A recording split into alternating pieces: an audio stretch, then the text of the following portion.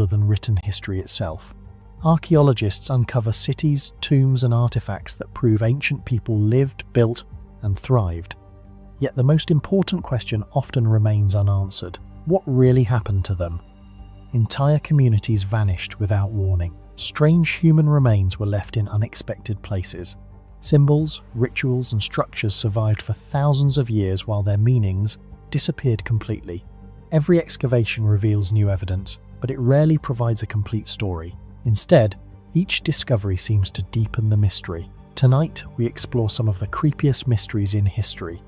Real ancient puzzles supported by archaeological evidence, yet still surrounded by unanswered questions that continue to fascinate researchers and disturb anyone who looks too closely. The Sea Peoples are among the greatest unsolved mysteries in ancient history. Around 1200 BC, some of the most powerful civilizations in the Mediterranean collapsed within a remarkably short period of time. Great kingdoms vanished, major cities were destroyed, trade networks broke apart, and entire political systems disappeared. Ancient Egyptian records blamed part of this catastrophe on a mysterious coalition known as the Sea Peoples. More than 3,000 years later, archaeologists still cannot determine exactly who they were, where they came from, or why they appeared at the precise moment the Bronze Age world began to fall apart. The mystery was first uncovered through Egyptian inscriptions discovered during the 19th century. At Medinet Habu, the mortuary temple of Pharaoh Ramesses III in southern Egypt, archaeologists found enormous relief carvings depicting a massive invasion.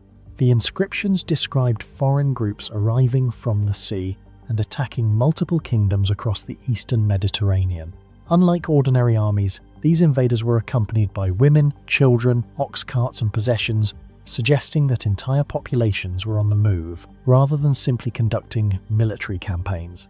Egyptian scribes identified several groups including the Shurden, Peliset, Shekelesh, Denyen, and Jekka. Collectively, they became known as the Sea Peoples. The most extraordinary aspect of the mystery is the scale of destruction associated with their appearance.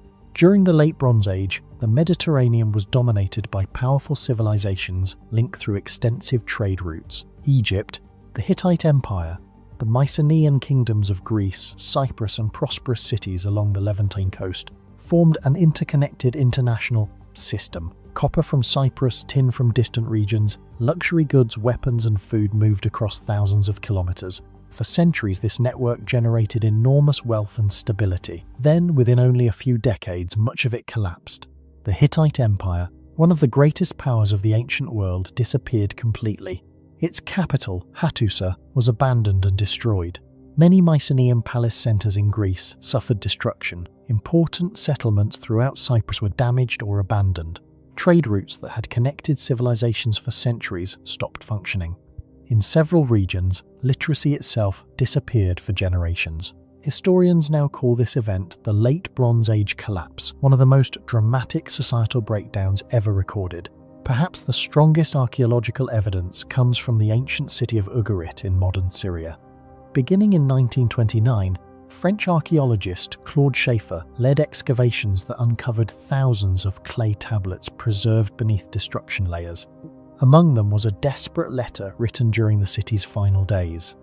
The king warned that enemy ships had appeared along the coast and requested immediate military assistance. Before help could arrive, Ugarit was destroyed. The city never recovered. Few discoveries in archaeology provide such a direct record of a civilization facing extinction. The greatest mystery is that nobody knows who the Sea Peoples actually were. Egyptian records describe them as a dangerous force, but they provide little information about their origins. Some scholars believe they came from Mycenaean Greece after the collapse of palace societies. Others suggest Sardinia, Sicily, Western Anatolia, Cyprus, or the Balkans. Every theory is supported by some evidence, yet none fully explains the archaeological record. What makes the problem even stranger is the absence of a homeland. Most powerful civilizations leave behind cities, palaces, royal inscriptions, and administrative records. The Egyptians left temples. The Hittites left archives containing tens of thousands of clay tablets. The Sea Peoples left almost nothing that can be confidently identified as their own. A force capable of helping destroy major kingdoms appears in history almost suddenly and then seems to disappear.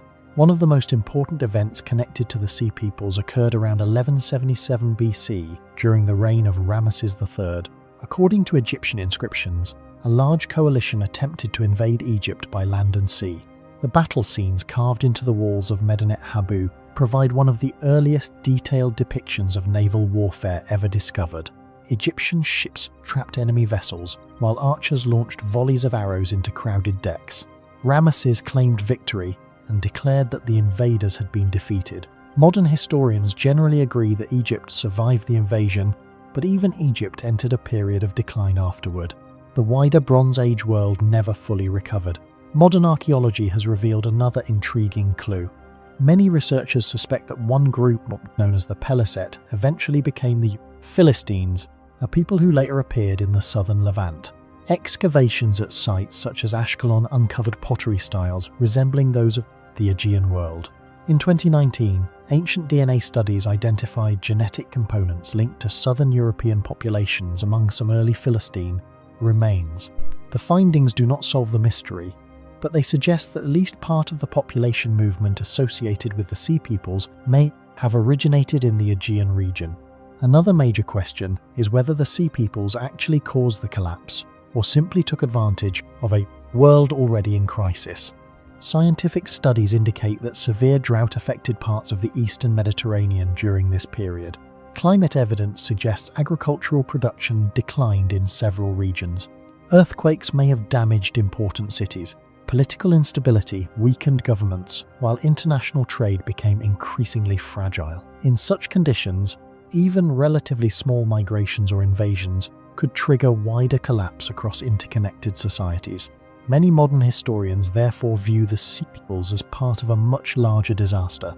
The Bronze Age world functioned like a complex network. When trade routes failed, food shortages increased. When food shortages increased, political unrest followed.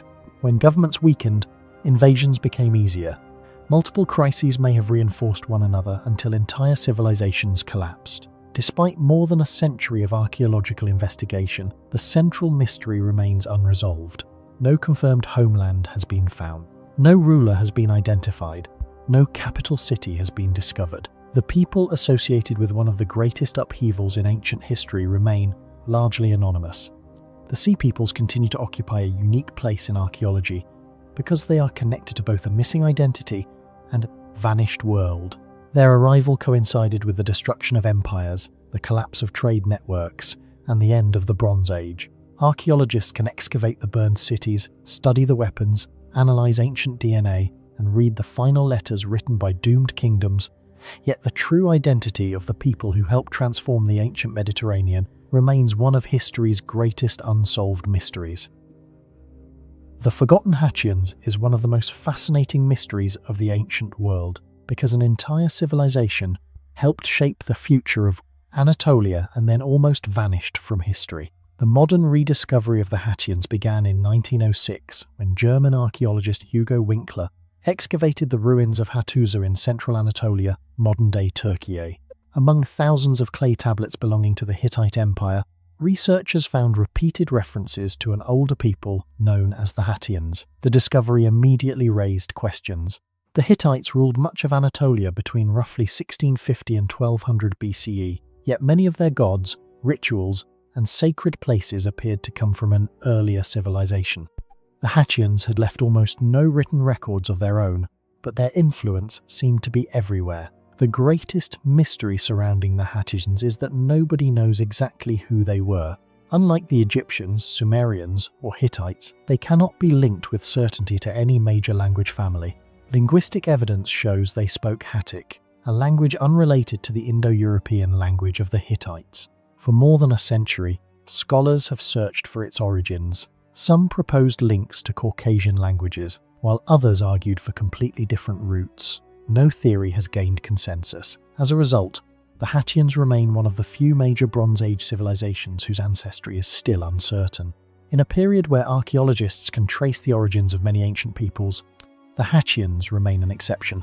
Excavations across central Anatolia gradually revealed evidence of their society. One of the most important sites is Alakahoyuk, located northeast of Hattusa. Large-scale excavations led by Beremzio Zarek and Hamit Zuberkoshai during the 1930s uncovered royal tombs dating roughly 2500–2200 BCE. These burials contained remarkable quantities of gold, silver, bronze, and electrum, demonstrating a level of craftsmanship comparable to elite burials in Mesopotamia and Egypt. Yet the most mysterious discoveries were a collection of ceremonial bronze objects commonly known as sun discs.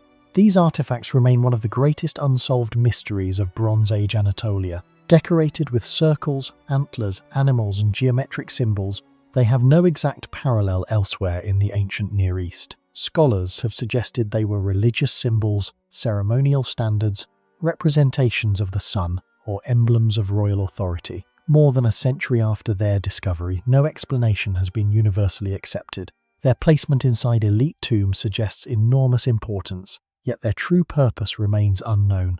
Another major mystery involves the relationship between the Hattians and the Hittites. Traditional history often portrays the Hittites as conquerors who replaced earlier populations. Archaeological evidence suggests a far more complex story.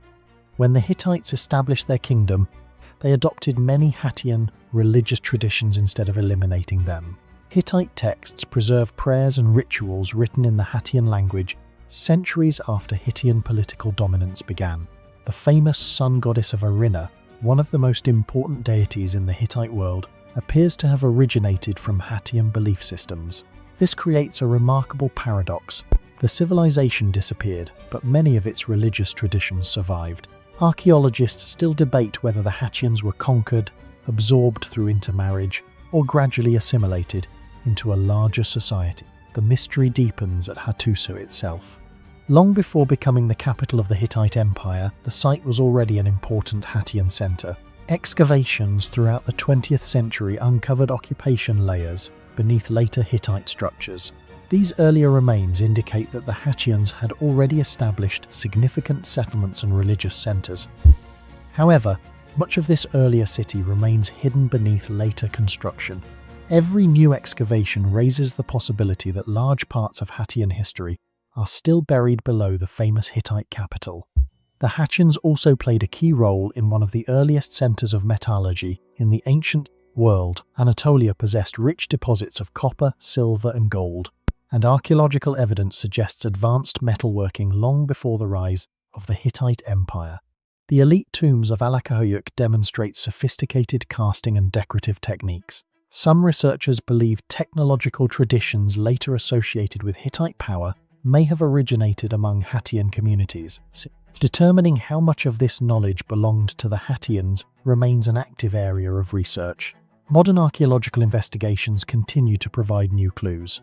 Excavations at Hattusa, Alakahuyuk, and nearby sites, combined with advances in radiocarbon dating, DNA analysis, and remote sensing technology, have expanded knowledge of Bronze Age Anatolia. Yet the most important questions remain unanswered.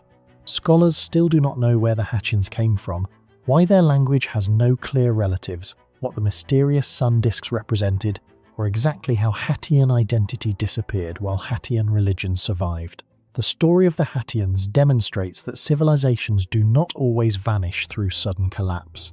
Sometimes they disappear through assimilation, leaving only fragments of their existence behind. They influenced one of the most powerful empires of the Bronze Age, contributed to Anatolia's cultural and religious development, and produced artifacts that still puzzle archaeologists.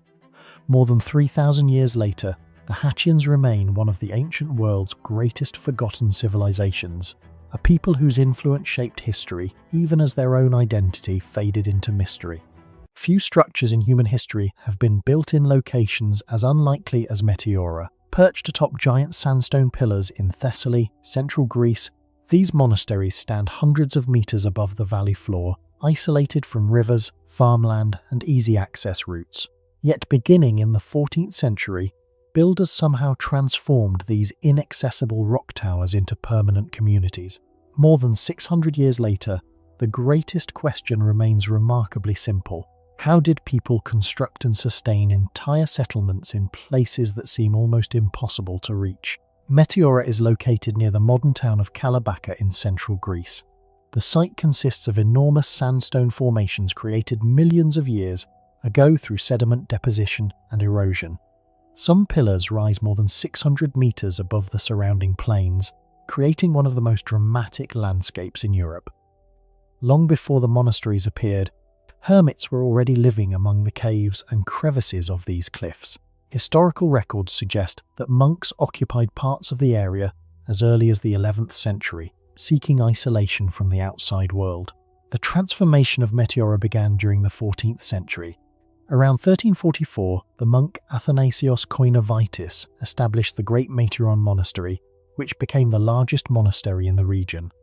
At the time, Greece faced political instability and repeated military conflicts linked to the declining Byzantine Empire and the expansion of Ottoman power. The towering rock pillars offered something few places could provide: security. Choosing the location, however, created enormous engineering challenges. Unlike castles built on hills or fortresses on plateaus, many of Meteora's summits were accessible only by climbing near vertical cliffs. Every stone block, wooden beam, roof tile, iron tool, and food supply had to be transported hundreds of meters above the valley floor. Historical sources describe a transportation system based on rope ladders, wooden winches, baskets, and large nets. Workers and monks hauled materials upward using manually operated lifting mechanisms suspended over immense drops. Later visitors even recorded being pulled into the monasteries inside rope baskets. What makes the achievement remarkable is the scale involved. The Great Meteoron Monastery eventually contained churches, kitchens, workshops, libraries, storage rooms, and living quarters, all built on a limited rock summit. The challenge becomes even more impressive when compared with other famous mountain sites. Machu Picchu in Peru sits at approximately 2,430 meters above sea level, but builders still had access to mountain ridges and pathways. At Meteora, many monasteries occupied isolated rock towers separated by sheer cliffs, making transportation significantly more difficult. Water was another major obstacle. The summits lacked natural springs, forcing monks to develop rainwater collection systems. Cisterns carved into the rock stored seasonal rainfall, providing a reliable supply throughout the year. Without these systems, long-term occupation would have been impossible. Food posed a similar challenge. Crops were cultivated in the valleys below and transported upward using the same rope and pulley systems employed during construction. Every sack of grain, barrel of oil, and bundle of firewood had to make the same difficult journey. Sustaining the monasteries required continuous logistical effort for centuries. One of the most extraordinary examples is Varlam Monastery. Historical records indicate that the brothers Theophanes and Nectario Apsarades rebuilt the complex during the 16th century. Transporting materials to the summit reportedly required more than 20 years of effort, while construction itself took only a few years. Moving materials was far harder than assembling the buildings. The location also served an important defensive purpose. Invading armies could seize towns and villages, but reaching a monastery perched atop a nearly vertical rock pillar was far more difficult. Geography itself became a defensive system. In many cases, nature provided stronger protection than walls ever could, yet defense alone does not explain Meteora. For the monks, height carried spiritual meaning.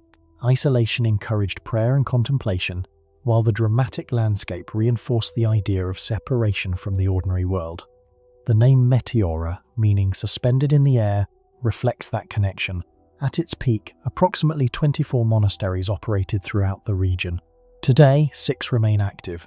In 1988, UNESCO designated Meteora a World Heritage Site, recognizing both its cultural importance and its extraordinary relationship with the surrounding landscape. Many ancient builders chose mountains, islands, or deserts for protection. Meteora pushed that idea to an extreme. Its creators deliberately selected some of the most inaccessible locations imaginable and transformed them into thriving communities. Centuries before cranes, helicopters, or modern engineering equipment existed, as they solved problems of transportation, water management, construction, and survival on rock towers that still appear impossible today. Yungang Cliff Temples is one of the most extraordinary ancient construction projects ever created in a location that should never have been suitable for large-scale building. Carved directly into a sandstone cliff near Datong in Shanxi Province, northern China, The complex was created between approximately AD 460 and AD 525 during the Northern Wei dynasty. Today the site contains 252 caves and niches and more than 51,000 Buddhist statues. The greatest mystery is not the religious purpose of the site, but how ancient builders transformed an unstable cliff face into one of the largest rock-cut monuments in human history. The project began around AD 460 under Emperor Wencheng of Northern Wei. Historical records describe the Buddhist monk Tan Yao as one of the leading figures behind the first excavation works. Instead of constructing temples on flat ground, the builders selected a vertical sandstone escarpment stretching for more than 1 kilometer. Even by modern standards, the location presents major engineering challenges. Workers had to operate on steep rock faces exposed to wind, rain, freezing winters, and summer heat. Every chamber, corridor, and statue would need to be carved directly into the mountain itself. The first mystery is why this location was chosen at all. The cliffs stood near important routes connecting northern China to Central Asia through branches of the Silk Road, but easier construction sites existed nearby. Some historians believe the Northern Wei rulers wanted a monument visible to travelers approaching the capital region. Others suggest the cliffs possessed religious significance connected to Buddhist cosmology. Yet no surviving record fully explains why a government would deliberately choose a site that required vastly more labor than conventional temple construction. The second mystery involves the excavation itself. Archaeologists estimate that enormous quantities of sandstone had to be removed before sculptors could begin carving statues. The largest Buddha figures reach heights of approximately 17 meters. Unlike later civilizations that possessed advanced lifting systems, Northern Wei craftsmen relied primarily on iron chisels, hammers, and manual labor. There were no engines, no explosives, and no modern machinery. Despite these limitations, major sections of Yungang were completed within only a few decades. The speed of construction suggests a highly organized workforce, but the exact scale of labor involved remains uncertain. Perhaps the most difficult engineering problem was access. Many statues were carved high above ground level. To reach these locations, builders almost certainly required massive wooden scaffolding systems. However, almost no direct evidence of these structures survives today. Wood decays rapidly, leaving archaeologists to reconstruct the construction process through indirect evidence. Some researchers believe platforms were anchored into holes cut into the cliff. Others propose that workers excavated from the top downward, removing temporary supports as carving progressed. Without surviving plans, the precise methods remain unknown. Another remarkable aspect of Yungang is the consistency of its workmanship. More than 51,000 statues were created across hundreds of caves, yet many display similar proportions and stylistic features. This level of standardization suggests careful planning and coordination among multiple workshops. Comparable projects elsewhere often reveal significant differences between construction phases. At Yungang, however, the builders maintained a surprisingly unified artistic program across a site extending more than a kilometer. The survival of the complex presents another mystery. Sandstone is not considered an ideal material for monuments expected to endure for centuries. Water can penetrate cracks, freezing temperatures can expand fractures, and wind erosion gradually removes surface detail. Yet many sculptures remain recognizable after more than 1,500 years. Conservation studies indicate that cave placement, cliff overhangs, and drainage features may have helped protect important sections of the site. Even so, researchers continue to investigate why some caves survived remarkably well, while others suffered extensive deterioration. Scientific investigations have also revealed that Yungang originally looked very different. Traces of red, blue, black, and gold pigments have been identified on numerous statues. Rather than the grey stone seen today, visitors during the Northern Wei period would have encountered brightly painted figures covering entire cave interiors. Most of these colours disappeared through centuries of weathering, leaving only fragments behind. As a result, modern observers see only part of the original monument. Excavations conducted throughout the 20th century help reveal the scale of the undertaking. Detailed surveys documented 252 cave complexes and confirmed that construction continued through multiple phases between the 5th and early 6th centuries. These studies showed that Yungang was not the work of a single generation but the result of decades of coordinated labour, engineering, and artistic production. Few ancient projects demonstrate such an extraordinary combination of technical ambition and geographical difficulty. Yungang cliff temples remain one of the clearest examples of a civilization building in a place that appears almost impossible for construction. More than 1,500 years ago, Northern Wei engineers and craftsmen transformed a rugged sandstone cliff into a monumental religious complex containing tens of thousands of sculptures. The site continues to raise fundamental questions about labour organisation, construction techniques, and lost engineering knowledge.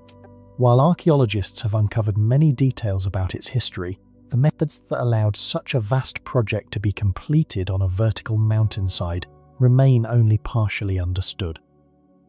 Mount Fanjing Temple Complex was not built beside a river on fertile land or along a major trade route. Instead, ancient builders chose a narrow mountain summit more than 2,300 meters above sea level, creating a religious complex in a location that appears almost impossible even by modern standards. Rising above the forests of Guizhou province in southwestern China, the temples of Mount Fanjing occupy one of the most extreme construction sites ever selected by human beings. Centuries before cranes, steel cables, or motorized transport existed, builders somehow carried stone, timber, tiles, and supplies to the top of a jagged rock formation surrounded by cliffs and clouds. More than 600 years later, the same question remains. Why build here at all? Mount Fanjing, or Fanxingshan, is one of the important sacred mountains in Chinese Buddhism. Located in Guizhou province, the mountain reaches approximately 2,570 meters in elevation. The most famous structures stand on the Red Cloud's golden summit, a dramatic rock pinnacle rising above the surrounding ridges. Geological studies show that these rocks were formed hundreds of millions of years ago through tectonic activity and erosion. The result is a landscape unlike almost any other in China. Two narrow stone peaks stand side by side, separated by a natural fissure. Atop these peaks sit two temples connected by a small stone bridge suspended high above the ground. Historical records indicate that Buddhist activity on the mountain dates back to the Tang dynasty between AD 618 and 907. However, most major construction is associated with the Ming dynasty, which ruled from 1368 to 1644. During this period, Mount Fanjing became a major pilgrimage destination and was closely associated with Maitreya Buddha, the future Buddha of Buddhist tradition. The first mystery surrounding the site is transportation. Even today, reaching the summit requires climbing thousands of steep stone steps. During the Ming dynasty, every beam, roof tile, stone block and tool had to be carried by human labour. There were no roads, cranes, or mechanical lifting systems. Everything needed for construction had to be transported up narrow mountain paths. Historians believe that large teams of workers and monks participated in the process, but no surviving records explain exactly how heavy materials were moved onto the highest sections of the summit. The challenge becomes even more remarkable when considering how little space existed for construction on the narrow rock peaks. The site is often compared to other mountain monuments, such as Machu Picchu in Peru, built by the Inca in the 15th century, or the monasteries of Meteora in Greece, constructed atop sandstone pillars during the 14th and 15th centuries. Yet Mount Fanjing differs in one important way. The temples were built directly on the summit of a fractured rock formation, leaving builders with far less working space than many comparable sites. The second mystery involves survival. The summit is exposed to strong winds, heavy rain, dense fog, and freezing winter temperatures. These conditions create constant pressure on any structure. Ancient builders had to anchor foundations directly into uneven bedrock, while ensuring long-term stability. Although repairs and reconstructions have occurred over the centuries, maintaining temples in such an environment remains an impressive engineering achievement. The most recognizable feature of the complex is the bridge connecting the two temples. Spanning a natural gap between the peaks, the bridge creates one of the most dramatic architectural scenes in Asia. From below, the temples appear suspended between earth and sky. During periods of heavy cloud cover, the structures seem to float above a sea of mist, a view that has become famous around the world. Beyond the engineering challenges lies another question. Why choose such a difficult location in the first place? Throughout history, many civilizations placed sacred structures in remote and elevated locations. The Incas built ceremonial centers high in the Andes. Buddhist monks established monasteries on isolated cliffs. In many traditions, physical elevation symbolized spiritual elevation. The difficult journey became part of the religious experience itself. For pilgrims centuries ago, reaching Mount Fanjing required days of travel followed by a dangerous climb. There were no modern railings, paved paths or safety systems, yet thousands still made the journey. Their willingness to endure hardship reveals how important the mountain had become within Chinese Buddhism. Mount Fanjing Temple Complex remains one of history's most extraordinary examples of construction in an almost impossible location. The mountain offered no military advantage, commercial value, or practical benefit.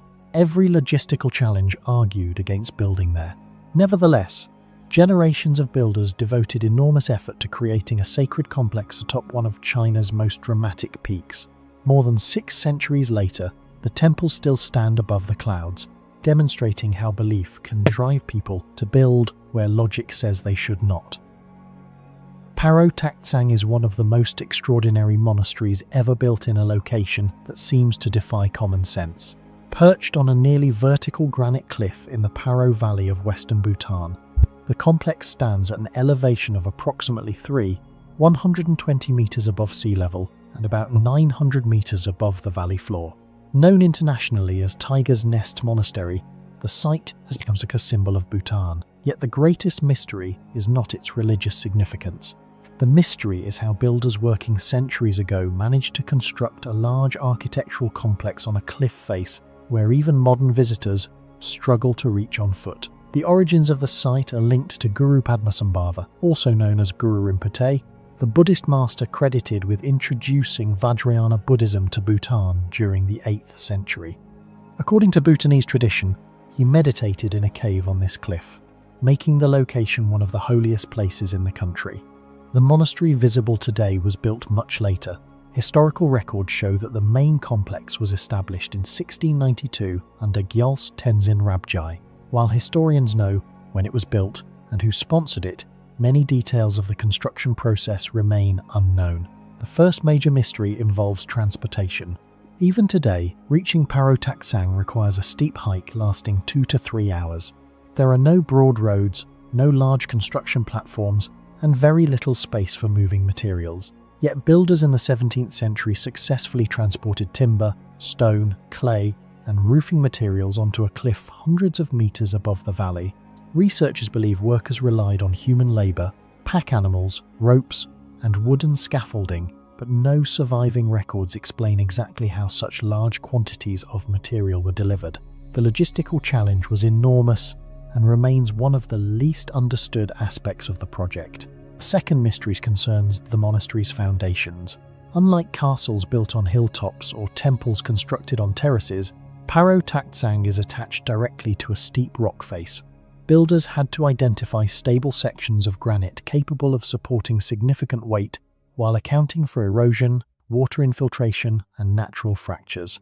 Modern engineers use geological surveys and advanced calculations for such tasks. The builders of Paro Taktsang had none of these tools, yet the monastery has remained standing for more than 3 centuries.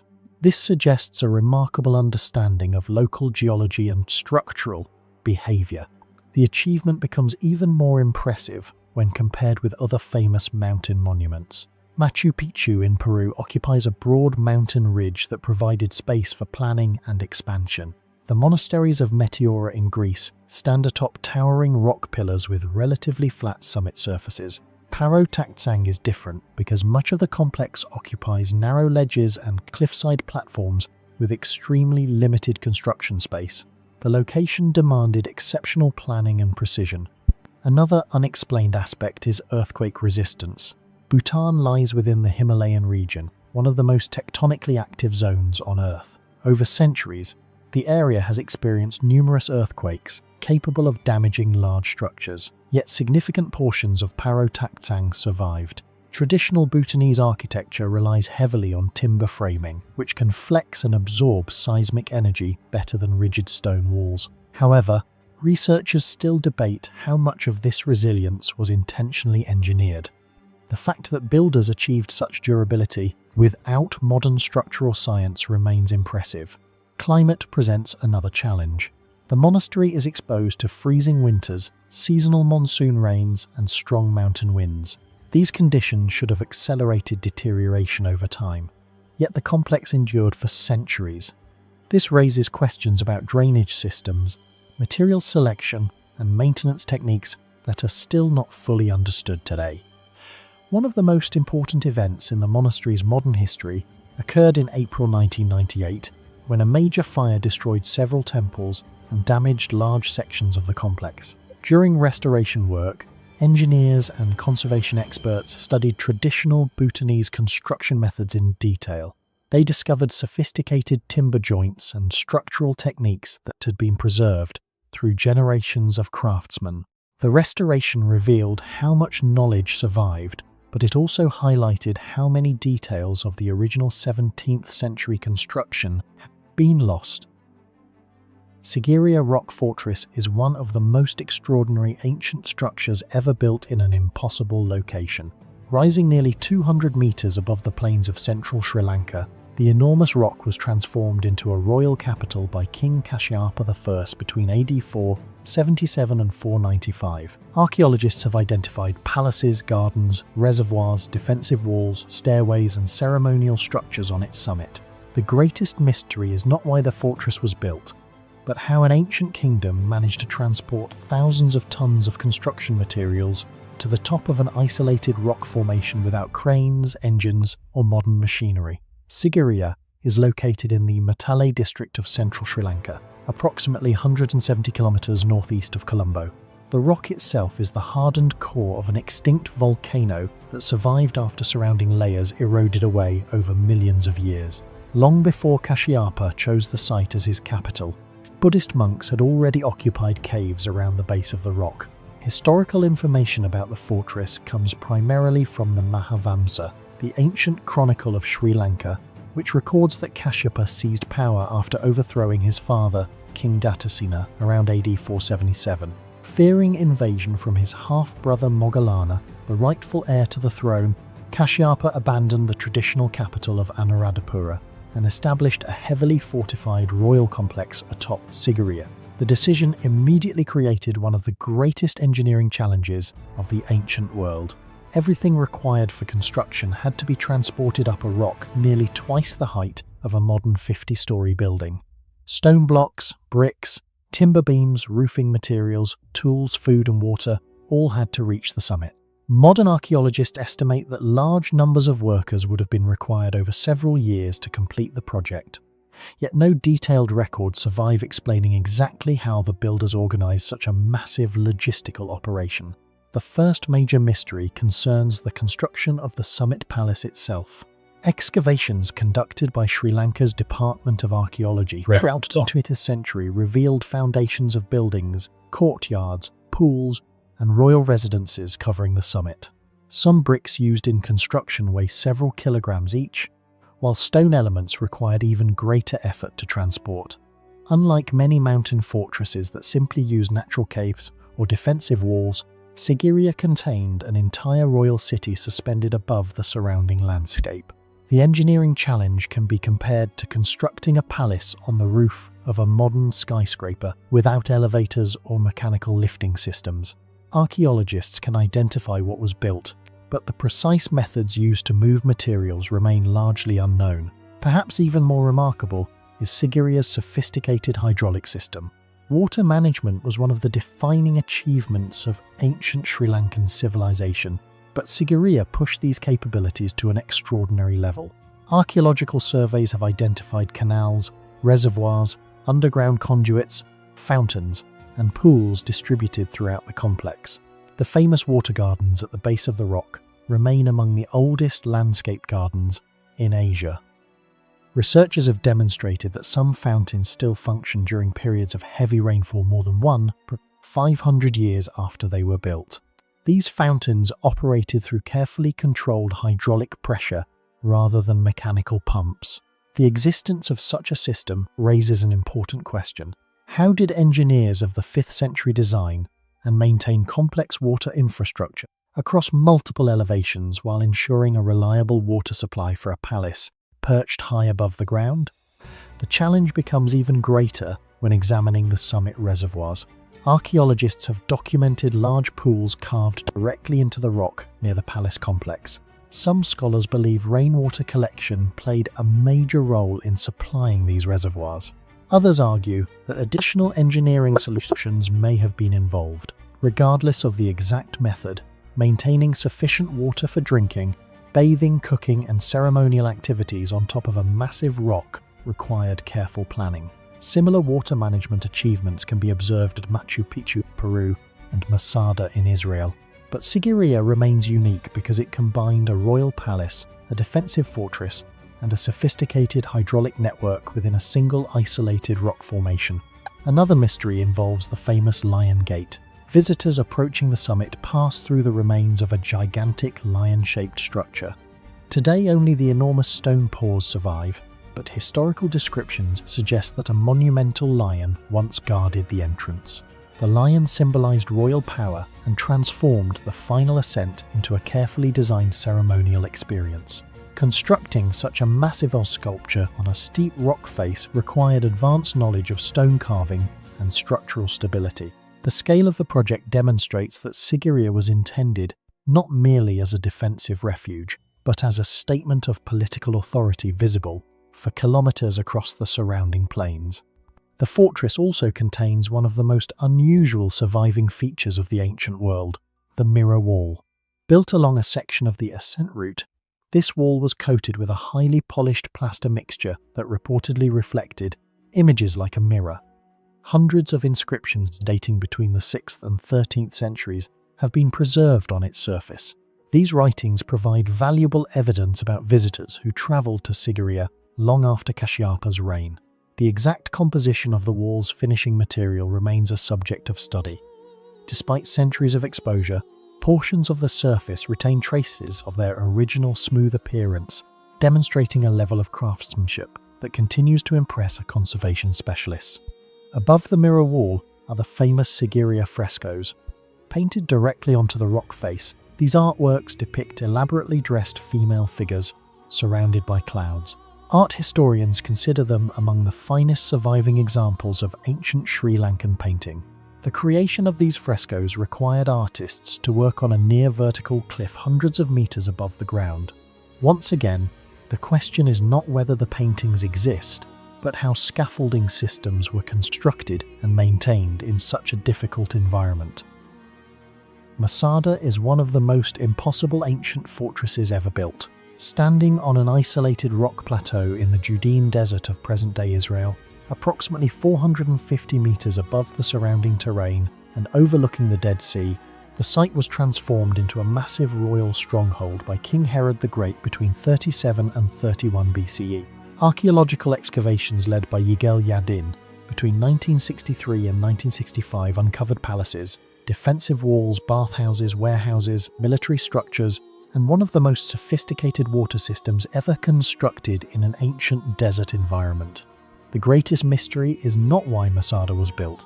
The mystery is how ancient engineers succeeded in creating a self-sustaining fortress on top of a mountain where survival itself appears almost impossible. The first challenge was water. Masada sits in one of the driest regions of the Middle East. Annual rainfall is extremely low, and there are no permanent rivers flowing near the summit. Yet excavations revealed a vast network of channels, aqueducts, and storage cisterns capable of holding between 40,000 and 50,000 cubic meters of water.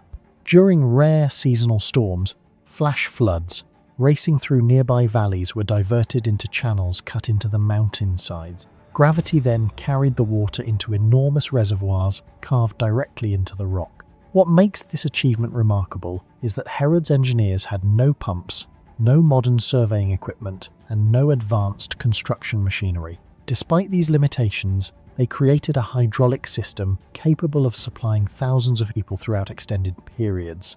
Even today, Many researchers consider it one of the most impressive examples of water engineering from the ancient world. The second mystery involves transportation. Everything required to build Masada had to be moved to the summit. Stone blocks, timber, food supplies, decorative materials, tools and construction equipment all had to reach a plateau protected by steep cliffs on nearly every side. Archaeologists estimate that thousands of tons of material were used during Herod's building program. Unlike Roman cities constructed on accessible plains, Masada offered no easy routes for transport. Historical records mention pathways leading to the fortress, but they provide little detail regarding the exact engineering methods used to move such enormous quantities of material uphill. Modern visitors climbing the famous Snake Path quickly understand the scale of the challenge.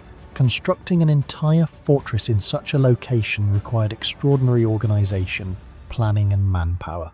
One of the most spectacular structures discovered at Masada is the Northern Palace.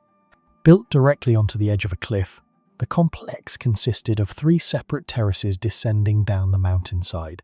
The palace included reception halls, living quarters, storage rooms, and decorative architectural elements inspired by Roman design.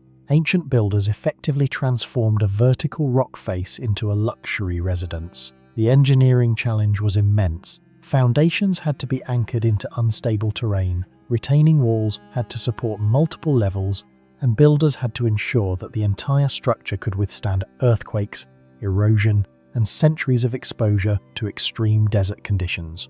More than 2,000 years later, substantial portions of the palace remain standing, demonstrating the effectiveness of its original design. Masada was also designed to survive long sieges. Excavations uncovered extensive warehouse complexes filled with evidence of grain, wine, olive oil, and dried food storage. The arrangement of these storage facilities suggests careful planning rather than simple accumulation. Herod appears to have intended the fortress to function as a refuge during political crises. Ancient historians, particularly Flavius Josephus in the 1st century CE, described Masada as one of the most secure strongholds in the region. The combination of water storage, food reserves, defensive walls, and natural geography created a fortress capable of resisting attack for extended periods. Few ancient sites demonstrate such a complete integration of engineering, logistics, and military strategy. The location itself raises another question: why build here at all? Herod possessed the wealth and authority to construct palaces in far more accessible locations, yet he invested enormous resources into creating a fortress on a remote desert mountain. Historians believe the answer lies in security. Herod ruled Judea during a period of political instability and faced threats from both internal rivals and external enemies. Masada provided an emergency refuge unlike any other. From the summit, defenders could observe approaching forces from great distances. The surrounding cliffs acted as natural walls, reducing the need for additional fortifications.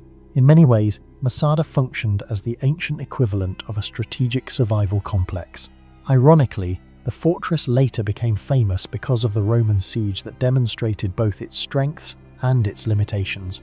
During the First Jewish-Roman War, Jewish rebels occupied Masada after the fall of Jerusalem in 70 CE. Around 72 or 73 CE, the Roman governor Lucius Flavius Silva led the 10th Legion to besiege the fortress. Archaeological surveys have identified the remains of Roman camps surrounding the mountain, along with a massive siege ramp built against the western side of the plateau. The ramp remains visible today and represents one of the best preserved examples of Roman military engineering anywhere in the world. Thousands of soldiers transported stone, earth, and timber to create an artificial slope that allowed siege equipment to reach the fortress walls. The project required enormous labor, yet it ultimately succeeded where direct assault had failed. Derawar Fort is one of the largest desert fortresses in South Asia, rising from the Cholistan Desert of Pakistan, far from major rivers, cities, or the resources normally required to support a structure of its size. Located approximately 100 kilometers south of Bahawalpur in Punjab province, the fortress dominates a landscape defined by extreme heat, scarce water, and vast stretches of sand. Historical sources attribute an early fortification at the site to the Rajput ruler Rai Jaja Bhatti during the 9th century, while the structure visible today was largely rebuilt in 1733 by Nawab Sadek Muhammad Khan I of the Abbasi dynasty. With walls reaching nearly 30 meters in height and around 40 massive bastions forming its perimeter, Derawar Fort represents one of the most ambitious construction projects ever undertaken in this environment. The greatest mystery is not who built the fortress. The mystery is how generations of rulers managed to construct, supply, defend, and maintain such an enormous stronghold in a location that appears fundamentally hostile to long-term human occupation. The first mystery concerns the decision to build here at all. The Cholistan Desert covers approximately 26 square kilometers across southern Punjab and forms part of the larger Thar Desert system. Modern visitors often see an isolated fortress surrounded by sand, but archaeological and historical evidence suggests the region once played a far more important role than its appearance would imply. Researchers believe ancient caravan routes crossed Cholistan, connecting settlements in Punjab with Sindh, Rajasthan, and trade networks extending towards Central Asia and the Arabian Sea. Control over these routes meant control over commerce, taxation, communication, and military movement. Derawar's location may therefore have been chosen not despite the desert, but because the desert concentrated traffic through a limited number of viable routes. Even so, transforming a remote desert outpost into a fortress of this scale required resources that remain difficult to explain. The second mystery involves construction logistics. The walls of Derawar Fort extend for roughly 5 kilometers around the fortress and are reinforced by approximately 40 circular bastions. Some towers rise nearly as high as a modern 10-story building. Every brick, every load of mortar, every timber beam, and every tool required for construction had to be transported into an environment with limited local resources. Historians studying medieval fortifications often compare such logistical operations to the construction of Crusader castles in the Levant or Roman frontier installations in North Africa. Yet Derawar's isolated position made transportation particularly challenging. Long before railways, trucks, or mechanized equipment, builders somehow coordinated the movement of enormous quantities of material across difficult terrain.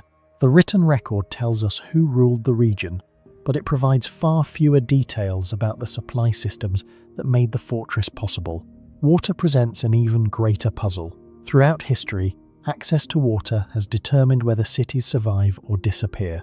The Cholistan Desert experiences extreme temperatures, and permanent surface water is rare.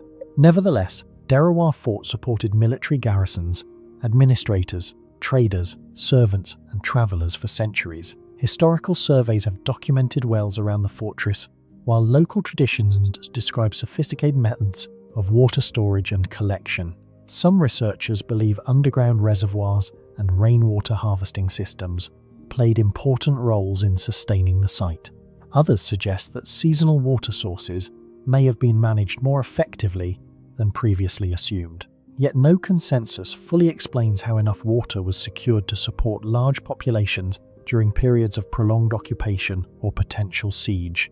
The problem becomes even more intriguing when considering that every additional soldier, animal, and resident increased daily water requirements in one of the driest landscapes in the region. Another mystery lies in the fortress's remarkable survival. Desert environments are often misunderstood as ideal for preservation. In reality, constant exposure to heat, wind erosion, sandstorms, and temperature fluctuations can gradually weaken masonry structures. During the day, building materials expand under intense sunlight. At night, they contract as temperatures fall. Repeated over centuries, these cycles can create fractures and structural damage. Yet large sections of Derawar Fort remain standing after hundreds of years. Conservation specialists have therefore studied the composition of traditional bricks and mortars used in the fortress. Some evidence suggests that builders employed construction techniques specifically adapted to local environmental conditions. Similar examples can be found in ancient desert settlements throughout the Middle East, but many details of these methods were never formally documented. As a result, parts of the engineering knowledge that contributed to Derawar's longevity may have been lost. The fortress also reveals a sophisticated understanding of military geography. Unlike mountain fortresses such as Sigiriya in Sri Lanka or the monasteries of Meteora in Greece, Derawar relied on visibility rather than elevation. Its massive bastions can be seen from great distances across the flat desert landscape. Military historians note that open terrain provides defenders with an important advantage. Approaching forces can often be detected long before arrival, allowing time to prepare defences or organise reinforcements. The fortress effectively transformed the surrounding desert into a natural early warning system. In this sense, the environment itself became part of the fortress's defensive architecture. Archaeological evidence suggests that Derawar was never merely a military installation. Nearby lie the royal necropolis of the Abbasi family and several religious monuments that indicate long-term settlement activity. These structures reveal that the fortress functioned as part of a broader political and cultural landscape. Merchants, pilgrims, officials, craftsmen, and soldiers all moved through the region. The image of an isolated fortress surrounded by emptiness therefore tells only part of the story. Historical Cholistan was likely far more connected and economically active than many people realize today. Perhaps the most fascinating mystery concerns what remains hidden beneath the desert.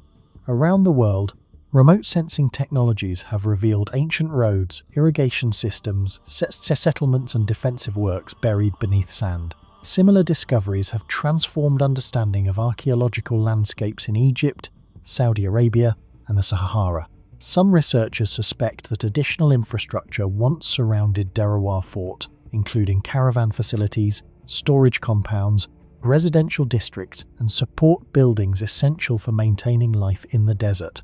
However, shifting dunes and limited excavation mean much of the surrounding landscape remains poorly understood. Future investigations using satellite imagery, drone surveys, and ground-penetrating radar may reveal that the fortress was only the visible centre of a much larger complex. Derawar Fort ultimately stands as a monument to human adaptation, organisation, and engineering. From its origins under Rajput rulers in the 9th century to its reconstruction by Nawab Sadek Muhammad Khan I in 1733, the fortress demonstrates that societies operating in extreme environments often developed solutions that modern observers underestimate. The walls can be measured, the bastions can be counted, and the historical records can be examined. Yet fundamental questions remain unanswered. How were such immense quantities of resources transported into the desert? How was water secured on a scale sufficient for long-term occupation? And how much of the original infrastructure still lies buried beneath the sands of Cholistan? More than 1,000 years after its earliest foundations were established, Derawar Fort continues to challenge assumptions about where great fortresses could be built and how ancient societies conquered environments that seem almost impossible to inhabit. A city was built on a knife-edge ridge more than 2,400 meters above sea level, surrounded by sheer cliffs, frequent landslides, heavy rainfall, and some of the most difficult terrain in the Andes. Even today, constructing a major settlement in such a location would challenge modern engineers. Yet around 1450 CE, during the reign of the Inca Emperor Pachacuti, builders of the Inca Empire accomplished exactly that. Machu Picchu, located in the Cusco region of Peru above the Urubamba River Valley, remains one of the most extraordinary examples of an ancient civilization, choosing not the easiest place to build, but perhaps one of the hardest. Archaeologists believe Machu Picchu was constructed as a royal estate and ceremonial center during the rapid expansion of the Inca Empire in the 15th century. The site occupies a narrow mountain saddle between Machu Picchu Mountain and Huayna Picchu, approximately 80 kilometers northwest of Cusco. The immediate question is obvious. Why build here at all? The ridge offers little natural flat ground, unstable slopes, and limited access. Every stone, every terrace, and every structure required immense labor.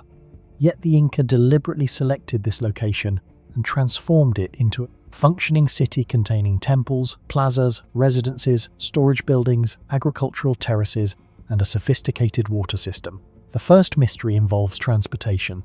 Machu Picchu contains thousands of granite blocks, many weighing several tons. The Inca possessed no wheeled vehicles capable of hauling heavy loads, no horses and no oxen. Iron tools were unknown in the Andes at the time.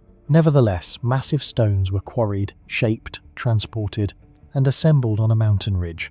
Archaeologists have identified several quarry zones within and around the site, reducing transportation distances, but moving even locally sourced stone across steep slopes remained an enormous engineering challenge. Researchers believe hundreds of workers using ropes, wooden levers, ramps, and coordinated manpower were responsible.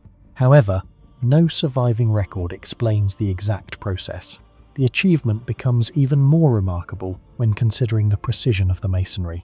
In several structures, including the Temple of the Sun and the principal temple, stones fit together so closely that gaps are nearly invisible.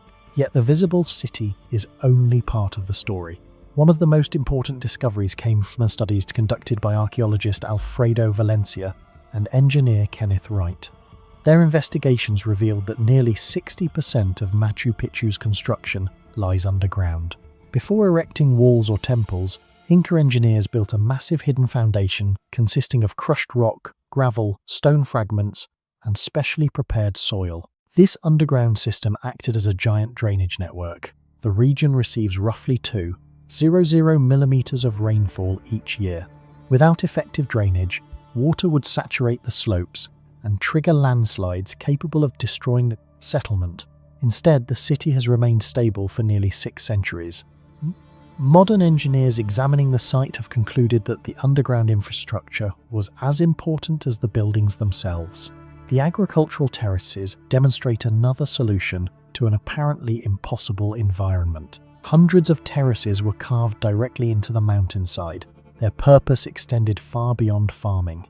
Each terrace functioned as a retaining wall that stabilized the slope, controlled erosion, and improved drainage.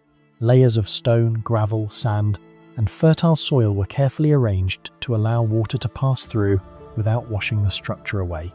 Similar systems appear elsewhere in the Inca world, but Machu Picchu represents one of the most sophisticated examples ever discovered. The terraces transformed an unstable mountain into a platform capable of supporting an entire urban center. Water management presented another major obstacle. A city cannot survive without a reliable supply of fresh water, especially on a mountain ridge. Inca engineers identified a spring on the northern side of the site and constructed a stone-lined canal approximately 750 meters long. Water flowed downhill through a sequence of fountains distributed throughout the city. Measurements conducted by modern engineers show that channel gradients were calculated with remarkable accuracy. If the slope had been too steep, erosion would have damaged the system. If too shallow, water flow would have been insufficient. Somehow, without modern surveying instruments, the Inca achieved a balance precise enough for the system to function continuously. Perhaps the most impressive feature of Machu Picchu is its ability to survive earthquakes. Peru lies along the boundary, where the Nazca Plate subducts beneath the South American plate, making the region highly seismically active. Earthquakes have repeatedly damaged later colonial structures throughout the Andes. Machu Picchu endured because its builders anticipated ground movement. Walls were constructed with a slight inward tilt. Doorways and windows were trapezoidal rather than rectangular. Most importantly, the stones were fitted together without mortar. During seismic activity, blocks can shift slightly and then settle back into place, without causing catastrophic collapse. Engineers often describe this technique as one of the most advanced examples of earthquake-resistant architecture in the ancient world. The final mystery concerns the choice of location itself. The Inca had access to valleys where construction would have been easier, and agriculture more productive. Yet they selected a ridge hidden among towering peaks and surrounded by natural barriers. Some historians argue the location held religious significance because surrounding mountains were considered sacred.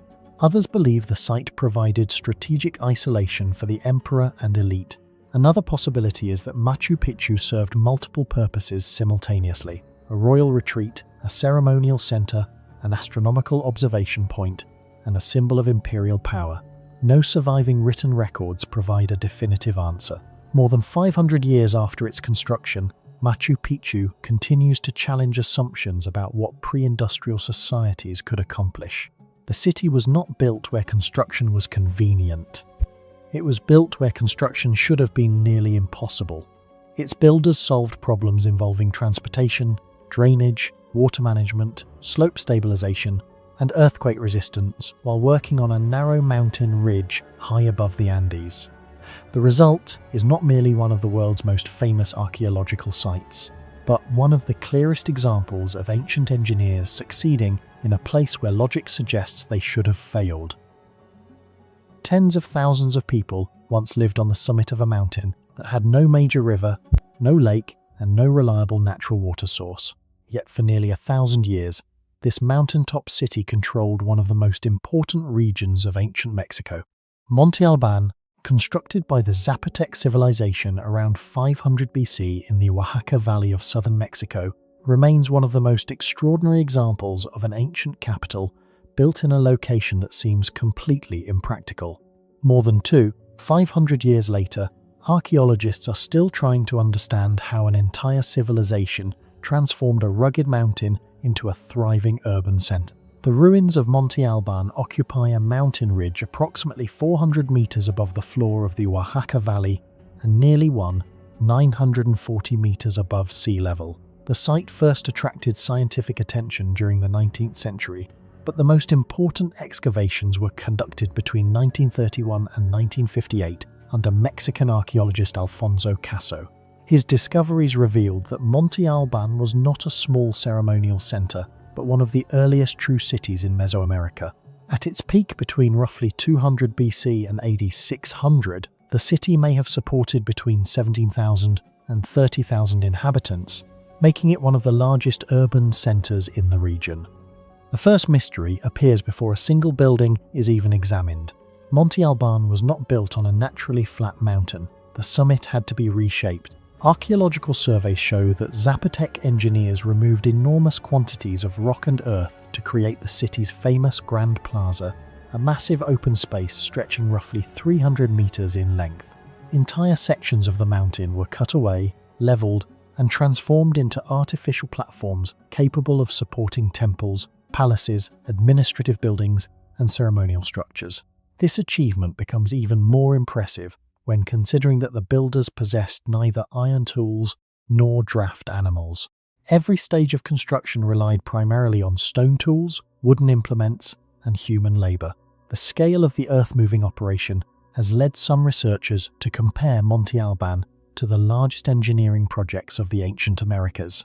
The second mystery is even harder to explain. Ancient cities almost always developed near dependable water sources. Egypt depended on the Nile. Mesopotamia depended on the Tigris and Euphrates. The great Maya cities were often located near reservoirs and seasonal water systems. Monte Alban ignored this pattern entirely. No major river flowed through the city. No large spring existed at the summit. Despite this disadvantage, the population continued growing for centuries. Archaeologists believe the Zapotecs constructed sophisticated systems for collecting and storing rainwater, but the exact mechanisms that sustain such a large urban population remain only partially understood. Supporting tens of thousands of people on a dry mountain ridge would have required remarkable planning, organization, and engineering knowledge. Transporting construction materials created another seemingly impossible challenge. Every stone used to build Monte Alban had to be moved uphill. Unlike many Old World civilizations, the Zapotecs did not use wheeled vehicles for large-scale transportation, nor did they possess horses, oxen, or other powerful animals capable of hauling heavy loads. Thousands of tons of stone had to be carried across difficult terrain by human workers. The city contains monumental stairways, massive retaining walls, temples, platforms, and elite residences, all requiring enormous quantities of material. The logistics involved in organizing such labor forces suggest a highly centralized government capable of coordinating resources on a scale rarely associated with early civilizations. One reason for choosing the mountain may have been visibility. From Monte Alban, observers could monitor much of the surrounding Oaxaca Valley. The city occupied a strategic position between three major valley branches, giving its rulers an excellent view of trade routes, agricultural lands, and neighboring communities. Archaeologists believe this location allowed the Zapotec elite to project political power across a wide territory. However, this explanation creates another puzzle. If defense and surveillance were the primary goals, Why invest so heavily in monumental ceremonial architecture? Monte Alban was clearly more than a fortress. It was simultaneously a religious centre, political capital, and symbol of state authority. Perhaps the most famous mystery at the site involves a structure known as Building J. Unlike most buildings within the ceremonial core, Building J is oriented at an unusual angle relative to the rest of the city. Its arrow-like shape immediately stands out among the surrounding monuments. Archaeologists have debated its purpose for decades. Some researchers argue that it functioned as an astronomical observatory used to track celestial movements. Others believe it served as a monument commemorating military conquests. The structure contains carved stones depicting conquered settlements, suggesting a connection to warfare and political expansion. Yet no single theory fully explains its unusual design. Building J remains one of the most enigmatic structures in ancient Mesoamerica. Monte Alban also demonstrates an extraordinary level of political organization. During its peak, the city controlled large portions of the Oaxaca region and maintained contact with distant centers, including Teotihuacan, located hundreds of kilometers to the north. Excavations have uncovered evidence of long-distance trade involving obsidian, ceramics, luxury goods, and cultural influences from other parts of Mesoamerica. Such connections indicate that Monte Alban was not an isolated mountain sanctuary, but a major participant in regional economic and political networks. The ability to govern this system from a mountaintop capital raises further questions about the administrative sophistication of the Zapotec state. The city's decline is no less mysterious than its rise. Beginning around AD 700, Monte Alban gradually lost influence. Construction slowed, population levels decreased, and regional power shifted toward other centers. Unlike cities destroyed by invasion or natural disaster, Monte Alban appears to have experienced a prolonged process of decline. Archaeologists have proposed political fragmentation, economic change, environmental pressures, and shifting trade patterns as possible causes. Yet no single explanation accounts for all available evidence. The city that should never have existed eventually faded from prominence, leaving behind questions that remain unanswered today. A limestone peak standing 728 meters above southern France should never have supported a major fortress. Yet for centuries, Château de Quéribus occupied exactly such a location. Perched on a narrow rocky summit in the Corbières Mountains near the village of Cucugnan in Ordi region, the fortress appears to grow directly out of the mountain itself. Historians trace its origins to the 11th century, while most of the surviving structures were expanded during the 12th and 13th centuries. The mystery surrounding Quéribus is not who built it or who lived there. The mystery is why anyone chose such an extreme location in the first place, and how medieval builders managed to construct and maintain a functioning fortress on a peak that even today remains difficult to access. The first puzzle is transportation. Medieval construction projects usually relied on rivers, roads, or nearby settlements to move building materials. Quéribus had none of these advantages. The summit is surrounded by steep slopes and cliffs, leaving very little usable ground. Every stone block, timber beam, iron fitting, roof tile, and food supply had to be carried hundreds of meters above the surrounding landscape. Archaeologists can study the walls and towers that survive today, but they cannot fully reconstruct the logistical system that made such construction possible.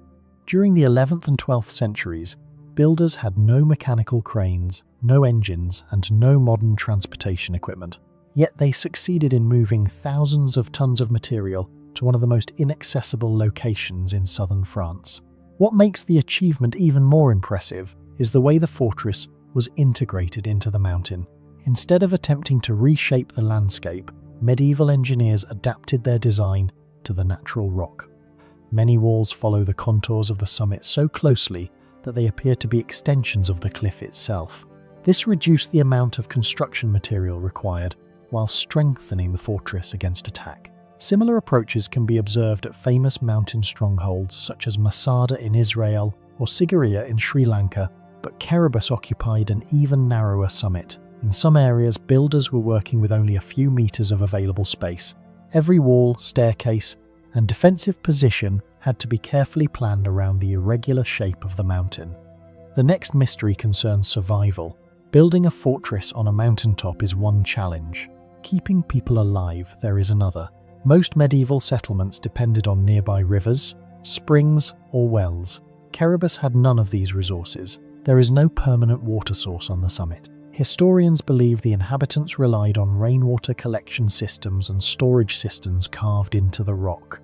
However, the exact efficiency of these systems remains uncertain. A garrison required water for drinking, cooking, sanitation, and sometimes livestock.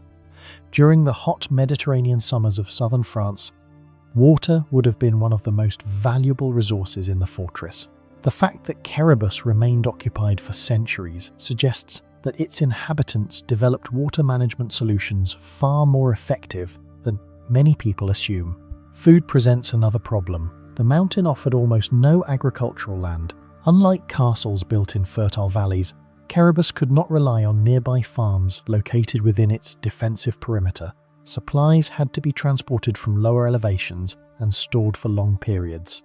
Archaeologists studying medieval fortifications often emphasize that logistics determined whether a fortress survived. A strong wall meant little if defenders ran out of food or water. Yet Keribus maintained its strategic importance for generations, indicating that its supply system was far more sophisticated than the location would suggest. The fortress became particularly significant during the Albigensian Crusade, launched in 1209 by Pope Innocent III against the Cathars of southern France.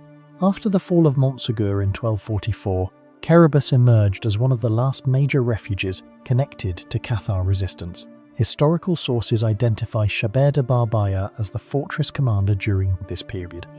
What is remarkable is not simply that the castle survived, it is that its location made military operations against it extraordinarily difficult.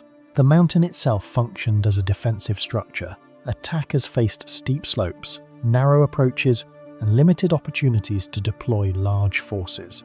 Long before reaching the walls, an enemy already had to overcome the terrain. This relationship between architecture and geography represents one of Keribus's greatest achievements. Many fortresses depend primarily on their walls. Keribus depended on the mountain. Three sides of the summit are naturally protected by steep drops, meaning builders only needed to reinforce specific approaches. By combining engineering with natural topography, they created a defensive system far stronger than its size might suggest. The fortress demonstrates an important principle repeated throughout history. The best military structures often use the landscape as a weapon. One of the most surprising features inside the castle is the Salle du Pilier, or Pillar Hall.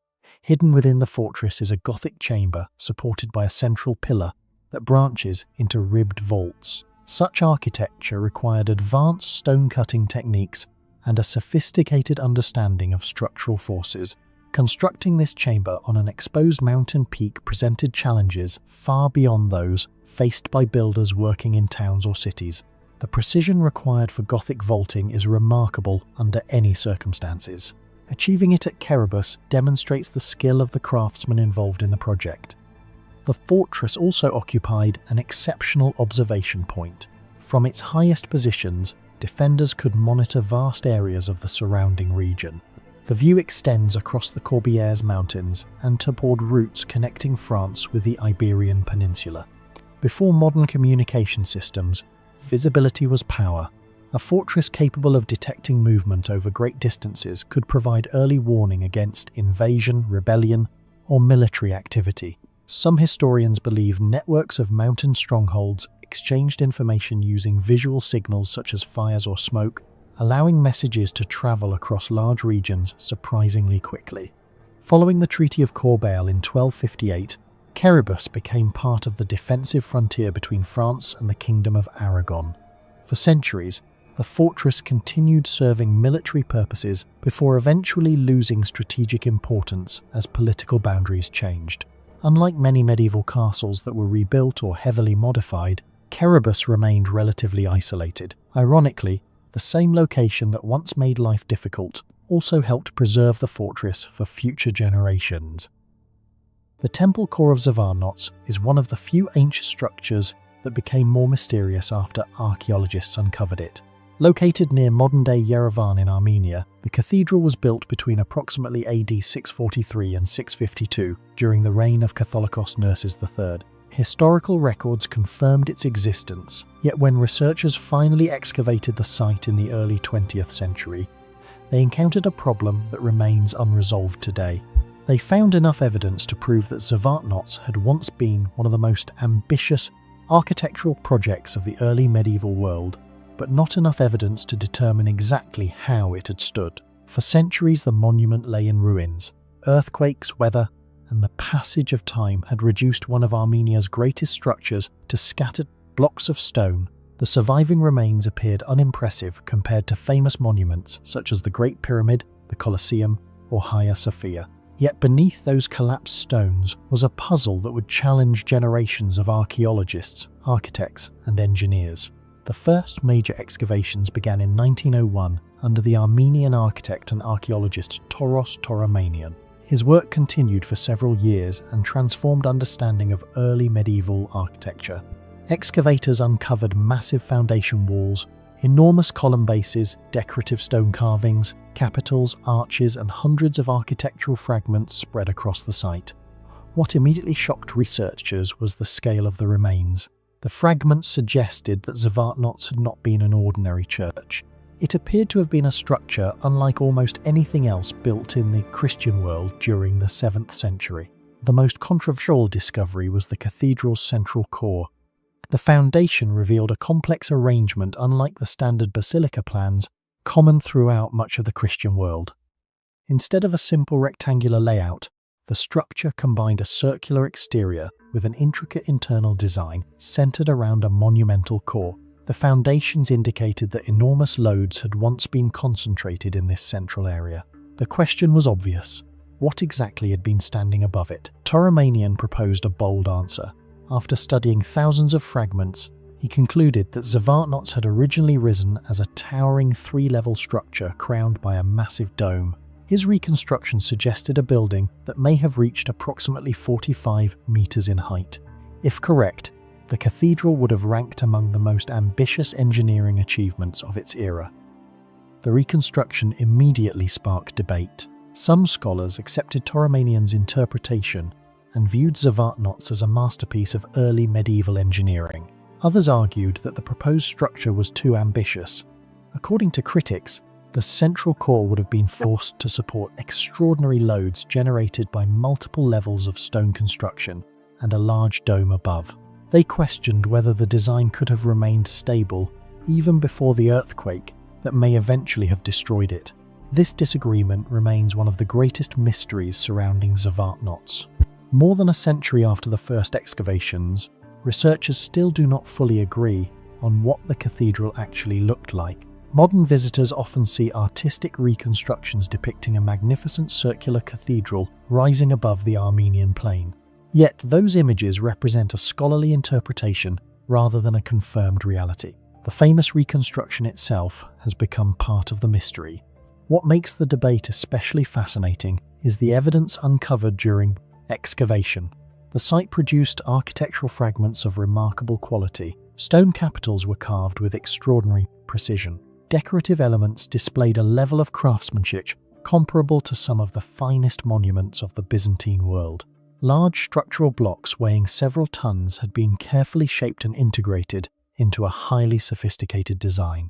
These discoveries demonstrated that the builders possessed advanced knowledge of stoneworking and architectural planning. The comparison with Hagia Sophia is unavoidable. Completed in AD 37 in Constantinople, Hagia Sophia represented one of the greatest engineering achievements of the Byzantine Empire. Its immense dome challenged the limits of contemporary construction technology. Zavartnots was built little more than a century later, yet in a region with far fewer resources and a much smaller population. This raises an important question. Why would the builders attempt a structure so ambitious? More importantly, how did they believe it could be supported? Excavations revealed clues but not definitive answers. Researchers identified evidence for a highly organized construction effort involving large quantities of cut stone, specialized craftsmen, and careful planning. The sheer volume of material required suggests a major investment of labor and resources. Some architectural fragments indicate influences from Byzantine, Syrian, and local Armenian traditions. Rather than copying an existing design, the builders appear to have combined multiple architectural ideas into something entirely new. Further investigations during the 20th century added new information but also created additional questions. Archaeologists documented the foundations in greater detail and analysed surviving structural elements. Every new survey confirmed the exceptional complexity of the monument. At the same time, however, none of the discoveries definitively proved Ptolemaios' famous reconstruction. Some evidence appeared consistent with his model. Other evidence left room for alternative interpretations. Modern technology has not ended the debate. Laser scanning, digital mapping, and three-dimensional reconstruction techniques have allowed researchers to examine the site with unprecedented accuracy. Computer models can estimate structural loads and test different architectural configurations. Ironically, these tools have sometimes reinforced disagreement rather than eliminating it. Different reconstructions can be generated from the same archaeological evidence, and each produces different conclusions regarding stability and appearance. Among the most surprising discoveries is the fact that the central core remains the least understood part of the entire monument. The foundations clearly indicate that it was the structural heart of the cathedral.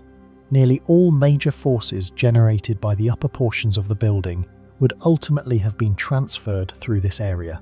Yet because the upper structure no longer exists, archaeologists are forced to reconstruct the entire engineering system from fragments scattered across the site. This is why the temple core of Zavartnots continues to fascinate researchers. The mystery is not who built it. Historical sources provide that answer. The mystery is not where it stood. The ruins remain visible today. The mystery is how a 7th century society designed a structure so ambitious that even modern experts cannot fully agree on how it functioned. More than 1,300 years after its construction, the fallen stones of Zavartnots continue to generate new theories. Each excavation has revealed additional pieces of the puzzle. Each technological advance has provided new data. Yet the central question remains remarkably unchanged. When the cathedral stood at its full height, what exactly rose above the massive core discovered by archaeologists? And how did that extraordinary structure remain standing for centuries before disappearing from the landscape? Vindolanda tablets is one of the most improbable archaeological discoveries ever made. Hidden beneath the wet soil of northern Britain, thousands of handwritten documents survived for nearly 2,000 years, despite being written on materials that should have disappeared long ago. They were not carved into stone like royal inscriptions. They were not engraved onto bronze. They were written in ink on thin sheets of wood. By every expectation of archaeology, they should have rotted away centuries ago. Instead, they survived to reveal one of the most remarkable technological mysteries of the Roman world. The tablets were discovered at Vindolanda, a Roman frontier fort located just south of Hadrian's Wall in northern England. Excavations at the site began decades ago, but in 1973 archaeologists made an extraordinary discovery. Beneath layers of waterlogged soil, they uncovered thin wooden writing tablets covered with faint traces of ink. At first, many appeared blank. Only later did researchers realize they were looking at an ancient archive preserved from the 1st and 2nd centuries AD. Since then, more than 700 tablets have been recovered, making Vindolanda one of the largest collections of Roman handwritten documents ever discovered. The first mystery concerns the ink itself. The tablets were made from extremely thin pieces of wood, often only 1 to 3 millimeters thick. Roman scribes wrote directly onto their surfaces using carbon-based ink. Under normal circumstances, both the wood and the ink should have vanished. Northern Britain is not a desert. It is cold, wet, and highly destructive to organic materials. Modern paper left in similar conditions would quickly deteriorate. Yet the writing survived for almost 20 centuries. Many of the inscriptions became so faint that they were nearly invisible to the naked eye. Some could only be read using infrared imaging technology, developed thousands of years after the tablets were written. Modern researchers often compare the discovery to finding a stack of paper documents from the Roman Empire still intact after 2 millennia underground. The comparison with Egypt makes the mystery even greater. Ancient papyrus survived in Egypt because of extremely dry conditions. Vindolanda survived under almost the opposite environmental circumstances. Two entirely different preservation pathways produced documents separated by thousands of kilometers and radically different climates. Archaeologists still study the chemical composition of the ink and the preservation environment to understand exactly why these writings endured for so long. Yet the physical survival of the tablets is only the beginning of the mystery. The second mystery is the information network they reveal. For generations, historians imagined the Roman frontier as a distant military zone operating far from the administrative centers of the empire. The Vindolanda tablets tell a different story. The documents reveal a constant flow of information moving through the frontier. They contain military reports, supply records, personnel lists, administrative correspondence, and official communications. Every tablet represents a fragment of a vast system designed to collect, record, transmit, and preserve information. One document records the exact strength of a military unit, listing soldiers who were present and those who were absent. Others track supplies and logistical requirements. These records demonstrate an astonishing level of organization. Vindolanda was not Rome. It was not Alexandria. It was not one of the great capitals of the ancient world. It was a remote outpost near the northern edge of the empire. Yet it remained connected to an administrative machine that stretched across more than 5 million square kilometers of territory. This raises an important question. How advanced was Roman information management? The Roman Empire governed millions of people speaking different languages across 3 continents. It had no electricity, no printing press, no telegraph, and no digital technology. Every record had to be written by hand. Every message had to be physically transported. Yet the empire maintained taxation systems, military operations, infrastructure projects, trade networks, and frontier defenses on an enormous scale. Vindolanda offers rare evidence of the invisible administrative technology that made such control possible. The third mystery concerns the speed of communication. The tablets suggest that information traveled far more efficiently than many people assume. Orders moved between military installations, supply requests were processed, reports circulated through administrative channels. Communication was continuous rather than occasional. This was possible because Rome developed one of the most extensive transportation systems in the ancient world. Historians estimate that official messages moving through state courier networks could travel hundreds of kilometers within only a few days under favorable conditions. Roads connected forts, towns, and administrative centers throughout the empire. Relay stations allowed riders and horses to be replaced, increasing speed and reliability. What makes this remarkable is not simply the existence of roads. Many ancient civilizations built roads. The mystery lies in how effectively Rome integrated transportation, administration, and communication into a single system. Vindolanda demonstrates that even a remote frontier fort participated in this network. Information moved across distances that would have overwhelmed many later societies. Some historians argue that the Roman Empire's greatest technological achievement was not architecture, engineering, or military equipment. It was information management. The tablets provide some of the strongest evidence supporting that idea. The fourth and perhaps greatest mystery is why any of these documents survived at all.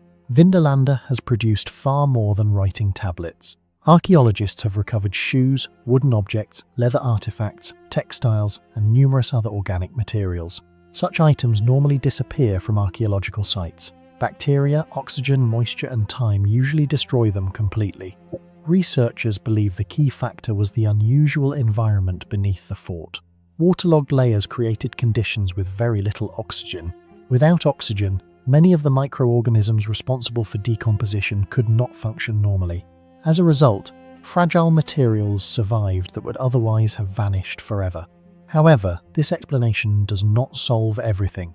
Many archaeological sites contain waterlogged deposits, yet few produce preservation on the scale seen at Vindolanda. Scientists continue to analyze soil chemistry, groundwater conditions, microbial activity, and environmental changes across the site. Even after decades of research, Vindolanda remains one of archaeology's most unusual preservation environments. That uncertainty is what makes the site so fascinating. The tablets have transformed our understanding of Roman Britain. They revealed an empire connected through information, administration, and communication networks of extraordinary sophistication. Yet every answer seems to generate new questions. How precisely did Roman ink survive for 2 millennia? How extensive was the information system that connected distant frontier forts to the heart of the empire? How fast could information truly travel across Roman territory? And why did this particular patch of soil preserve an archive that should never have existed in the first place? Nearly 2,000 years after they were written, the Vindolanda tablets continue to challenge assumptions about the ancient world. Their words survived. The knowledge that allowed them to survive remains one of archaeology's most intriguing mysteries. What do you think is more impressive, the survival of the tablets themselves, or the vast information network they reveal? Share your thoughts in the comments below. Nalanda Monastery is one of the few places in human history where the greatest mystery is not what still exists, but what disappeared. Located in present-day Bihar, India, the vast complex flourished between the 5th and 12th centuries. Archaeological excavations have revealed rows of monasteries, temples, lecture halls, wells, drainage systems, and massive brick structures spread across a carefully organized landscape. Yet the ruins themselves are only part of the story. The true mystery of Nalanda lies in the enormous amount of knowledge that once filled holes and then vanished almost completely from history. The first major mystery is the scale of the lost library. Ancient accounts describe Nalanda as one of the largest centers of learning in the world. Historical records indicate that thousands of students and scholars lived and studied there at any given time. Chinese monk Xuanzang, who spent years at Nalanda during the 7th century, described an institution attracting intellectuals from across Asia. Archaeologists have uncovered evidence of a highly organized educational complex, but the contents of its libraries remain largely unknown. This is where the mystery begins. Historians know that Nalanda housed enormous collections of manuscripts. They know that subjects extended far beyond religion and included mathematics, astronomy, medicine, grammar, logic, linguistics, and philosophy. They know scholars copied, translated, and exchanged text across international networks, stretching from India to China and Southeast Asia. What they do not know is how much knowledge was actually stored there. Unlike many ancient sites, Nalanda did not leave behind a catalogue of its library holdings. No complete inventory survives. No archive describes the full contents of its collections. The result is a historical blind spot. Entire fields of research may have existed within Nalanda's walls, without leaving clear traces in the modern world. Every surviving manuscript copied by travellers hints at a much larger body of work that disappeared. The loss becomes even more significant when considering the period in which Nalanda operated. During centuries when much of the world remained regionally isolated, scholars at Nalanda participated in an international exchange of ideas. Knowledge moved along trade routes, pilgrimage routes, and diplomatic connections. Text travelled thousands of kilometres. Some works survived because foreign scholars carried copies home. Countless others vanished forever. The greatest mystery is not whether valuable knowledge was lost. The greatest mystery is how much was lost, and whether some discoveries disappeared centuries before they could influence later civilizations. The second mystery involves the construction technology that made Nalanda possible. Excavations have revealed a complex built largely from fired brick. At first glance, the structures appear simple compared with massive stone monuments such as the pyramids or Roman amphitheatres. Yet the engineering challenge was extraordinary. Nalanda expanded continuously for nearly 700 years. New buildings were added, older structures were rebuilt, and entire sections of the complex were modified without destroying the overall organization of the site. This required remarkable consistency in construction standards across multiple dynasties and generations. Many surviving walls still display impressive structural integrity despite more than a millennium of exposure to monsoon rains, seasonal flooding, temperature changes, vegetation growth, and human activity. Archaeologists have noted the remarkable uniformity of many bricks recovered from different phases of construction. Their dimensions, firing quality, and durability suggest highly standardized production methods. This raises an important question. How did builders maintain such consistency over centuries? Modern construction relies on written specifications, industrial manufacturing, and centralized quality control. Nalanda possessed none of these systems in their modern form, yet millions of bricks appear to have been produced according to strict standards. The firing process itself remains an area of interest. Brick quality depends heavily on temperature control, clay composition, moisture content, and cooling rates. Small variations can dramatically reduce durability. The longevity of many Nalanda structures suggests that builders possessed extensive practical knowledge of material science. That knowledge was transmitted successfully for generations, but the technical details of how it was taught, managed, and preserved remain largely unknown. The third mystery concerns how Nalanda functioned as a self-sustaining intellectual city. Historical sources suggest that the institution supported around 10,000 students and approximately 2,000 teachers during its peak. Even if these numbers are debated, the scale was unquestionably enormous by ancient standards. Supporting such a population required far more than classrooms. Water had to be supplied daily, food had to be stored, prepared, and distributed. Buildings required maintenance, manuscripts needed preservation, visiting scholars needed accommodation. Administrative systems had to coordinate the movement of people and resources across the complex. Excavations have uncovered numerous wells and sophisticated drainage features integrated directly into the architecture. These systems reveal careful planning rather than random development. Water management was essential because any interruption could threaten thousands of residents. The logistical challenge becomes even more impressive when viewed over centuries. Nalanda was not a temporary settlement. It remained active through changing political conditions, economic fluctuations, and dynastic transitions. The institution survived because it possessed organizational systems capable of functioning across generations. Yet almost no detailed records explaining these systems survive. Historians can observe the physical infrastructure, but the administrative mechanisms remain largely invisible. Who coordinated supplies? How were resources allocated? How were thousands of students admitted, housed, and supported? The ruins demonstrate that effective solutions existed. The solutions themselves have mostly disappeared. The final mystery is the disappearance of the knowledge network that made Nalanda unique. Many ancient cities vanished after wars or natural disasters. Nalanda's significance was different. It was not merely a collection of buildings. It was a system for producing, preserving, and distributing knowledge. For centuries, that system connected scholars across vast distances. Ideas flowed through Nalanda, were debated, refined, copied, and transmitted to other regions. The institution functioned as one of the most important intellectual hubs in Asia. Then the network collapsed. The buildings were damaged. Manuscripts disappeared. Scholars dispersed. The physical ruins survived, but the intellectual infrastructure did not. Archaeologists can reconstruct walls, foundations, stairways, and courtyards. They cannot reconstruct every lost manuscript, every forgotten debate, or every scientific observation once recorded within those walls. This is what makes Nalanda different from many other archaeological sites. Most ancient mysteries revolve around how something was built. Nalanda presents a different question. What knowledge existed there that humanity no longer possesses? More than 800 years after its decline, the ruins still stand as evidence of one of history's greatest centers of learning. The bricks remain, the wells remain, the foundations remain, but the most valuable part of Nalanda was never its architecture. It was the knowledge stored inside it. That knowledge built an intellectual network spanning much of Asia, influenced generations of scholars, and then largely vanished from the historical record. The ruins tell us that something extraordinary once existed there. The mystery is how much of it disappeared forever. What do you think was the greatest loss at Nalanda? The buildings, the library, or the knowledge that may never be recovered? Share your thoughts in the comments below. The Daedalus Gora Temple is one of the most mysterious ancient religious complexes ever discovered in the Caucasus.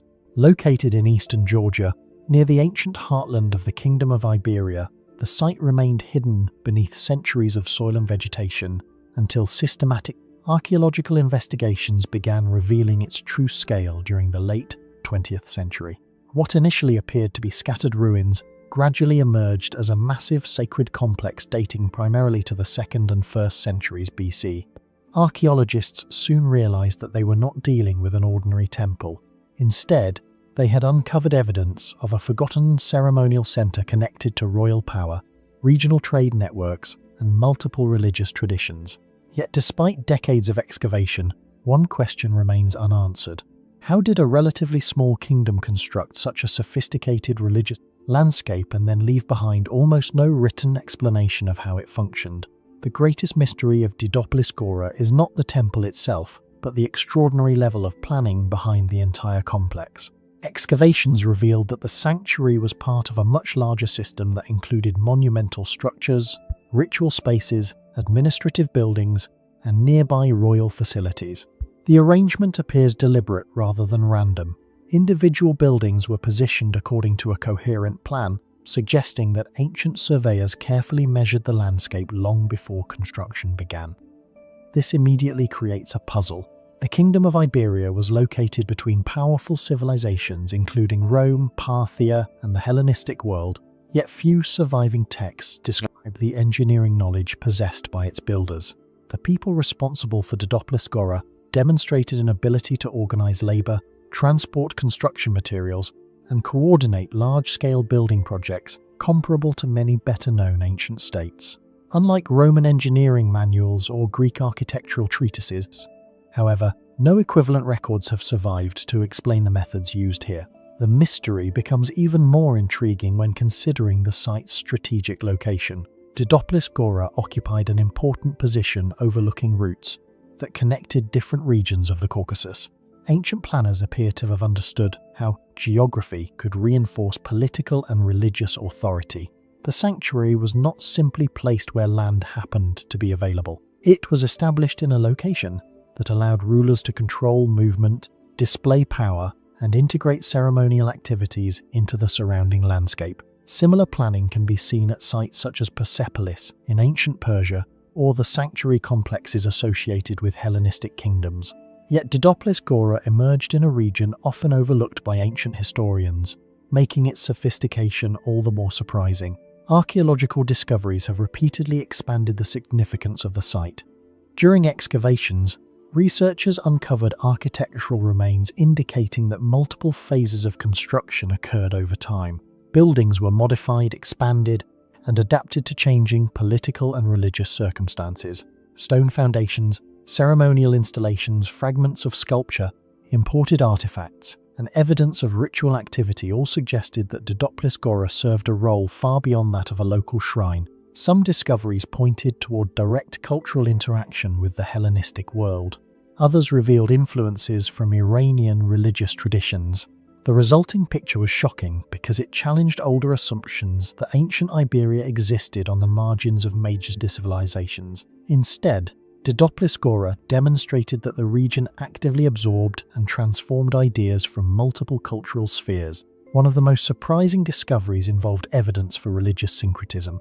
Archaeologists found indications that traditions associated with local Caucasian beliefs existed alongside elements connected to Iranian worship and Hellenistic religious practices. This creates one of the site's most fascinating mysteries. How were these different belief systems integrated within a single ceremonial center? In many parts of the ancient world, competing religions often struggled for influence. At Didopolis Gora, however, archaeological evidence suggests coexistence rather than conflict. Some scholars believe the sanctuary may have functioned as a political tool designed to unite diverse populations under royal authority. Others argue that the site reflects centuries of gradual cultural exchange. The truth remains uncertain, but the complexity of the religious landscape continues to astonish researchers. The temple complex also raises questions about ancient construction technology. Although the surviving remains are fragmentary, the scale of the structures implies access to skilled labor and specialized knowledge. Construction required the extraction, transportation, and placement of large quantities of stone. Workers would have needed methods for creating stable foundations capable of supporting monumental architecture. The challenge becomes even more significant when considering that the project likely unfolded across multiple generations. Similar logistical problems confronted the builders of Greek sanctuaries, Roman forums, and Persian palaces. Yet unlike those civilizations, the engineers of Didopolis Gora left almost no technical documentation behind. Their achievements survive only through the archaeological traces embedded in the landscape. Another mystery involves the relationship between the temple and nearby centers of royal power. Excavations have suggested strong connections between religious authority and political administration. Some researchers believe the sanctuary formed part of a broader royal complex, functioning as both a sacred center and a symbol of state legitimacy. Comparable relationships existed in ancient Egypt, where temples reinforced pharaonic authority, and in Mesopotamia, where rulers often presented themselves as intermediaries between gods and society. Daedalus Gora may represent a Caucasian version of this phenomenon. If so, it would reveal a level of political sophistication far greater than many historians once attributed to the region. The archaeological record has also revealed evidence of destruction. Traces of burning, structural collapse, and abandonment indicate that dramatic events affected the site during its history. Exactly what happened remains unclear. Some scholars suggest military conflict. Others point toward political instability or natural disasters. The available evidence supports multiple possibilities but confirms none conclusively. This uncertainty creates another layer of mystery. If Daedalus Gora truly served as one of the most important ceremonial centers of ancient Iberia, why was it abandoned? Why did later generations fail to preserve detailed accounts of its significance? The disappearance of knowledge surrounding the complex may be as remarkable as its construction. Comparisons with other ancient sites highlight the uniqueness of Daedalus Gora. The sanctuary lacks the massive stone blocks associated with Baalbek, the extensive inscriptions of Egyptian temples, or the surviving literary descriptions available for many Greek sanctuaries. Yet it shares a common characteristic with some of history's greatest archaeological enigmas. The builders accomplished far more than the surviving records can explain. Similar questions surround sites such as Göbekli Tepe, where monumental construction predates expected levels of social complexity, and the Antikythera mechanism, whose technological sophistication appears centuries ahead of its time. Daedalus Gora belongs to this category of discoveries that force historians to reconsider what ancient societies were capable of achieving. Tanuf is an abandoned settlement hidden within the rugged mountains of northern Oman. At first glance, the site appears unremarkable. Stone ruins cling to the slopes. Empty houses overlook a dry valley. Wind moves through abandoned doorways where people once lived. Yet the greatest mystery of Tanuf is not the village itself.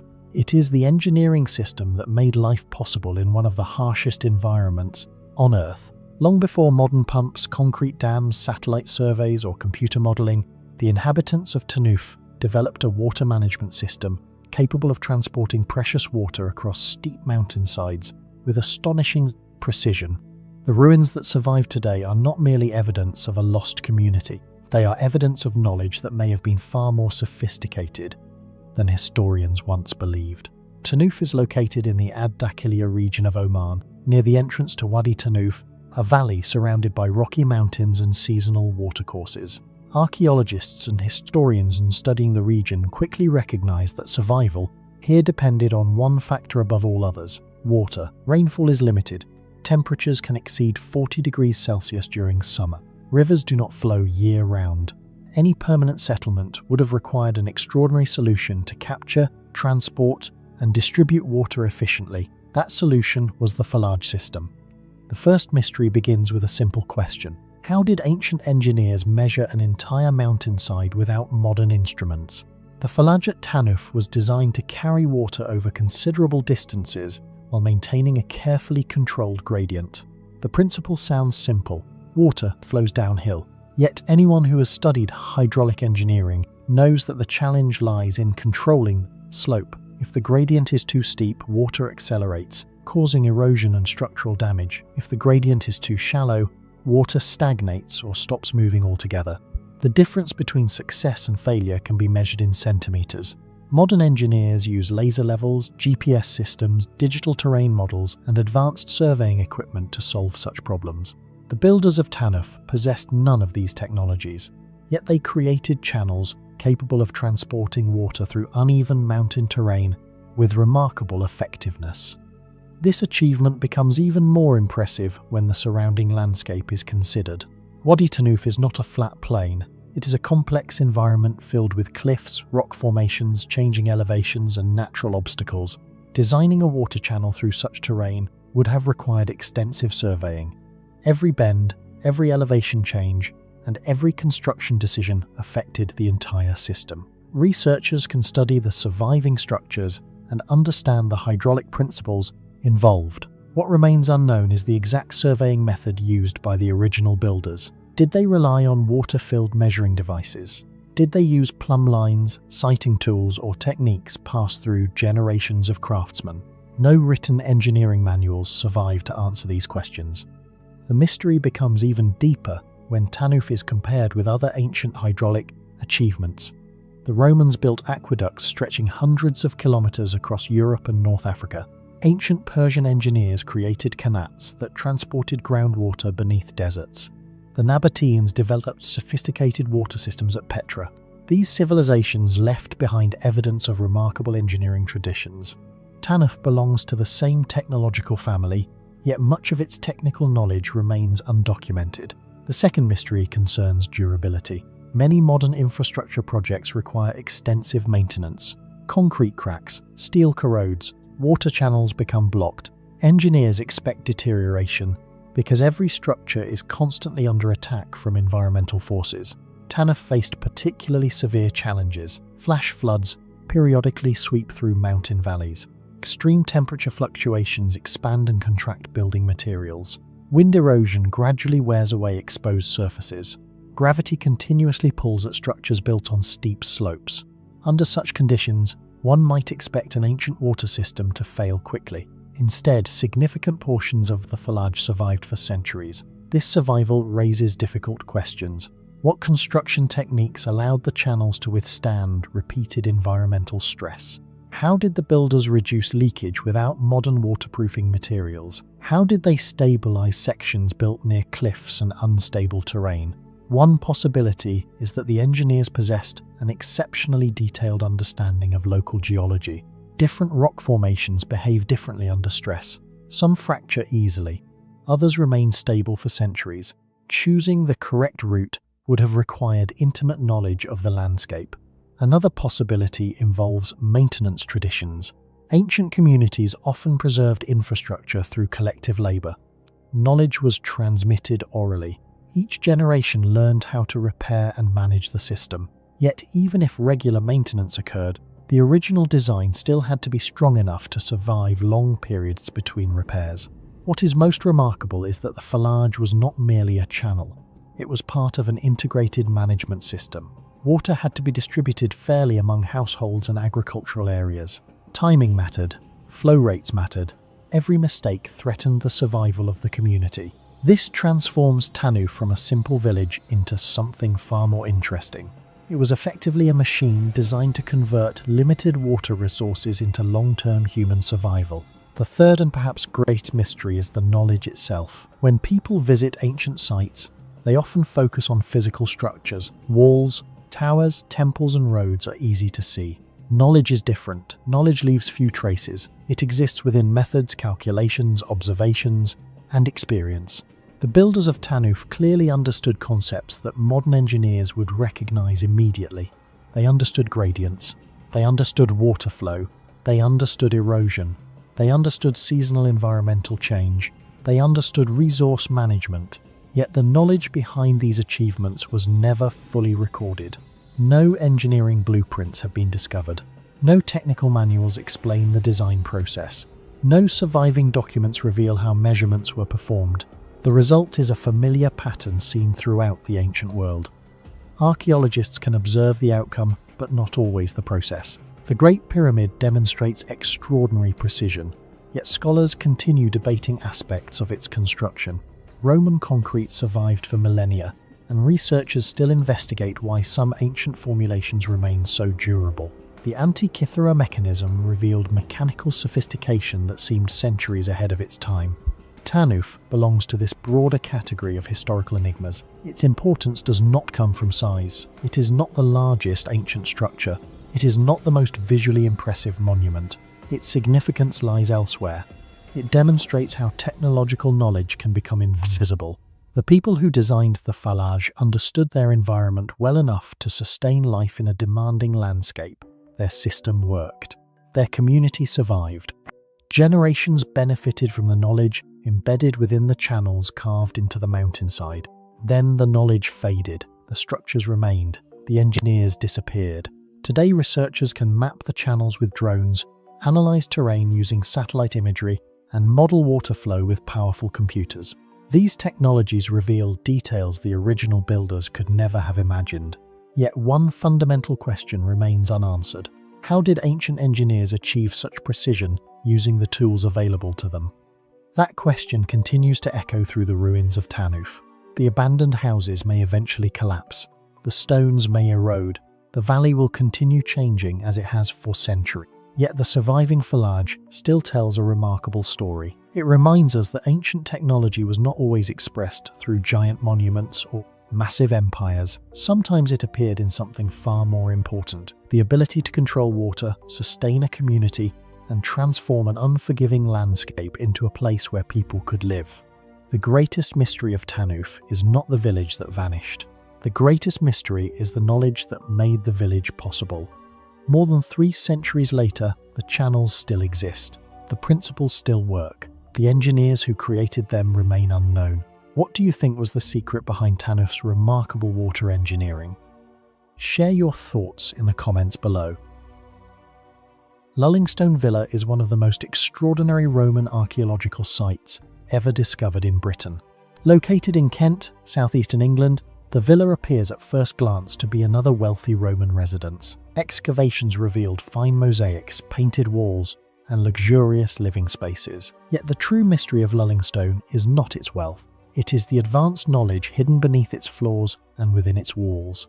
Nearly 2,000 years ago, people living here possessed engineering skills, heating technology, and architectural knowledge that would largely disappear from Britain for more than 1,000 years after the collapse of Roman rule.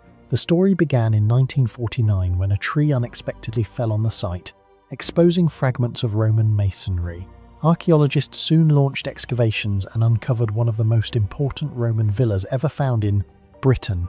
Beneath layers of soil lay evidence of a sophisticated estate that had been continuously expanded and improved between the 1st and 4th centuries AD. What researchers discovered challenged traditional assumptions about life in Roman Britain. The greatest mystery of Lullingstone lies beneath the floors. Modern homes often use underfloor heating systems that circulate warm air or hot water beneath living spaces. Most people assume such comfort is a relatively recent innovation, yet the inhabitants of Lullingstone were already using a remarkably similar system almost 2,000 years ago. The technology was known as a hypercaust. At the heart of the system stood a furnace where wood was burned continuously. Hot air generated by the fire was directed beneath the floors through carefully designed chambers. The floors themselves rested on hundreds of small brick pillars known as pilae. These pillars created a hollow space beneath the rooms, allowing heated air to circulate freely. The system did not stop there. Archaeological evidence shows that hot air also travelled through channels built into the walls. As warm air rose naturally, it heated both the floors and surrounding surfaces before escaping through vents. The result was a controlled indoor environment capable of providing comfort during Britain's cold and damp winters. The engineering challenges involved were enormous. The builders had to ensure that the floor remained strong enough to support furniture, occupants, and daily activities while remaining elevated above a network of heating chambers. They had to calculate airflow, maintain structural stability, and prevent excessive heat from damaging building materials. Even more remarkable is the efficiency of the design. Unlike an open fire, which heats only a limited area, the hypercaust distributed warmth throughout entire rooms. Modern engineers recognize many of the same thermal principles employed in contemporary radiant heating systems. Yet the Roman builders possessed no computers, no modern thermodynamics, and no advanced measuring instruments. Their knowledge came from practical engineering traditions developed over centuries across the Roman world. The mystery becomes even deeper when examining what happened after Roman authority disappeared from Britain around the early 5th century. The technology largely vanished. For centuries afterward, most buildings in Britain relied once again on simple fireplaces and open hearths. The sophisticated heating systems seen at Lullingstone became rare memories buried beneath abandoned ruins. The knowledge that made such engineering possible faded from everyday use. Historians continue to debate how much technical expertise was lost during the transition from Roman Britain to the early medieval period, but sites like Lullingstone demonstrate that significant capabilities disappeared from the archaeological record. The villa presents another puzzle that is equally fascinating. During excavations, archaeologists uncovered a room unlike any other found in a Roman villa in Britain. The chamber contained evidence of early Christian worship. Its walls preserved paintings depicting figures engaged in prayer. Symbols associated with Christianity appeared throughout the space. The room is widely regarded as one of the earliest known Christian worship areas discovered in Britain. This discovery transformed the importance of the site. Christianity was spreading across the Roman Empire during the 4th century, but much about its earliest development in Britain remains unclear. Written records from the period are limited. Many details about how the religion reached distant regions of the empire remain uncertain. Lullingstone provides rare physical evidence. The existence of a dedicated Christian room inside a private villa suggests that wealthy families were already embracing the new faith before Roman rule ended, yet the exact purpose of the chamber remains debated. Was it a private family chapel? Was it used for gatherings involving a small community of believers? Or was it designed for ceremonies conducted away from public attention during a period of religious transition? No surviving documents provide definitive answers.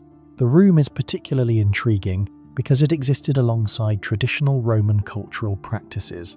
Archaeological evidence suggests that older religious traditions continued to influence daily life even as Christianity gained prominence. This overlap reflects a society undergoing profound transformation. For historians, the chamber represents more than a religious space.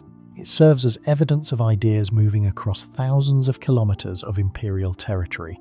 New beliefs traveled from the eastern Mediterranean to the distant edge of Roman Britain. The room preserves a moment when one worldview was gradually replacing another, yet the details of that transition remain largely hidden. Another mystery emerges from the villa's surviving decorative artwork. Fragments of painted plaster discovered throughout the site reveal a level of craftsmanship that continues to impress researchers today. Despite nearly 2 millennia of exposure, burial, moisture, and structural collapse, significant portions of the artwork remain visible. The survival of these paintings raises important questions. Roman artists created pigments from carefully selected minerals and natural compounds. Colours were applied onto specially prepared plaster surfaces using techniques designed to maximize durability. The resulting images were not intended to survive for centuries, yet many endured far longer than expected. Scientists studying Roman wall paintings have identified sophisticated combinations of lime plaster, mineral pigments, and application methods. These materials created strong chemical bonds that help preserve colour and detail over extraordinary periods of time. Lullingstone demonstrates how effective these techniques could be. Even in the challenging climate of Britain, traces of vibrant decoration survived long after the villa itself collapsed. The quality of the work suggests access to highly skilled craftsmen familiar with artistic traditions found throughout the Roman Empire. This raises another question. How was such expertise maintained in a province located far from Rome itself?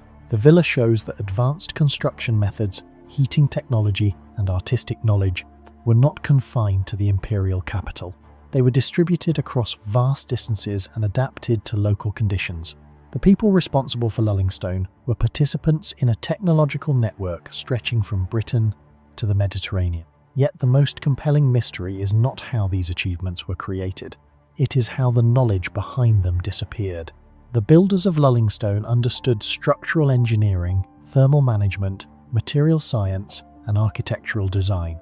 They constructed heating systems capable of warming entire rooms. They decorated interiors using techniques whose durability still impresses modern researchers. They participated in cultural and religious transformations that reshaped the ancient world. Then the system that supported this knowledge collapsed. Roman administration withdrew from Britain. Trade networks weakened. Large estates declined. Skills that had once been common among trained builders became increasingly rare. The villa was eventually abandoned, and its technologies passed into history. Nymphaean Harbour is one of the most unusual archaeological mysteries of the ancient Black Sea. Founded by Greek settlers during the 6th century BC on the eastern coast of Crimea, the city became a major trading centre, connecting the grain-rich lands of the northern Black Sea with the Mediterranean world. Ancient records describe a prosperous harbour filled with merchant ships, warehouses, and maritime activity. Yet today, much of that harbour appears to have vanished. The city survives. The harbour that made it powerful does not. For archaeologists, the greatest mystery is not how Nymphion became wealthy. It is how one of the most important ports in the region seems to have disappeared from the landscape. The first mystery involves the harbour itself. Ancient ports were not built randomly. Their locations determined whether a settlement would survive or fail. A successful harbour required protection from storms, sufficient depth for ships, access to trade routes, and a coastline stable enough to remain functional for generations. Nymphion possessed all of these advantages. For centuries, it served as an important gateway between the Black Sea and the Greek world. However, modern researchers face a puzzling problem. The coastline visible today does not perfectly match the ancient descriptions of the harbour. Geological studies indicate that the shoreline has changed significantly during the last 2.5 millennia. Erosion, sediment accumulation, sea level fluctuations, and coastal collapse have altered the original landscape. Portions of the ancient waterfront may now be buried beneath sediments or submerged offshore. This raises an important question. If the harbour was once the heart of the city, where are its principal structures today? Unlike temples or fortifications, harbour facilities are particularly vulnerable to destruction. Wooden piers decay, stone quays collapse into the sea, sediments slowly bury man-made features. In many ancient ports, the most important archaeological remains are hidden underwater rather than on land. Some researchers believe that sections of Nymphion's original maritime infrastructure may still exist beneath layers of mud and sand offshore. If true, the harbour that sustained the city for centuries has not disappeared completely. It has simply become invisible. The second mystery concerns the engineering knowledge required to choose the harbour's location. Greek colonists arriving in the Black Sea possessed no sonar systems, satellite imagery, underwater mapping equipment, or modern navigation technology. Yet they consistently established ports in locations that remained commercially viable for centuries. Nymphion appears to be another example of this remarkable skill. Selecting a harbour required understanding currents, seasonal winds, seabed conditions, and coastal stability. A poor choice could doom a settlement within decades. A successful choice could support generations of trade. The site selected for Nymphion offered favourable access to maritime routes while providing natural protection for ships. Even today, archaeologists are impressed by how effectively ancient colonists identified locations suitable for long-term harbour development. How did they accomplish this? Ancient writers provide only limited information.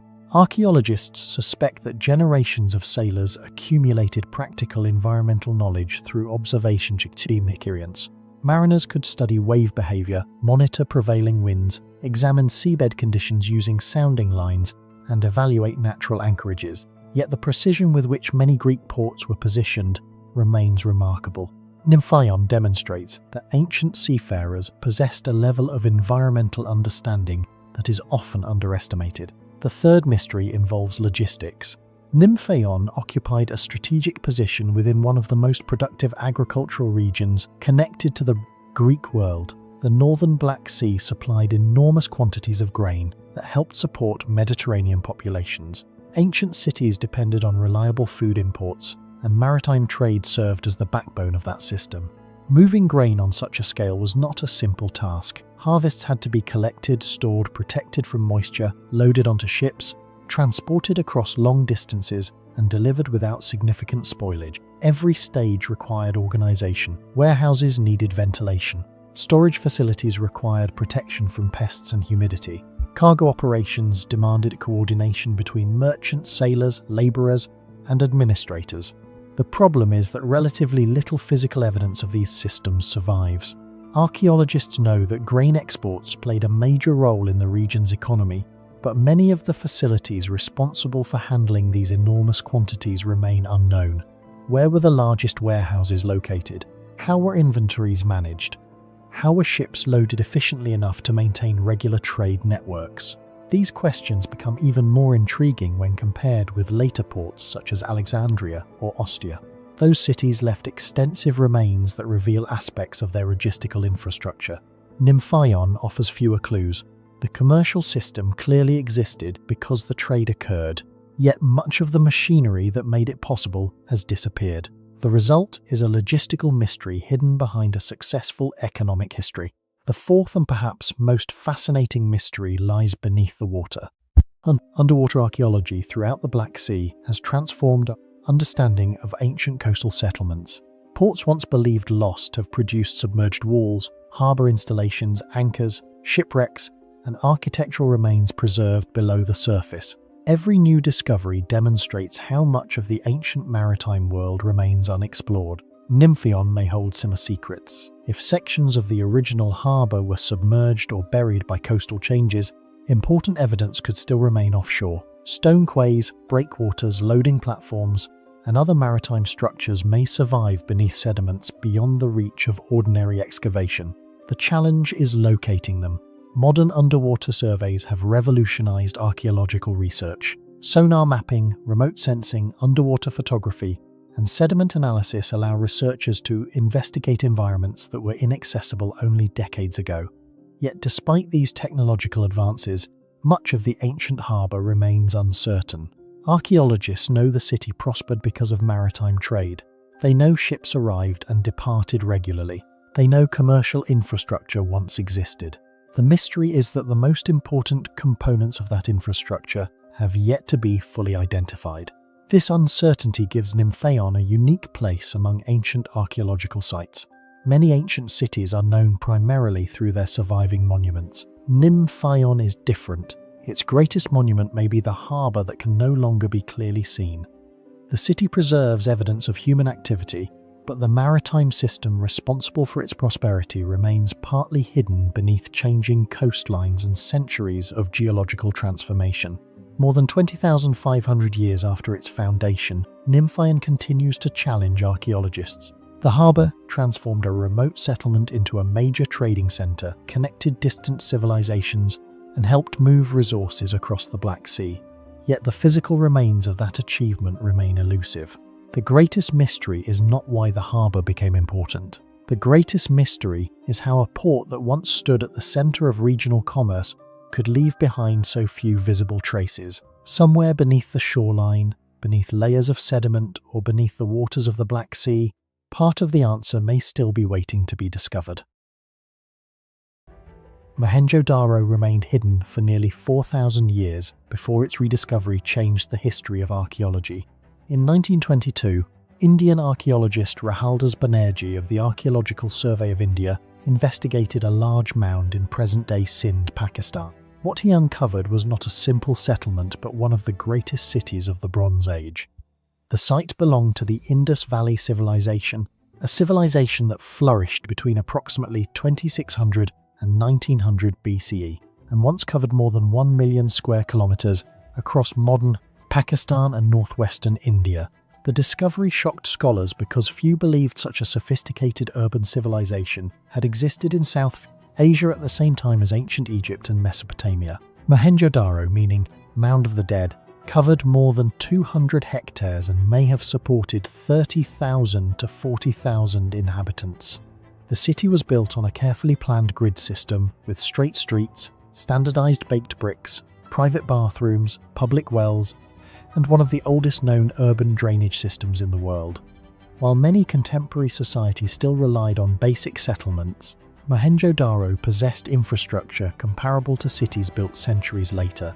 Yet the greatest mystery was not how the city was constructed, but how such an advanced civilization disappeared. The most famous and controversial mystery emerged during excavations in the 1920s and 1930s, led by Sir John Marshall and later by Mortimer Wheeler. Archaeologists discovered human skeletons lying in streets and open areas rather than formal cemeteries. Some appeared to have died suddenly and were never buried. The discovery created headlines around the world. Wheeler proposed that Mohenjo-Daro may have been destroyed by invading Indo-Aryan groups entering the Indian subcontinent. For decades, the theory of a violent conquest became the dominant explanation for the city's downfall. However, later research gradually dismantled this idea. Detailed studies show that the skeletons did not belong to a single event. Some individuals lived centuries apart. Most showed no evidence of combat injuries, and archaeologists failed to find widespread signs of warfare, such as burned destruction layers, mass graves, or large quantities of weapons. By the late 20th century, most researchers concluded that Mohenjo-Daro was probably not destroyed by a military invasion. One of archaeology's most famous explanations had largely collapsed. As the invasion theory weakened, another mystery became more important. Geological studies revealed multiple layers of flood deposits throughout the city. Mohenjo-Daro was built close to the Indus River, and evidence suggests that major floods repeatedly struck the settlement. Archaeologists discovered that parts of the city were rebuilt several times, with new structures constructed on top of older flood-damaged layers. Some streets were even raised to cope with changing environmental conditions. Many researchers now believe environmental pressures played a major role in the city's decline. Around 2200 BCE, a period of climate instability affected several ancient civilizations across the Old World. Evidence from Mesopotamia, Egypt, and South Asia indicates major disruptions linked to changing rainfall patterns and prolonged droughts. Some scholars argue that shifts in the Indus River system, combined with weakening monsoons, gradually undermined agriculture and trade. Instead of a sudden catastrophe, Mohenjo-Daro may have experienced a slow decline lasting generations. Yet this explanation creates another puzzle. The Indus Valley Civilization was one of the largest civilizations of the Bronze Age, larger in territory than Egypt and Mesopotamia combined. Its cities were connected through trade networks stretching to the Persian Gulf and Mesopotamia.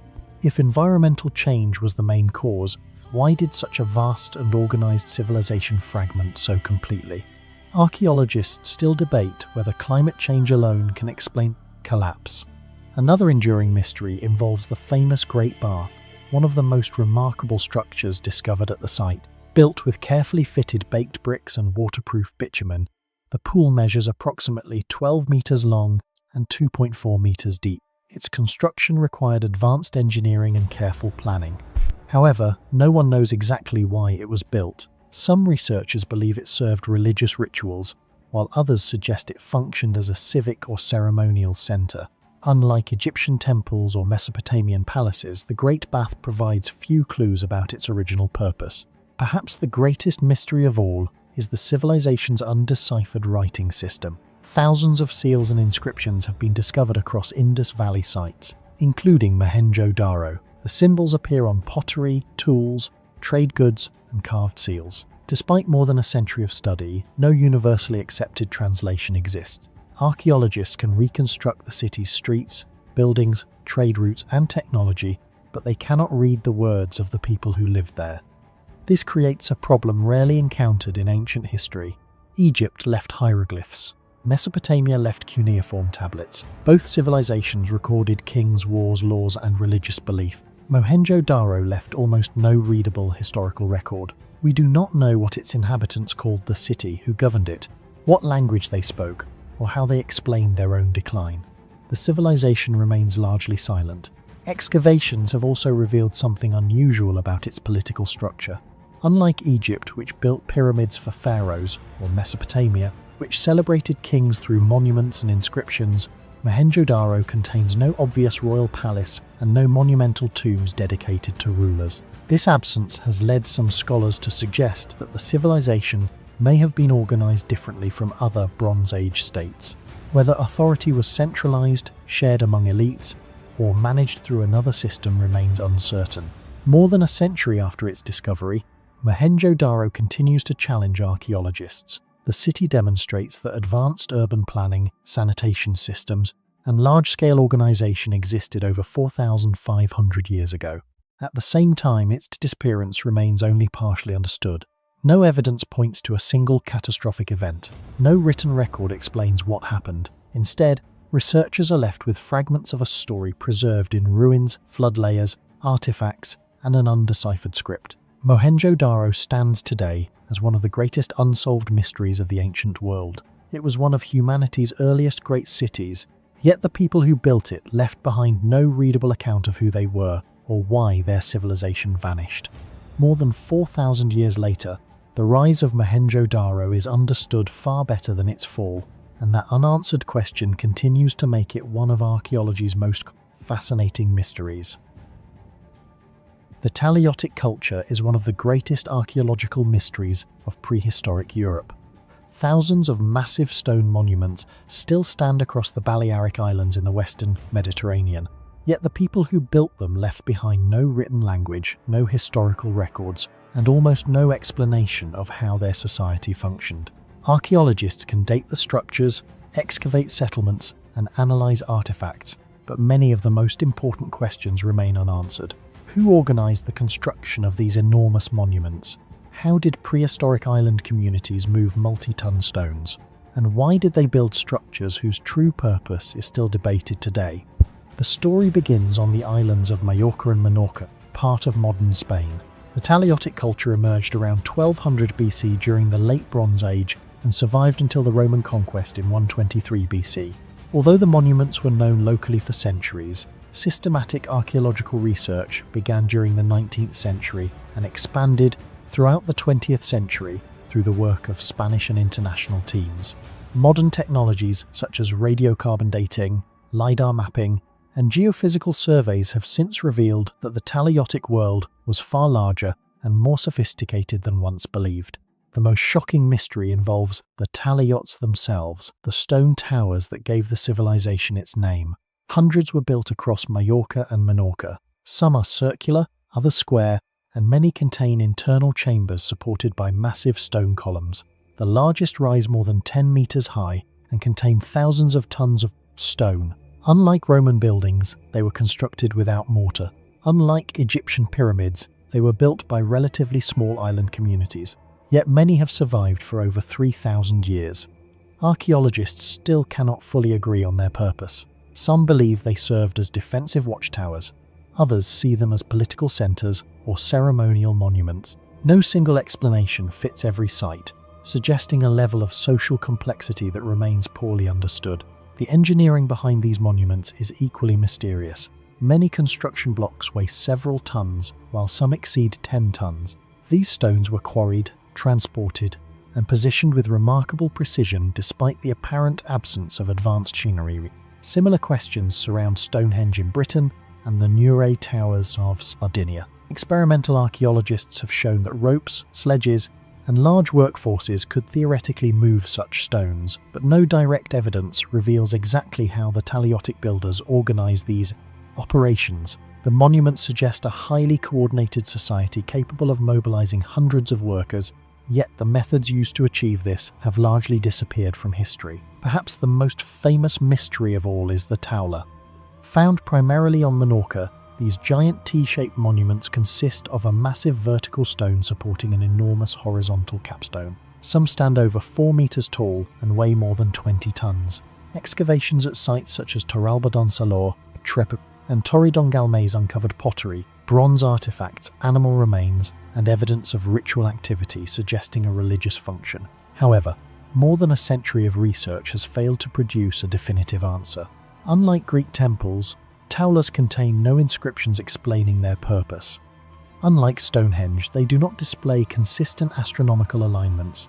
Their symbolism remains one of the greatest unresolved mysteries of Mediterranean archaeology.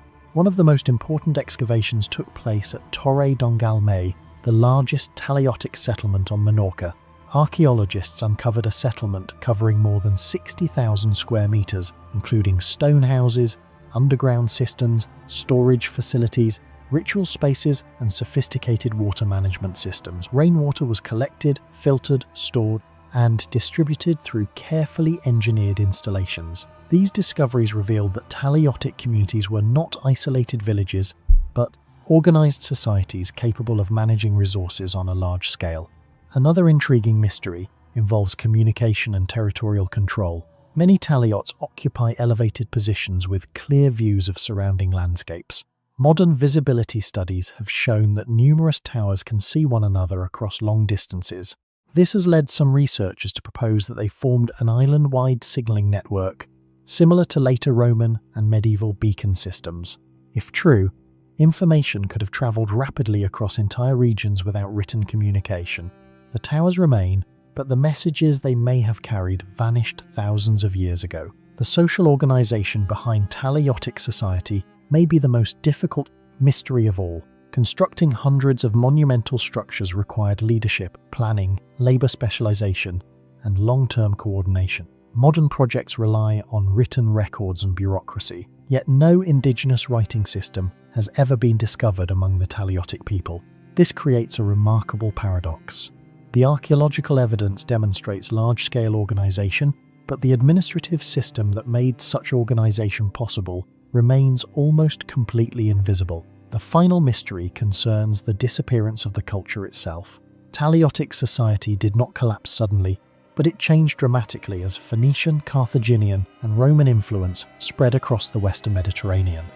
By the Roman conquest in 123 BC, many traditional customs were already transforming. The monuments survived, but the knowledge behind them gradually faded. Within a relatively short period, the descendants of the builders may no longer have fully understood why their ancestors constructed these extraordinary stone complexes. More than 3,000 years later, the Taliotic culture continues to challenge archaeologists. Excavations, radiocarbon dating, drone surveys, and digital mapping have revealed an increasingly sophisticated civilization, yet the deepest questions remain unanswered. Their towers, ceremonial taulas, and vast settlements rank among the most impressive prehistoric monuments in Europe. The greatest mystery is not how the stones survived.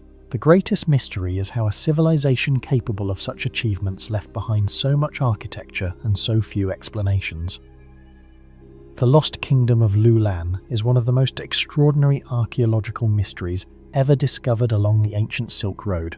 Once a thriving kingdom positioned at the edge of the vast Lop Nur Basin in what is now Xinjiang, western China, Lulan controlled one of the most important crossroads between East and West. Merchants, diplomats, soldiers, monks, and travelers passed through its territory for centuries.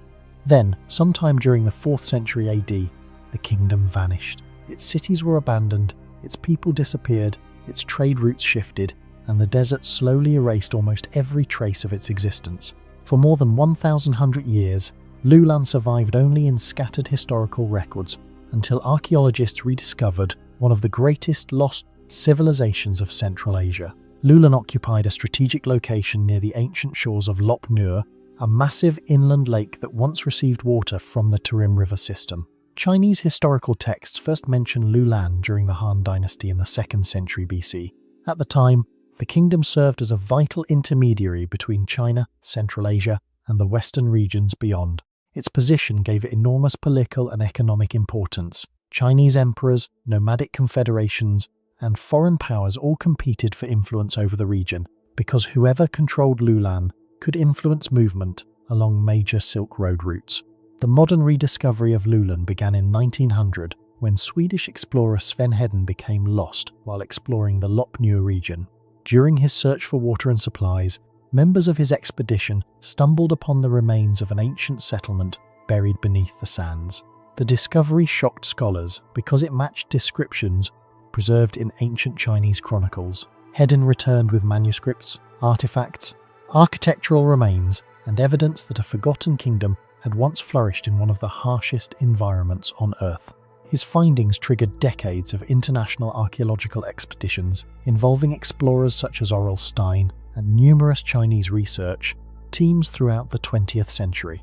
Yet the rediscovery of Lulan only deepened the mystery. The most shocking question was simple: how could an entire kingdom disappear? Unlike many ancient civilizations, Lulan does not appear to have been destroyed by invasion, plague, volcanic eruption, or a single catastrophic event. Archaeologists uncovered administrative documents, household objects, irrigation remains, wooden structures, and burial sites, but they found no evidence of widespread warfare or sudden destruction. Instead, the evidence suggests a gradual collapse. Historical records indicate that Lulan remained active until approximately the 4th century AD before disappearing from written history. By the time later travelers crossed the region, the cities had already been abandoned and swallowed by sand. The leading explanation centers on water. Ancient Lulan depended entirely upon the rivers feeding Lop Nur. Geological studies show that the Tarim River system repeatedly changed course throughout history. As channels shifted, Water supplies reaching Lulan decreased dramatically. Modern satellite imagery, sediment analysis, and paleoclimatic research reveal that the region experienced increasing aridity during the late ancient period. Without reliable water, agriculture became impossible. Irrigation systems failed, food production declined, trade routes became harder to maintain. Eventually, the population may have been forced to migrate elsewhere. What makes this mystery particularly fascinating is its modern relevance. Many ancient civilizations collapse because of warfare or conquest. Lulan may represent one of history's clearest examples of environmental change, destroying an entire kingdom. Researchers frequently compare Lulan to modern concerns regarding desertification, water scarcity, and climate stress. The disappearance of a prosperous Silk Road state because of changing water systems demonstrates how vulnerable even successful societies can be when environmental conditions shift beyond their control. Perhaps even more astonishing than the lost kingdom itself were the discoveries made in nearby cemeteries. In 1980, Chinese archaeologists uncovered one of the most famous mummies ever discovered in Asia. Known as the Beauty of Lulan, the remarkably preserved body belonged to a woman who lived nearly 4,000 years ago. Her hair remained intact. Her facial features were clearly visible. Even her eyelashes survived. Unlike Egyptian mummies, which were preserved through deliberate embalming, the dry desert environment naturally protected her body for millennia. The discovery generated international attention because her appearance differed significantly from what many researchers expected. Numerous mummies recovered from the Tarim Basin displayed physical characteristics associated with populations from Western Eurasia. Later genetic tests revealed an extremely complex population history involving multiple migrations and interactions across Central Asia. Rather than being isolated, the region appears to have served as a crossroads connecting distant peoples thousands of years before globalization existed. The mummies challenged long-held assumptions about ancient migration patterns and transformed understanding of human movement across Eurasia. Archaeological investigations continued throughout the 20th and 21st centuries. Excavations uncovered wooden tablets written in multiple languages, including Chinese and Kharosthi scripts originating from South Asia. These texts revealed tax records, military communications, legal documents, and administrative correspondence. Such discoveries demonstrated that Lulan possessed a sophisticated governmental system capable of managing trade, security, and daily life across a difficult frontier environment. The multilingual nature of these documents presents another fascinating mystery. Modern nations often rely on digital communication networks to coordinate administration across large territories. Lulan achieved similar functions using only human messengers, written records, and regional officials. The kingdom connected merchants from China, India, Persia, and Central Asia. Archaeologists continue to debate how information moved efficiently through such vast distances without modern transportation or communications technology. The administrative sophistication visible in surviving documents suggests organizational capabilities far more advanced than many people imagine when thinking about ancient desert kingdoms. Another mystery involves the kingdom's economic power. Historical sources describe Lulan as a relatively small state, yet its influence far exceeded its size. Comparisons with larger contemporary kingdoms suggest that strategic geography sometimes mattered more than population. Just as modern nations control critical shipping routes through locations such as the Suez Canal or Strait of Hormuz, Lulan occupied a bottleneck through which enormous volumes of Silk Road trade passed. Exactly how its rulers managed and regulated this commerce remains only partially understood because much of the kingdom's administrative infrastructure has not survived. Remote sensing technology, satellite imagery, and modern archaeological surveys have revealed additional buried structures scattered across the desert surrounding Lulan. Some researchers believe significant portions of the kingdom remain undiscovered beneath shifting sand dunes. Unlike cities buried beneath later urban development, Lulan lies within an immense desert landscape where entire settlements can disappear beneath moving sediments. Each expedition uncovers new clues, yet the overall picture remains incomplete. Jelistad ship burial is one of the most extraordinary archaeological discoveries of the 21st century. not because archaeologists uncovered a magnificent Viking ship rising from the soil, but because they found it without seeing a single piece of wood. In 2018, researchers from the Norwegian Institute for Cultural Heritage Research, NICU, led by archaeologist Lars Gustafsson, conducted a large-scale ground-penetrating radar survey near the town of Halden in southeastern Norway. Beneath an ordinary agricultural field, the radar revealed the unmistakable outline of a massive Viking ship burial measuring approximately 19 to 20 meters in length. The discovery immediately attracted international attention because it represented the first major Viking ship burial identified through advanced geophysical technology rather than traditional excavation. More importantly, it suggested that an entire lost ceremonial landscape had remained hidden beneath farmland for more than 1,000 years. The location itself was already known to contain traces of ancient activity. Historical records described several burial mounds in the area, but centuries of ploughing had flattened much of the visible landscape. What the radar survey revealed was far more significant than anyone expected. Alongside the ship were at least 13 burial mounds, multiple longhouses, roads and ceremonial structures spread across a large area. The evidence suggested that Gjellestad had once been a major centre of political and religious power during the Viking Age. Yet unlike famous Viking locations described in medieval sagas, Gjellestad had almost disappeared from historical memory. The first great mystery therefore emerged immediately after the discovery. How could a place important enough to bury a giant ship and construct monumental ceremonial complexes vanish almost entirely from written history? The ship itself became the most shocking element of the discovery. Viking ship burials were among the most prestigious funerary practices in northern Europe. Only individuals of exceptional status could receive such treatment. Before Gjellestad, Norway's most famous examples were the Oseberg ship, excavated in 1904, and the Gokstad ship, excavated in 1880. Both vessels transformed scholarly understanding of Viking society and technology. The Oseberg ship contained the remains of two elite women alongside richly decorated artifacts, while the Gokstad ship held a powerful male warrior. The Gjellestad vessel appeared comparable in size and importance, yet unlike those famous discoveries, almost nothing remained visible on the surface. The existence of such a significant burial hidden beneath a cultivated field raised a profound question. Who was important enough to receive a ship burial of this scale, yet remain completely unknown to history? Archaeologists faced an urgent problem almost immediately. Ground-penetrating radar showed that the ship's outline survived, but preservation conditions appeared poor. Centuries of agricultural activity, drainage systems, and microbial decay had severely damaged the wooden structure. By 2019, Norwegian authorities approved an emergency excavation.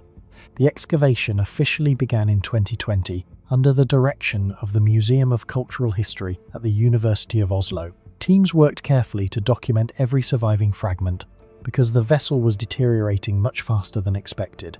Iron nails, rivets, soil stains, and structural impressions provided evidence that the ship had once been a remarkably sophisticated vessel. Although much of the wood had decomposed, researchers estimated that the ship was built during the late 8th or early 9th century, placing it among the earliest known large Viking ships.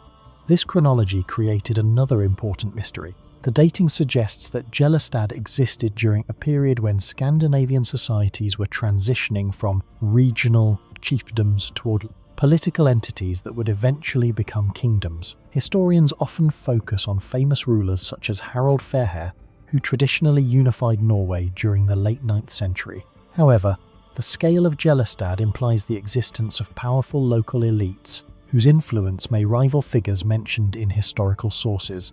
Some scholars have proposed that the individual buried within the ship belonged to a previously unknown ruling dynasty.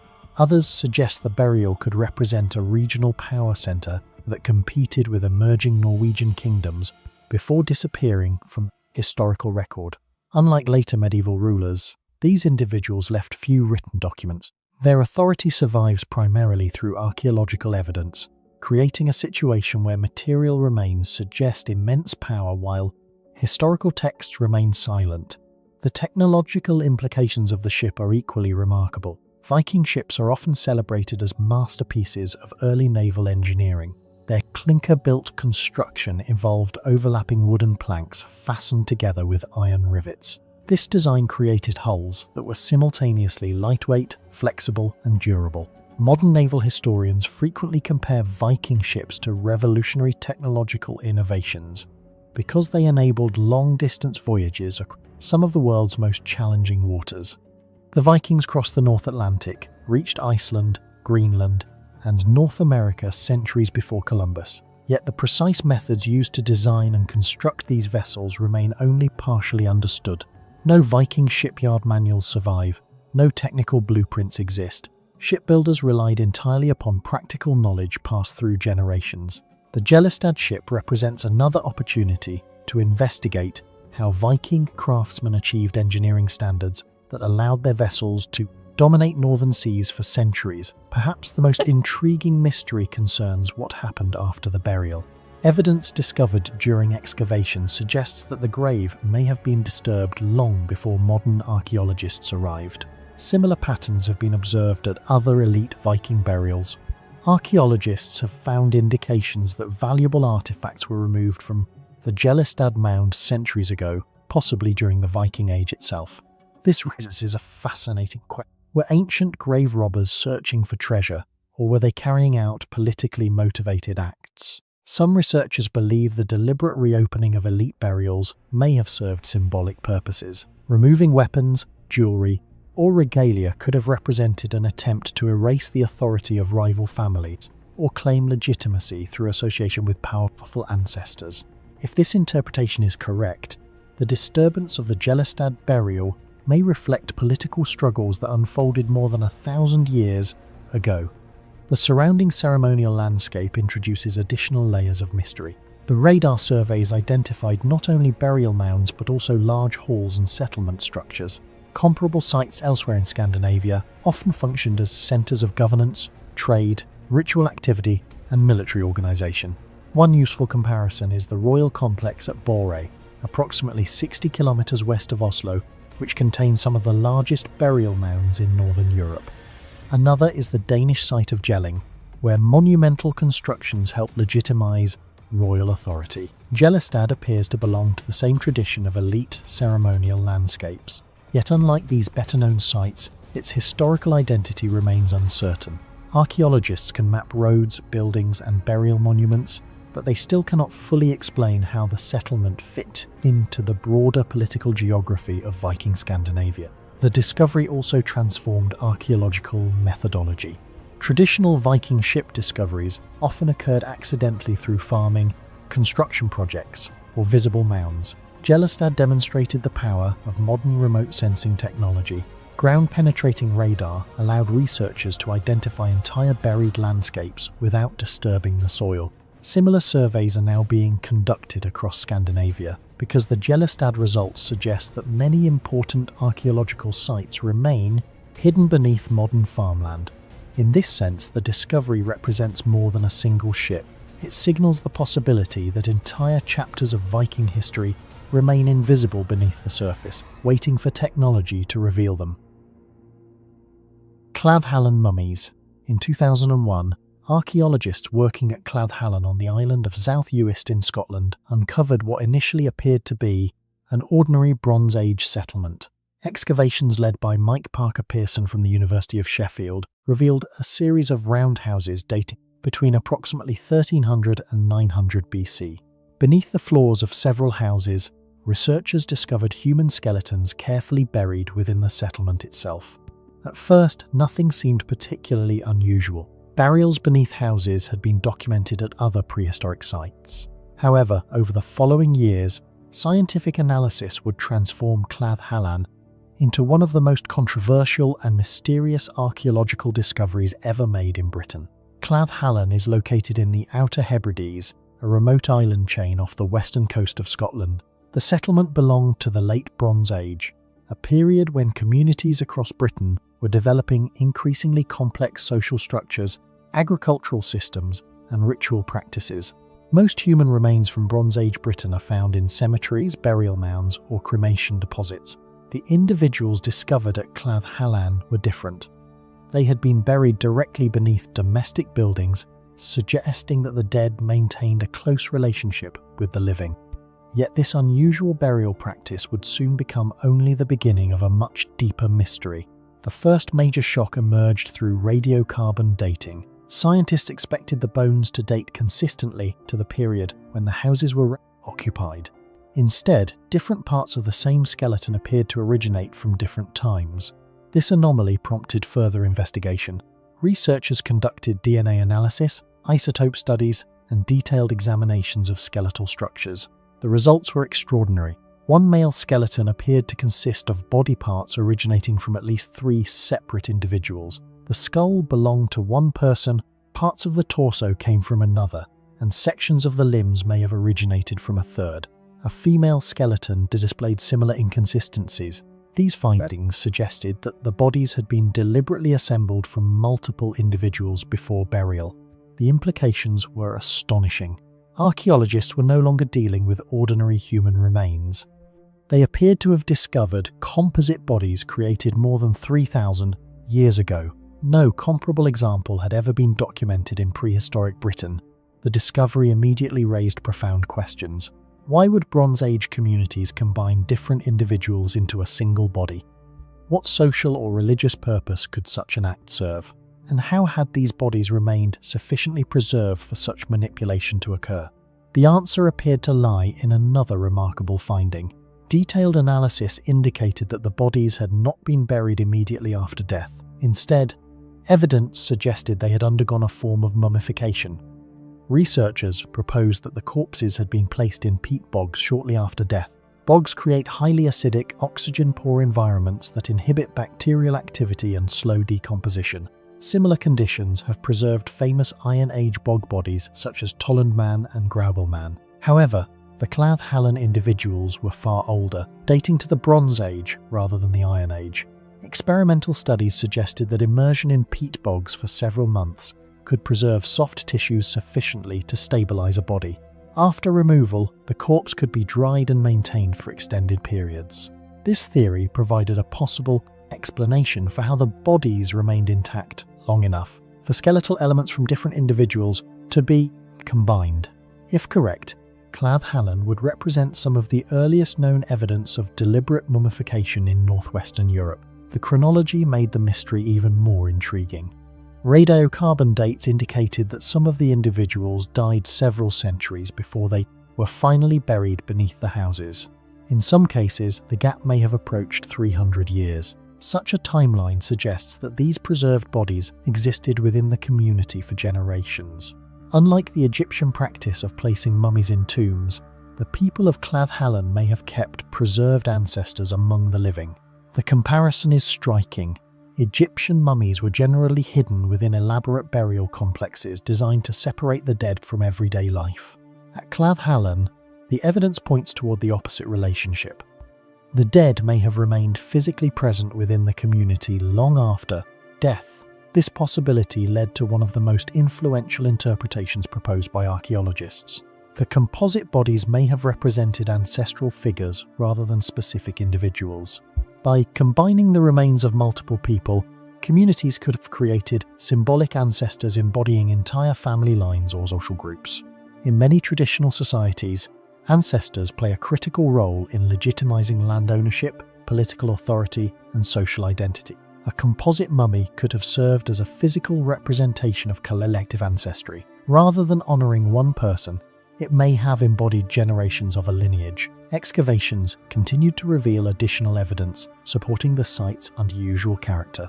Archaeologists uncovered carefully organized house layouts, animal remains, pottery fragments, and evidence of long-term occupation. The settlement was not an isolated ritual center but a functioning community. This combination of ordinary domestic life and extraordinary mortuary practices remains one of Clath Hallan's most fascinating aspects. The people who created these composite bodies were not constructing pyramids or monumental temples. They were farmers and herders living in relatively modest roundhouses on the edge of the Atlantic Ocean. Further scientific investigations produced additional mysteries. Isotope analysis suggested that some individuals consumed diets typical of local populations, while others may have had different life histories. Skeletal examinations revealed signs of disease, injury, and physical labor. Yet despite these detailed biological insights, the cultural logic behind the composite bodies remains elusive. Archaeologists can identify the bones, reconstruct the chronology, and analyze the preservation process, but understanding the beliefs that motivated these actions remains far more difficult. Not all researchers accept the composite mummy interpretation. Some scholars have argued that the apparent mixing of skeletal elements may result from later disturbance, accidental movement, or methodological limitations in the dating process. Archaeology often deals with incomplete evidence, and extraordinary claims require extraordinary proof. The debate continues because no written records exist to explain what occurred at Cladd Hallan. Every interpretation must be constructed from physical evidence alone. This ongoing controversy has become part of the site's significance. Cladd Hallan is not simply a discovery, it is an active scientific puzzle. The site also challenges broader assumptions about prehistoric Europe. Popular imagination often associates advanced mortuary practices with civilizations such as ancient Egypt, Mesopotamia, or China. Cladd Hallan demonstrates that complex treatments of the dead were occurring in remote Atlantic communities thousands of years ago. The people who lived there possessed sophisticated knowledge of preservation, ritual behavior, and social memory. Their methods differ dramatically from those of other ancient cultures, yet they address the same fundamental questions about death, identity, and ancestry. More than 2 decades after the initial excavation, Cladd Hallan remains one of archaeology's most unsettling mysteries.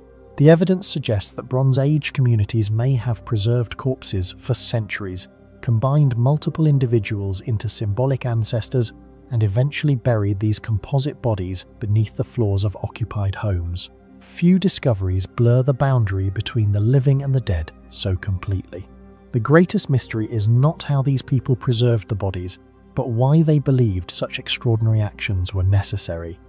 Somewhere within those ancient roundhouses stood individuals who looked upon preserved ancestors assembled from multiple generations and saw something meaningful. Modern science can reconstruct the bones, measure the dates, and analyze the DNA, yet the belief system that transformed several people into a single ancestor remains largely beyond our reach. Cladd Hallan continues to stand as one of the most remarkable reminders that some of the most sophisticated mysteries of the ancient world were not created by emperors or kings, but by ordinary communities whose ideas about death may have been far more complex than we ever imagined. Bog bodies, the people who refused to decay. In 1950, workers cutting peat in a bog near the village of Bjelskovdal in Denmark uncovered what appeared to be the body of a recently murdered man. His face was intact, his beard was visible, wrinkles still marked his skin. The workers immediately contacted the police, believing they had discovered the victim of a modern crime. When archaeologists arrived, however, they revealed something astonishing. The man had not died weeks earlier, or even decades earlier. He had died more than 300 years ago during the Iron Age. Today he is known as Tolland Man, and his discovery became one of the most extraordinary archaeological finds of the 20th century. The phenomenon known as bog bodies has since become one of the greatest mysteries in archaeology. Hundreds of human remains have been recovered from peat bogs across northern Europe, particularly in Denmark, Germany, the Netherlands, Ireland, and the United Kingdom. Many date between 800 BCE and 400 CE. Unlike Egyptian mummies, which were intentionally preserved through elaborate burial practices, bog bodies survived because of a unique natural process. The acidic, oxygen-poor environment of peat bogs effectively halted decomposition. Skin, hair, fingerprints, internal organs, and even stomach contents survived for thousands of years. In some cases, the bodies appear so lifelike that modern observers struggle to believe they belong to ancient history. The mystery begins not with how these people were preserved, but with how they died.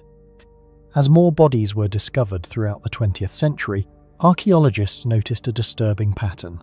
Many had suffered extremely violent deaths. One of the most famous examples is Grobol Man, discovered in Denmark in 1952. Radiocarbon dating placed his death around the 3rd century BCE. Examination revealed that his throat had been cut from ear to ear. The wound was so severe that it nearly severed his head, yet the body showed no evidence of defensive injuries, suggesting he may not have resisted his attacker. An even stranger case emerged in 1984, When Lindoman was discovered in a peat bog in Cheshire, England, advanced forensic analysis revealed that he had suffered multiple forms of execution. He was struck on the head, strangled with a cord, and had his throat cut. Researchers began referring to this pattern as the triple death. Similar evidence appeared in several other bog bodies. The question immediately emerged: why would ancient people kill someone in 3 different ways? The answer remains one of archaeology's greatest unsolved mysteries. Some scholars argue that these individuals were criminals or social outcasts, executed by their communities. However, the evidence often points in a different direction. Many bog bodies appear surprisingly healthy. Their bones show little evidence of hard physical labour. Their diets were relatively rich compared to ordinary people of the period.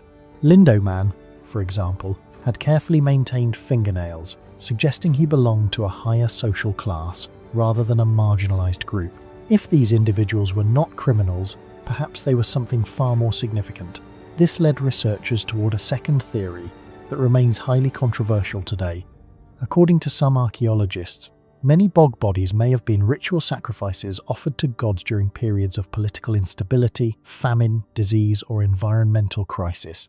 Ancient Celtic and Germanic cultures often regarded wetlands as sacred places where the human world intersected with the supernatural. Archaeologists have recovered thousands of valuable objects from bogs, including weapons, jewellery, tools, cauldrons, and precious metals.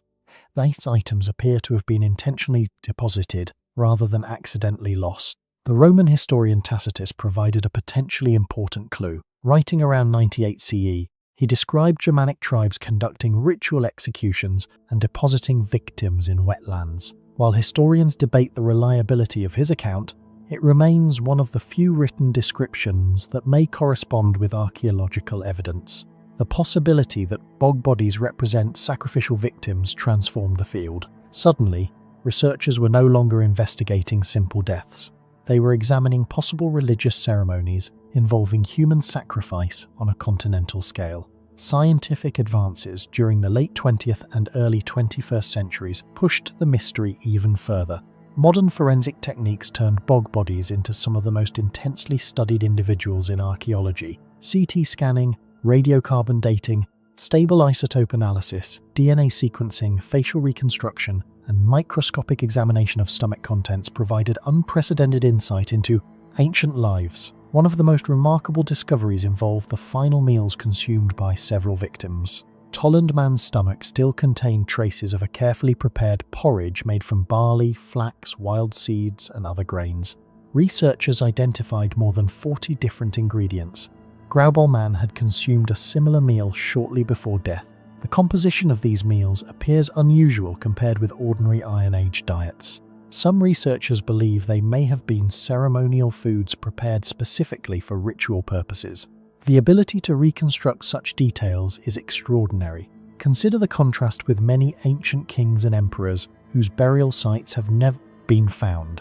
Archaeologists often know more about the final 24 hours of an anonymous bog victim than they do about some of the most powerful rulers of antiquity. Yet another mystery concerns the locations themselves. Why were these bodies consistently deposited in peat bogs rather than cemeteries? Statistical analysis shows that many discoveries occur near ancient territorial boundaries, trade routes, or culturally significant landscapes. Some scholars suggest that bogs functioned as liminal zones, places that existed between worlds. Depositing victims there may have carried symbolic meaning connected to fertility, kingship, warfare, or communication with divine forces. The mystery deepened further with discoveries in Ireland. Old Croghan Man, discovered in 2003, stood approximately 2 meters tall, making him exceptionally large for the Iron Age. Analysis suggested he had enjoyed a privileged lifestyle. His fingernails were carefully groomed, and isotopic evidence indicated access to high-quality food. Yet he suffered a brutal death, involving stab wounds and dismemberment. Some researchers proposed that he may have been a failed king sacrificed after losing divine favour. Similar theories emerged regarding Clonycavan Man, another Irish bog body found in the same year. These interpretations remain debated, but they reveal how dramatically the evidence challenges traditional assumptions. Ancient societies are often portrayed as politically simple compared with modern states. Yet the ritual complexity suggested by some bog bodies rivals ceremonial systems documented in much later civilizations. Despite decades of research, major questions remain unanswered. Not all bog bodies fit the sacrificial model. Some may indeed have been murder victims, criminals, or casualties of interpersonal violence. Others could represent entirely different social practices that left little archaeological trace. The diversity of injuries, burial methods, and locations suggests there may never be a single explanation. The preservation process itself also continues to fascinate scientists. Peat bogs create chemical conditions unlike almost any other environment on Earth. Sphagnum moss releases compounds that increase acidity while reducing bacterial activity. Oxygen levels remain extremely low, preventing normal decomposition. In many cases, skin survives while bone gradually dissolves. This reversal of normal preservation patterns creates challenges for forensic analysis, but also provides opportunities unavailable at most archaeological sites. Çatalhöyük is one of the oldest and most extraordinary urban settlements ever discovered, yet it remains one of archaeology's greatest mysteries. Long before the pyramids of Egypt, long before Stonehenge, and nearly 4,000 years before the rise of classical civilizations such as Greece and Rome, thousands of people were already living together in a vast settlement on the Konya Plain of central Anatolia in modern-day Turkey. What makes Çatalhöyük remarkable is not simply its age. It is the fact that this enormous community functioned in ways that seem almost impossible by modern standards. There were no streets, no palaces, no temples, no obvious rulers, and no visible government. Yet for more than 1,000 years, thousands of people lived side by side in what may represent one of humanity's earliest experiments in urban life. The greatest mystery is not how the settlement was built, but how such a large society operated without leaving behind the structures of power that appear almost everywhere else in human history. The site was first identified in 1958 by British archaeologist James Mellart during a survey of central Turkey. Recognizing its potential significance, Mellart began major excavations in 1961. Almost immediately, the discovery shocked the archaeological community. Beneath an artificial mound rising approximately 20 meters above the surrounding plain lay the remains of a settlement dating back to around 7100 BC. At the time, many experts believed that complex urban societies emerged only after the development of states, kings, and organized governments. Çatalhöyük appeared to challenge that assumption entirely. Excavations revealed layer after layer of densely packed houses, eventually exposing evidence for a settlement that lasted nearly 500 years before being abandoned around 700 BC. The most shocking mystery of Çatalhöyük is its complete lack of streets. Virtually every known city, from ancient Mesopotamia to modern New York, depends upon roads and public spaces to connect people. At Çatalhöyük, however, houses were built directly against one another, with almost no gaps between them. There were no streets running through the settlement. Instead, residents travelled across rooftops. Entry into homes occurred through openings in the roofs, using ladders that descended into living spaces below. The rooftops effectively functioned as an elevated transportation network. Archaeologists estimate that several thousand people may have occupied the settlement at its peak. Some population estimates suggest between 0 and 8,000 inhabitants, while others propose numbers approaching 10,000. To place this in perspective, many European settlements would not reach similar populations for thousands of years. The question remains deeply puzzling. Why would an entire community choose to construct a city with no conventional streets? Some researchers argue that the design improved defense by creating a solid outer wall of houses. Others suggest it reflected social traditions that emphasized communal living.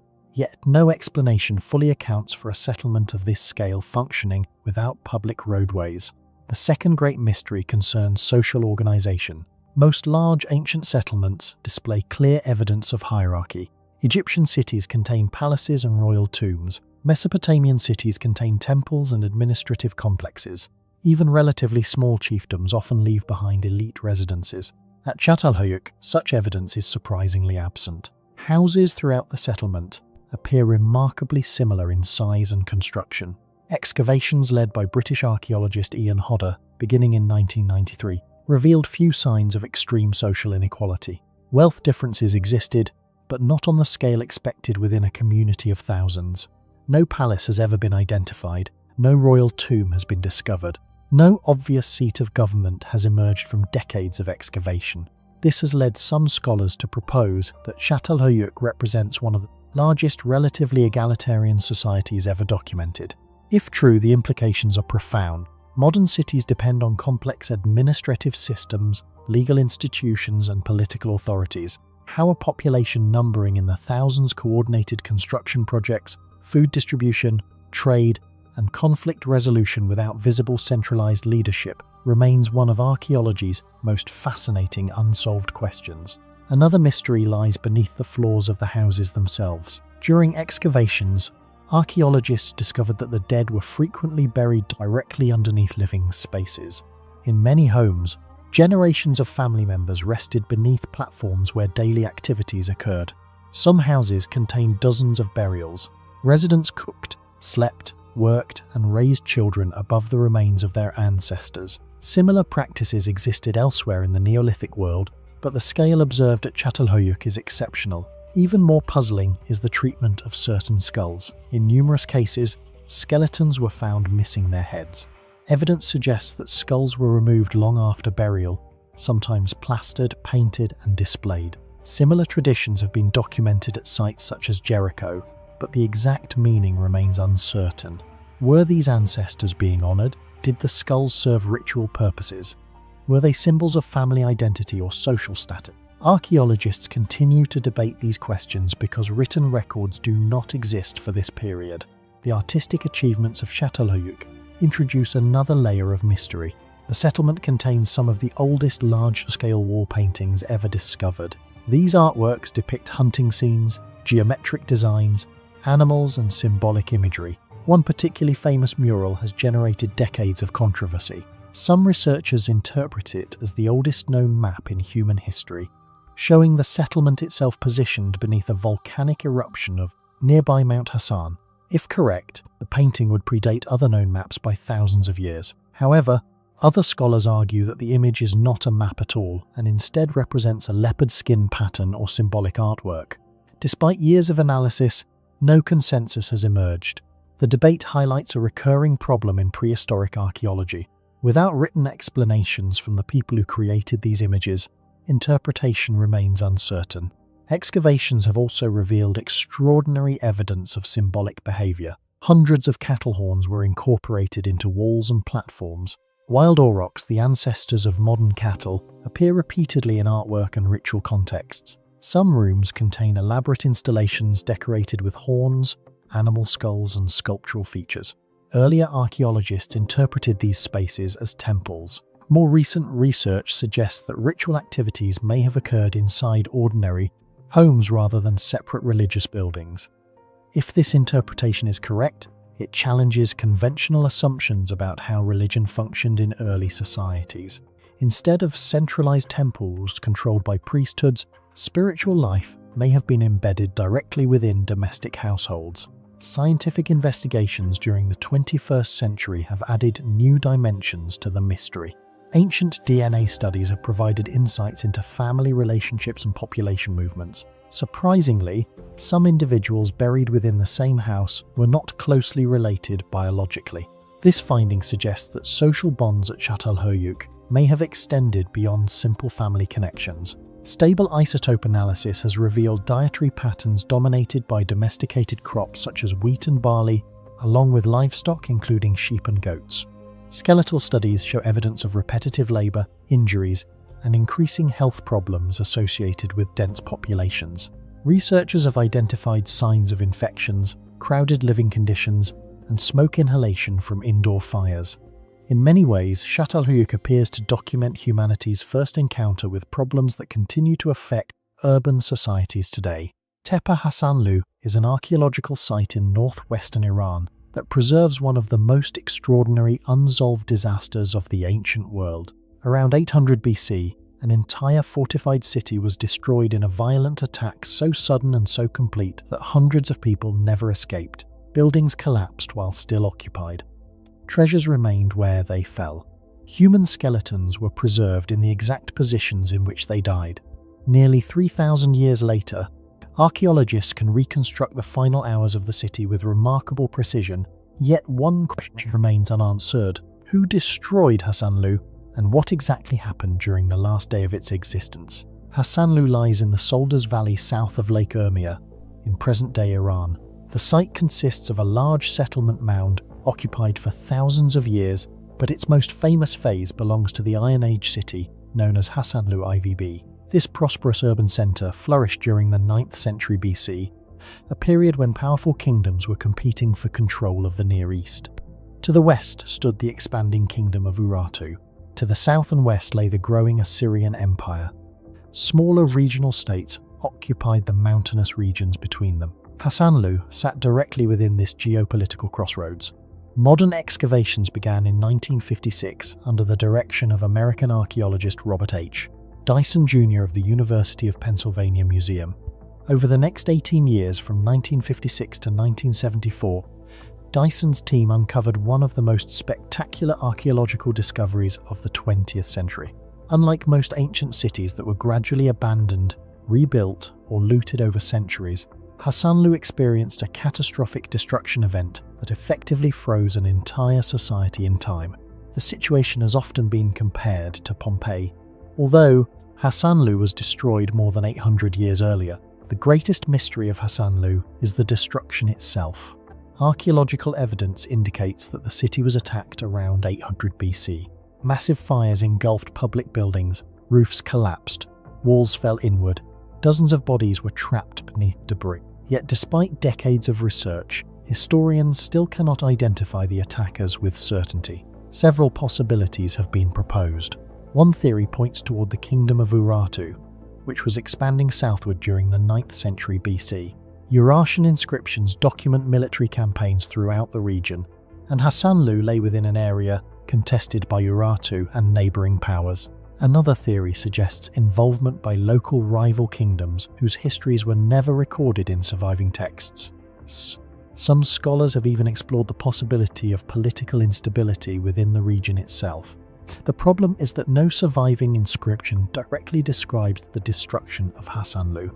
Archaeologists possess the physical evidence of the catastrophe, but not the historical record explaining it. This absence of written testimony creates a unique situation. For many famous ancient battles, historians have texts but limited physical evidence. At Hassanlu, the reverse is true. Archaeologists possess overwhelming physical evidence yet lack the historical narrative. The city essentially preserves the crime scene, but not the identity of the perpetrator. The destruction was extraordinarily violent. Excavators recovered more than 200 human skeletons from the burned ruins. Many were found in positions suggesting panic and attempted escape.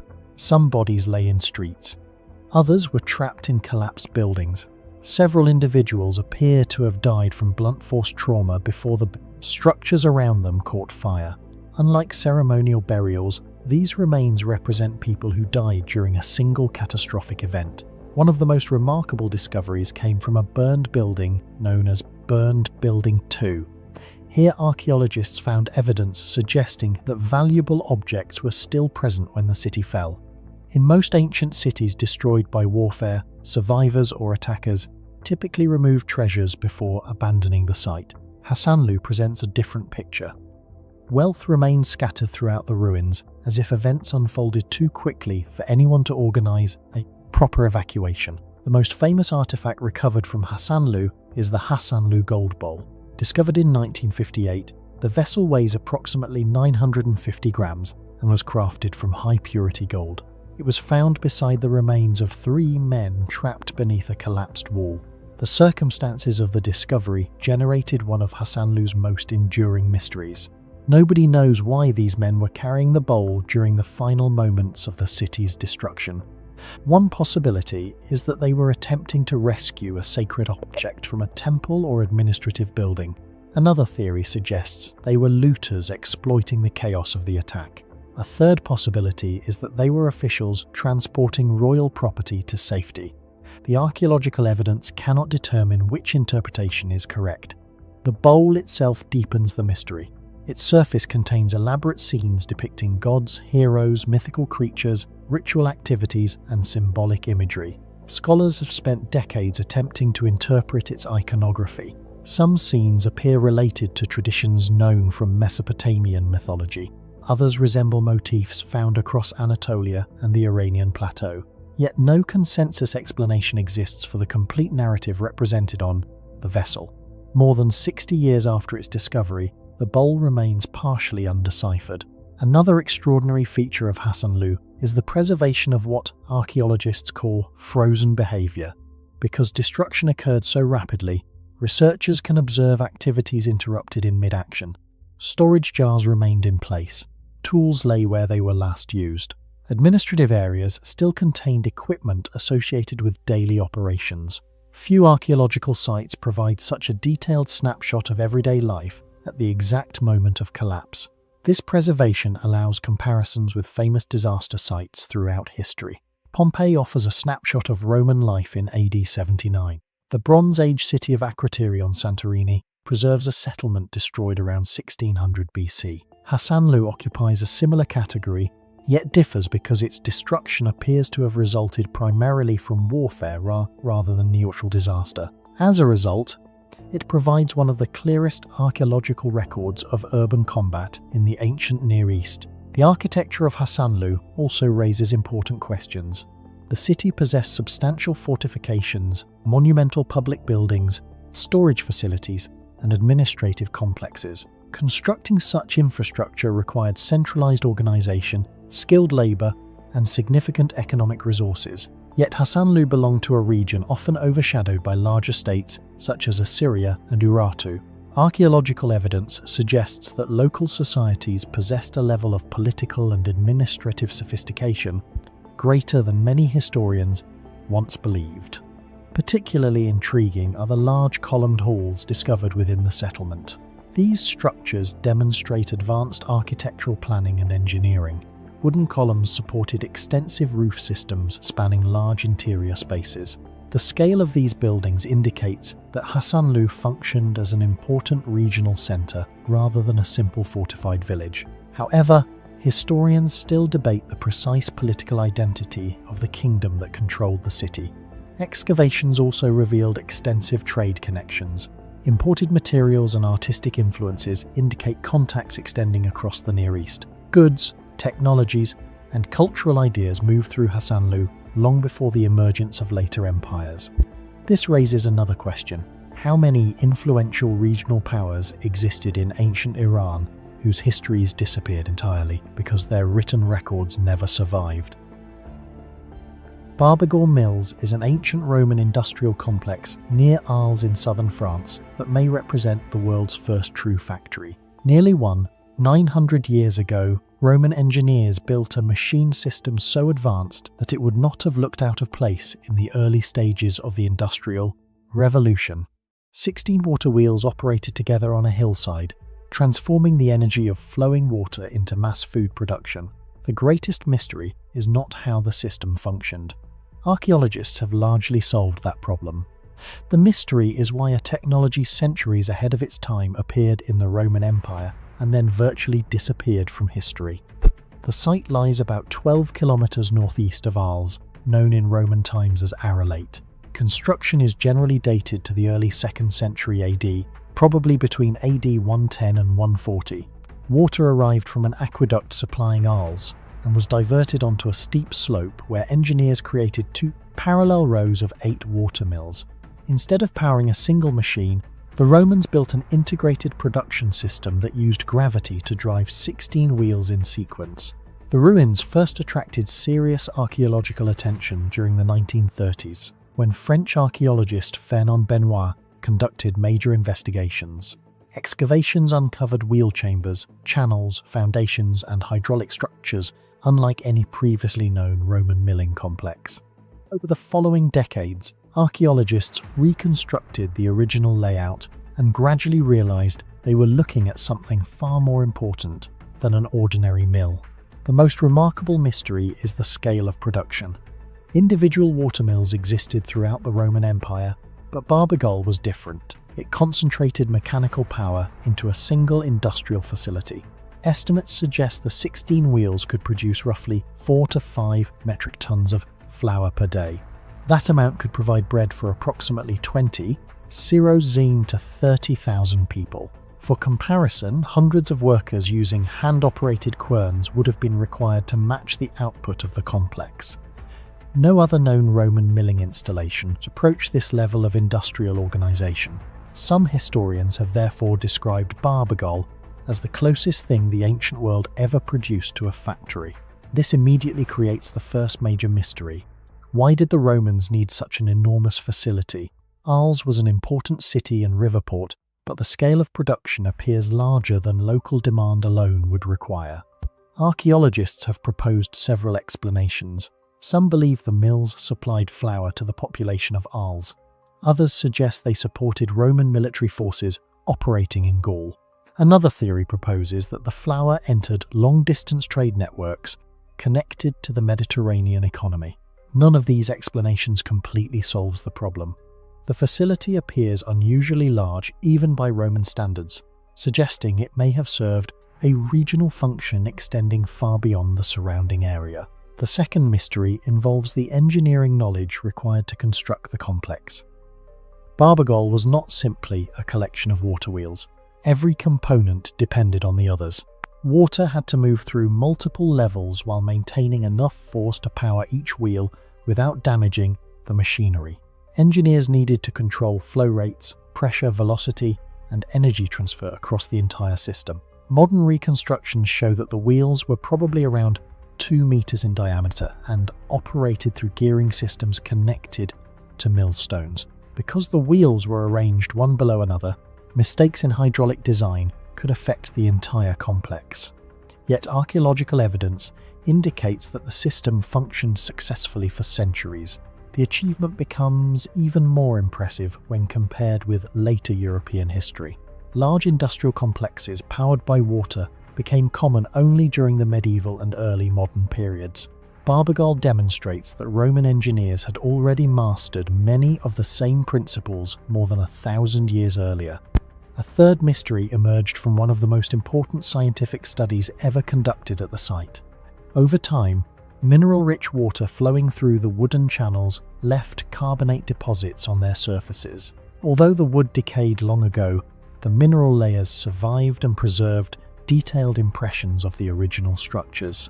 These deposits effectively created a geological record of the machinery. In 2023, a research team led by Cees Paschier of Johannes Gutenberg University Mainz analysed these deposits and reached a surprising conclusion. The evidence suggested that parts of the system used unusually sophisticated wooden flumes designed to regulate water flow. Rather than relying on simple channels, Roman engineers appear to have optimized the movement of water with specialized hydraulic structures. The discovery revealed that the design was more advanced than previously believed. It also produced another mystery. The mineral evidence indicated that the mills may not have operated continuously throughout the year. That finding conflicted with the traditional interpretation of Barbagol as a normal flour-producing facility. Cities require bread every day. Seasonal operation would make little sense if the mills existed primarily to feed the population of Arles. Researchers therefore proposed a new hypothesis. Instead of producing ordinary flour for local consumption, Barbagol may have specialized in manufacturing hardtack, a durable baked biscuit used by sailors. Hardtack could be stored for months without spoiling and served as one of the most important foods in ancient maritime transport. This theory fits several pieces of evidence. Arles was a major transport hub connected to Mediterranean trade routes. Large-scale production would make more sense if the output was intended for ships rather than local bakeries. Seasonal production could also be explained by fluctuations in commercial demand and water availability. Although the hypothesis remains debated, it has become one of the most intriguing explanations for the site's unusual characteristics. The final mystery is perhaps the most important. Why did technology like this disappear? Barbagol continued operating for centuries before eventually being abandoned during the decline of the Western Roman Empire. By the 5th century, the complex had fallen silent. The knowledge required to build similar installations did not vanish completely, but large industrial systems of this scale became extremely rare. For hundreds of years, Europe relied mainly on smaller mills despite the existence of a proven Roman example demonstrating the advantages of concentrated mechanical power. This has led historians to describe Barbagol as a technology ahead of its age. The Romans possessed the engineering capability to build industrial machinery, but the economic conditions necessary for sustained industrial development did not exist. Without those conditions, the technology remained an isolated achievement rather than the beginning of a wider transformation. Today, Barbagol remains one of the strongest pieces of evidence that ancient engineering was more advanced than many people realize. The site shows that Roman engineers were capable of designing integrated machine networks, controlling hydraulic energy on an industrial scale, and operating production systems capable of feeding tens of thousands of people. The ruins do not contain lost treasure or evidence of a forgotten civilization. Their mystery is far more significant. They reveal that nearly 2,000 years ago, Roman engineers created a factory-like machine complex centuries before the world was ready for such technology. The stones show what they built. What remains unknown is why this remarkable achievement appeared so early, why it was never widely copied, and how so much of the knowledge behind it disappeared from history. Cava Ispica is a limestone canyon in southeastern Sicily, Italy, stretching for about 13 kilometers between Modica and Ispica. Hidden inside its cliffs is one of the largest rock-cut landscapes in Europe. Thousands of chambers, tombs, stairways, tunnels, churches, and water systems were carved directly into the stone over more than 3,000 years. The greatest mystery is not who lived here. The real mystery is why so many different civilizations continued expanding the same underground world for centuries, creating a settlement complex whose true size remains unknown. Archaeological research began in the 19th century when scholars recorded extensive cave settlements throughout the canyon. Systematic excavations during the 20th century revealed evidence of occupation from the late Bronze Age through the Greek, Roman, Byzantine, Arab, Norman, and medieval periods. Few archaeological sites in Europe preserve such a long and continuous sequence of human activity within the same landscape. The most remarkable mystery of Cava Ispica is its scale. Archaeologists have documented thousands of artificial cavities carved into the canyon walls, yet no one knows the total number. Entire sections remain inaccessible due to collapses, erosion, and centuries of modification. Unlike famous underground settlements in Cappadocia, Turkey, which were largely created during specific periods, Cava Ispica developed gradually over many centuries. Each generation expanded what earlier inhabitants had already carved, producing an enormous maze that still cannot be fully mapped. The most famous structure is the cento scale, or 100 steps. This monumental rock-cut complex consists of multiple levels connected by a staircase carved directly into the limestone. Chambers, corridors, and access routes descend through the cliff, creating one of the most unusual archaeological structures in Sicily. Its purpose remains uncertain. Some researchers believe it functioned as a defensive refuge during periods of invasion. Others suggest it served as a monastic complex during the Byzantine period. Another theory proposes that parts of the structure were used for storage and agricultural administration. The problem is that archaeological evidence supports several interpretations while conclusively proving none of them. More than a century after its study began, the center scale still lacks a universally accepted explanation. The engineering itself is difficult to ignore. Thousands of tons of limestone had to be removed using hand tools. Workers carved stairways, chambers, and passages while maintaining structural stability inside the cliff. Similar rock-cut achievements are known from Cappadocia and Petra in Jordan, yet Cava Ispica developed under completely different historical circumstances, and without the centralized state systems often associated with such projects. Another major mystery involves the vast number of tombs found throughout the canyon. Archaeologists have identified extensive necropolises containing thousands of burials. Some tombs are simple niches cut into rock faces, while others form complex catacomb-like networks extending deep into the cliffs. The density of these burials raises important questions. In several sectors, the number of tombs appears unusually high compared with estimates of the local population. Some researchers have suggested that parts of Cava Ispica served as regional burial centres, used by communities from a much larger area of southeastern Sicily. If true, the canyon may have held religious or cultural importance far beyond its role as a settlement. Excavations have also revealed numerous Byzantine churches and religious structures. Following the decline of Roman authority in the 5th century AD, southeastern Sicily became a contested frontier between different powers. During this period, communities increasingly relied on naturally defensible locations. The canyon offered protection, access to water, and agricultural land. Several rock-cut churches preserve architectural features associated with Byzantine traditions, demonstrating that Cava Ispica was not simply a refuge. It was a functioning cultural and religious landscape. The mystery is determining how large these communities were and how they managed to survive in such a complex environment for centuries. One of the most impressive but often overlooked achievements is water management. Throughout the canyon, archaeologists have documented cisterns, reservoirs, channels, and collection systems designed to capture rainfall and store water during Sicily's dry seasons. These installations required detailed knowledge of local geology and hydrology. Builders used natural rock formations while modifying them to increase storage capacity. Similar solutions can be found at Petra, where water control was essential for survival. Yet Cava Ispica presents a different challenge because its hydraulic network served numerous settlements scattered throughout a long canyon rather than a single urban centre. Perhaps the most important unanswered question concerns longevity. Most ancient settlements were abandoned after wars, economic collapse, environmental change, or political instability. Cava Ispica was different. Communities continued occupying and modifying the canyon across more than 3 millennia. Its strategic position may explain part of this survival. Sicily stood at the centre of Mediterranean trade routes and repeatedly experienced conflict involving Greeks, Carthaginians, Romans, Byzantines, Arabs, and Normans.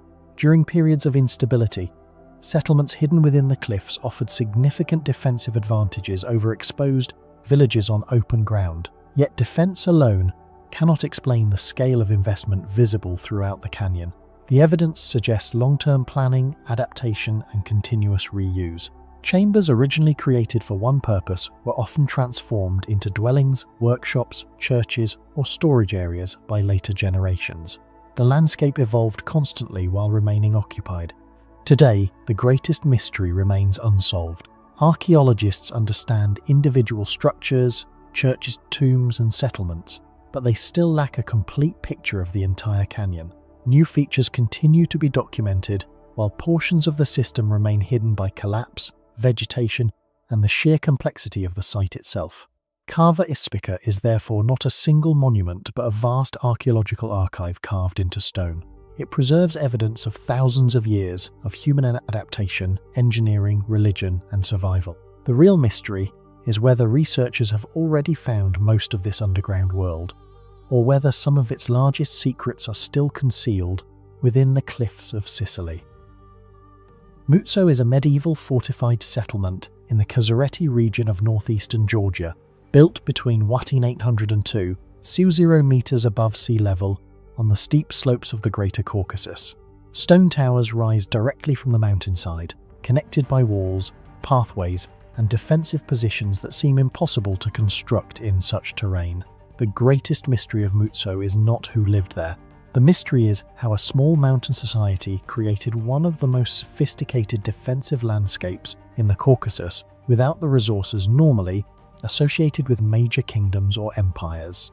Historical sources indicate that Muzzo served as an important stronghold of the Kevzer people for centuries. Most of the settlement was abandoned during the 19th century, leaving behind dozens of towers and ruins.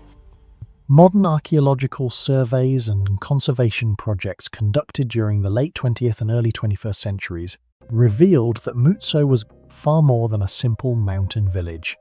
It was a carefully planned defensive system integrated into the surrounding landscape. The most remarkable mystery concerns construction. Every tower, wall, and dwelling was built on slopes so steep that transporting materials remains difficult even today. Unlike many famous medieval fortresses, Mutso has no evidence of large access roads that could have supported heavy construction logistics. Yet thousands of stone blocks were somehow quarried, transported, and assembled across a near-vertical environment. This challenge becomes more impressive when compared with other mountain sites. The famous tower settlements of Svaneti in western Georgia stand on elevated terrain but generally occupy more accessible locations. Even many medieval castles in the Alps were constructed on ridges with relatively manageable approaches. Mutso, by contrast, spreads across exposed cliffs, where nearly every building position presents major engineering difficulties. Researchers generally believe the settlement developed gradually over generations. However, this explanation creates another question. Despite being built over long periods, many structures follow similar architectural principles and defensive logic. The consistency suggests that construction knowledge was carefully preserved and transmitted across centuries. The second mystery involves the military design of the settlement. Mutso was not protected by a single wall. Instead, it relied on multiple layers of defense created through the interaction of towers, natural cliffs, narrow pathways, and elevated observation points. Attackers approaching the settlement would have been exposed long before reaching its core. Many towers were positioned to provide overlapping fields of observation across the valley below.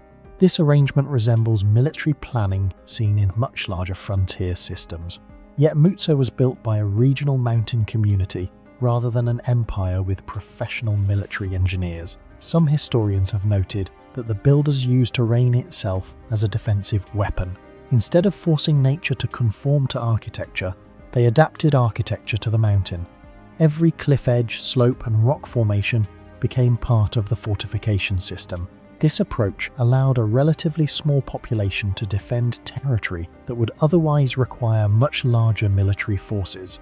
A related mystery concerns communication. Several towers possess direct lines of sight toward neighbouring defensive positions across Khevsureti. Researchers have proposed that warning signals could have been transmitted using fire or smoke. Similar systems are known from the Byzantine Empire and other medieval frontier regions.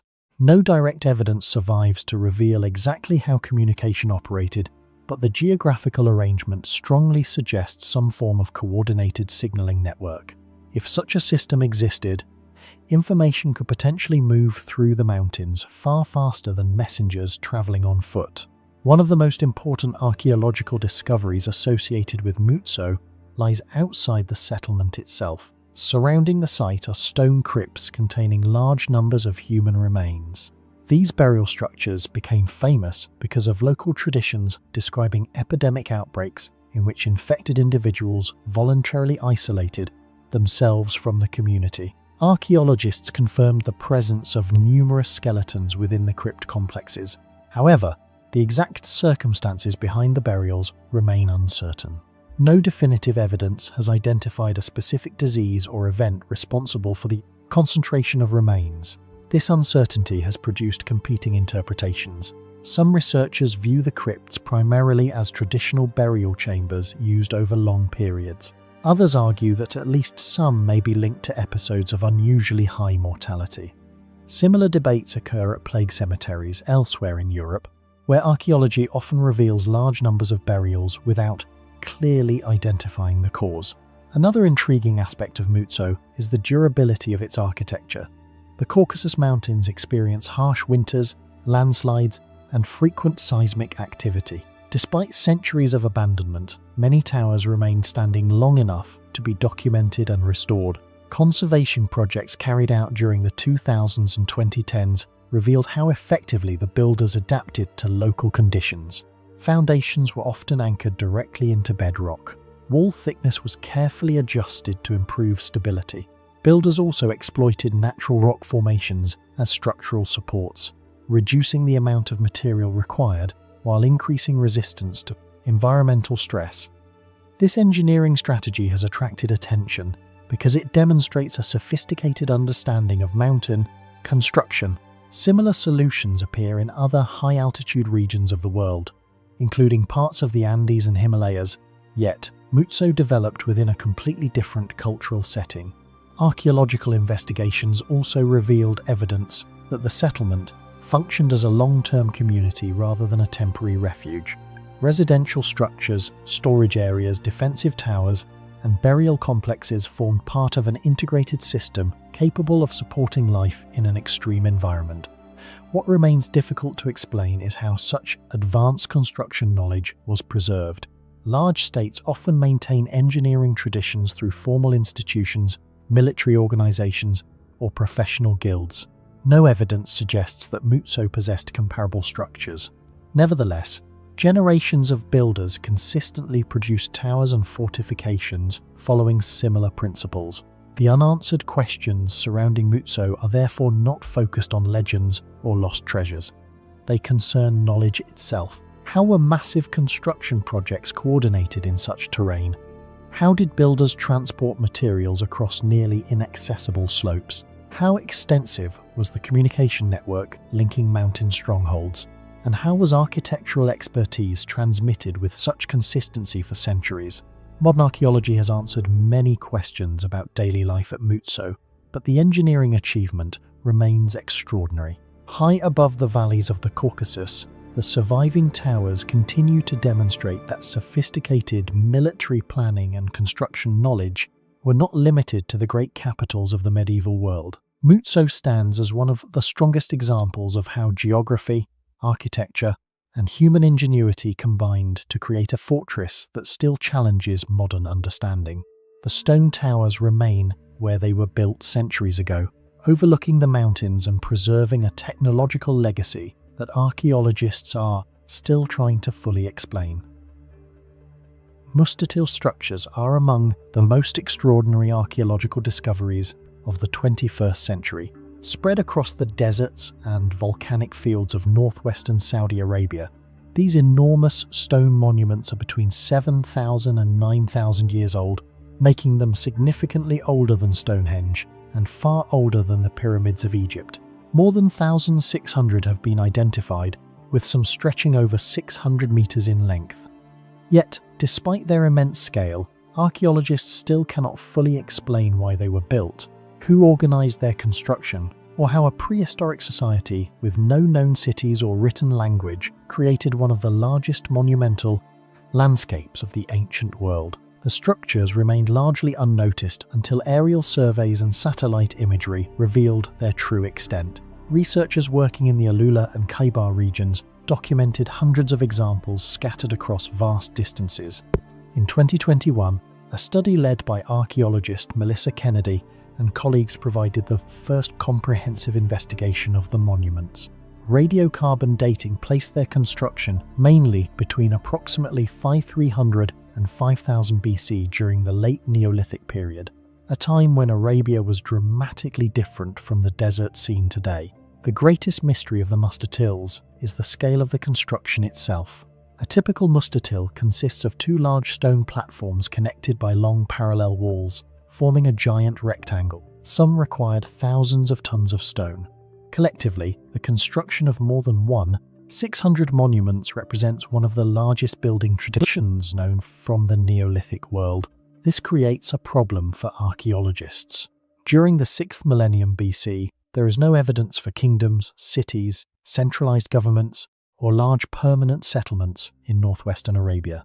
Most prehistoric communities in the region were likely small groups of pastoralists who moved with their herds. Yet the Mustatils required planning, labor coordination, and shared knowledge across hundreds of kilometers. The comparison with other ancient monuments is striking. Stonehenge began around 3000 BC. The Great Pyramid of Giza was built around 2560 BC. The oldest Mustatils were already ancient by the time either project began. Unlike Stonehenge or the pyramids, however, the Mustatils were not concentrated in a single ceremonial center. They were distributed across an enormous region, suggesting a cultural tradition shared by many different communities. For years, archaeologists could not determine the purpose of these monuments. They do not resemble houses, fortifications, tombs, or animal enclosures. The walls are generally too low for defense and the interiors are often too narrow for practical daily activities. Their unusual design challenged every conventional explanation. The first major clue emerged from excavations conducted near Alula. Archaeologists uncovered a chamber inside one of the monuments containing cattle horns, cattle skull fragments, and other animal remains. The deposit appeared to be deliberately arranged rather than discarded as food waste. Radiocarbon dates confirmed that the remains belonged to the same period as the monument itself. This discovery led researchers to propose that the mustatills served a ritual function. The cattle remains may represent offerings connected to ceremonies performed inside the structures. Similar animal sacrifices are known from other prehistoric cultures, but the scale of the mustatills remains unusual. Why would communities invest enormous labor into building monuments hundreds of meters long simply for ritual activities? One explanation is that the structures acted as gathering places for dispersed groups. Neolithic populations may have traveled long distances to participate in seasonal ceremonies, exchange goods, reinforce alliances, and maintain social connections. In this interpretation, the monuments were not merely religious sites but centers of social cooperation that helped unite communities spread across a vast landscape. Another major mystery involves the environment in which they were built. Today, the region is dominated by desert conditions, but geological evidence shows that Arabia experienced a much wetter climate during the Neolithic period. Scientists refer to this era as Green Arabia. Lakes, grasslands, and seasonal rivers supported wildlife and large herds of grazing animals. The presence of cattle remains within the mustatills fits this environmental reconstruction. The timing is particularly interesting because many monuments appear to have been built during a period when climatic conditions were beginning to change. Some researchers suggest that large communal rituals may have become increasingly important as rainfall patterns became less reliable. Communities facing environmental uncertainty may have relied on ceremonies and collective projects to strengthen social bonds. Although this theory remains difficult to prove, it offers one possible explanation for the extraordinary effort invested in the monuments. The distribution of the structures creates another puzzle. Hundreds have been found across regions separated by considerable distances, yet most follow a remarkably similar architectural plan. This consistency suggests the existence of shared beliefs and communication networks connecting populations throughout northwestern Arabia. What remains unclear is how those ideas spread. No written records exist. No evidence of a ruling authority has been found. Nevertheless, generations of builders continued constructing monuments according to the same basic design. The persistence of this tradition indicates a cultural system that archaeologists still only partially understand. Excavations have also shown that some mustatills were reused and modified over time. Certain structures contain evidence of repairs and alterations, suggesting that they remained important for generations. They were not temporary gathering places, but monuments that retained significance for centuries. This long-term use implies stable traditions and the transfer of knowledge between communities. Perhaps the most fascinating mystery is what happened to the people who built them. Monumental architecture usually forms part of a broader civilization that leaves behind settlements, inscriptions, or historical records. The builders of the mustatills left almost none of these traces. Their monuments survived, but their identity largely disappeared. As a result, archaeologists face an unusual situation. They can map the structures, date the stones, study the animal remains, and reconstruct the ancient environment, yet they still know remarkably little about the society responsible for creating them. The monuments reveal what these people accomplished, but not who they were. Today, new surveys continue to identify previously unknown examples across Saudi Arabia. Every discovery increases the scale of the phenomenon and reinforces the same conclusion. Prehistoric Arabia was far more complex than researchers once believed. Thousands of years before the rise of Egypt's pharaohs or the builders of Stonehenge, communities in Arabia were already organizing large-scale construction projects that transformed entire landscapes. The mustatills remain one of archaeology's greatest unresolved mysteries.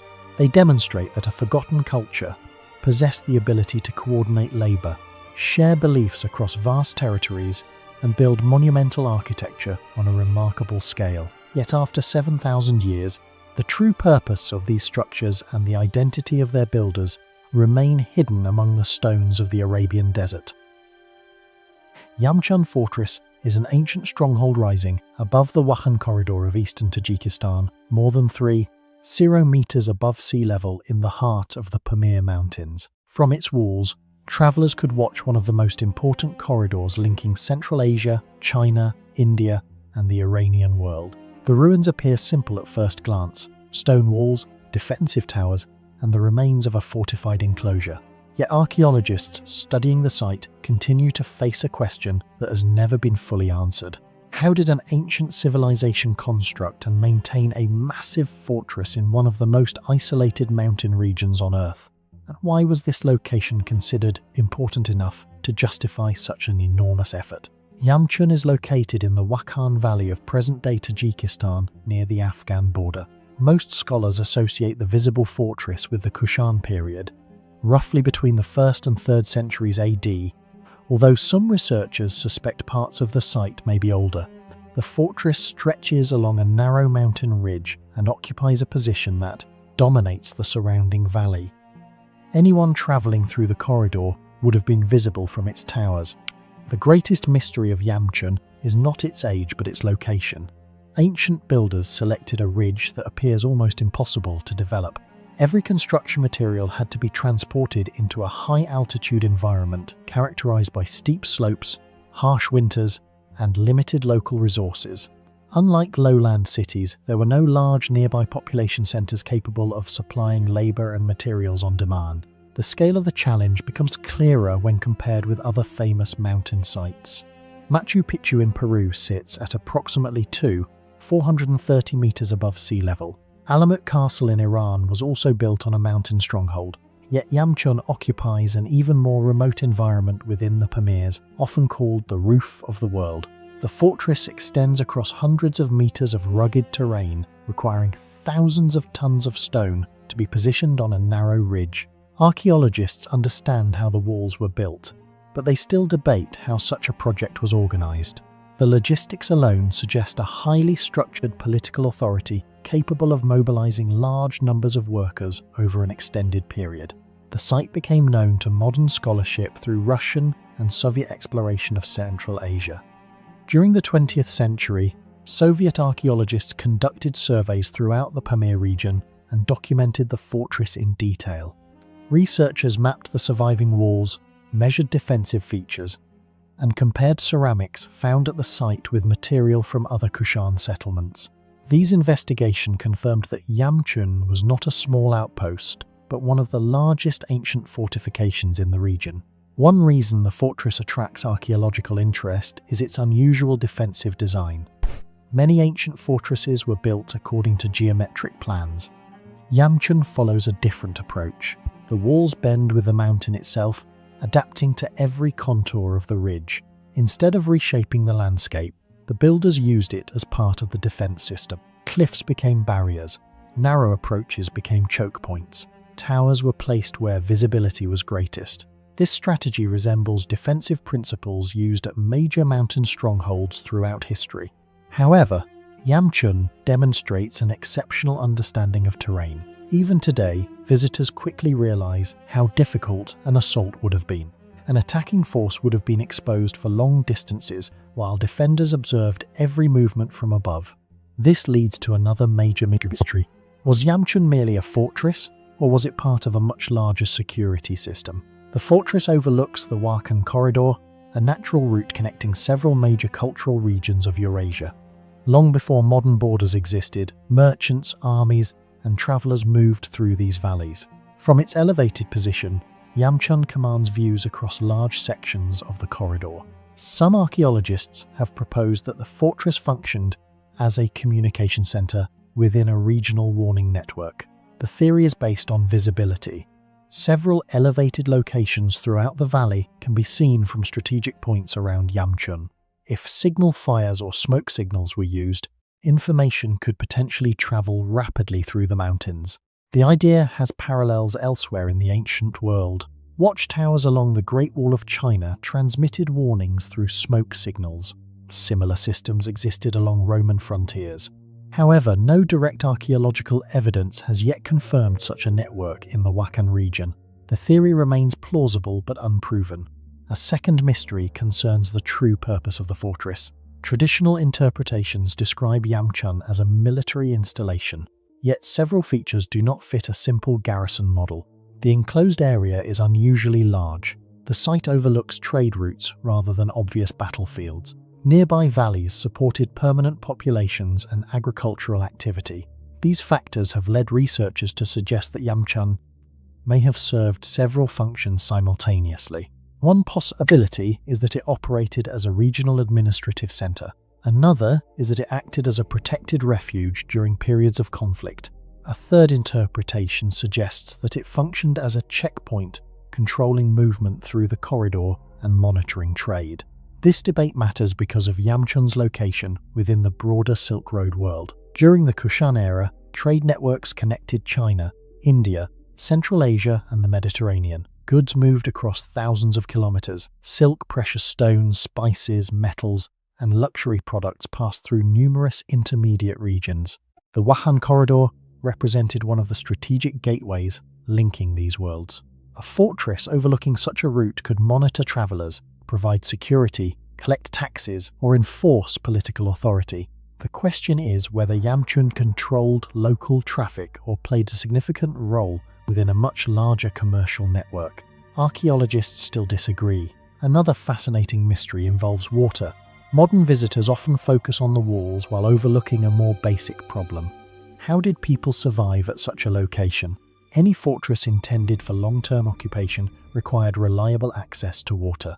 The challenge becomes even greater during sieges. Nearby springs exist within the region, including the famous Bibi Fatima hot springs, but archaeologists still lack a complete understanding of how water was collected, stored, and distributed within the fortress. The issue is important because many successful mountain fortresses depended on advanced water management systems. Masada in present-day Israel survived through enormous cisterns that stored precious water.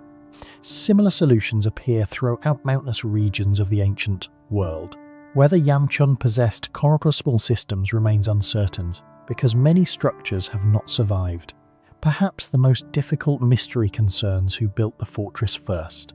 Most scholars agree that the visible remains belong largely to the Kushan period. The Kushan Empire emerged as one of the major powers of Central Asia and controlled extensive trade routes between East and West. Yet several researchers suspect the site may contain earlier phases hidden beneath later construction. Strategic mountain locations were rarely used only once. Throughout history, later civilizations frequently reused older fortifications.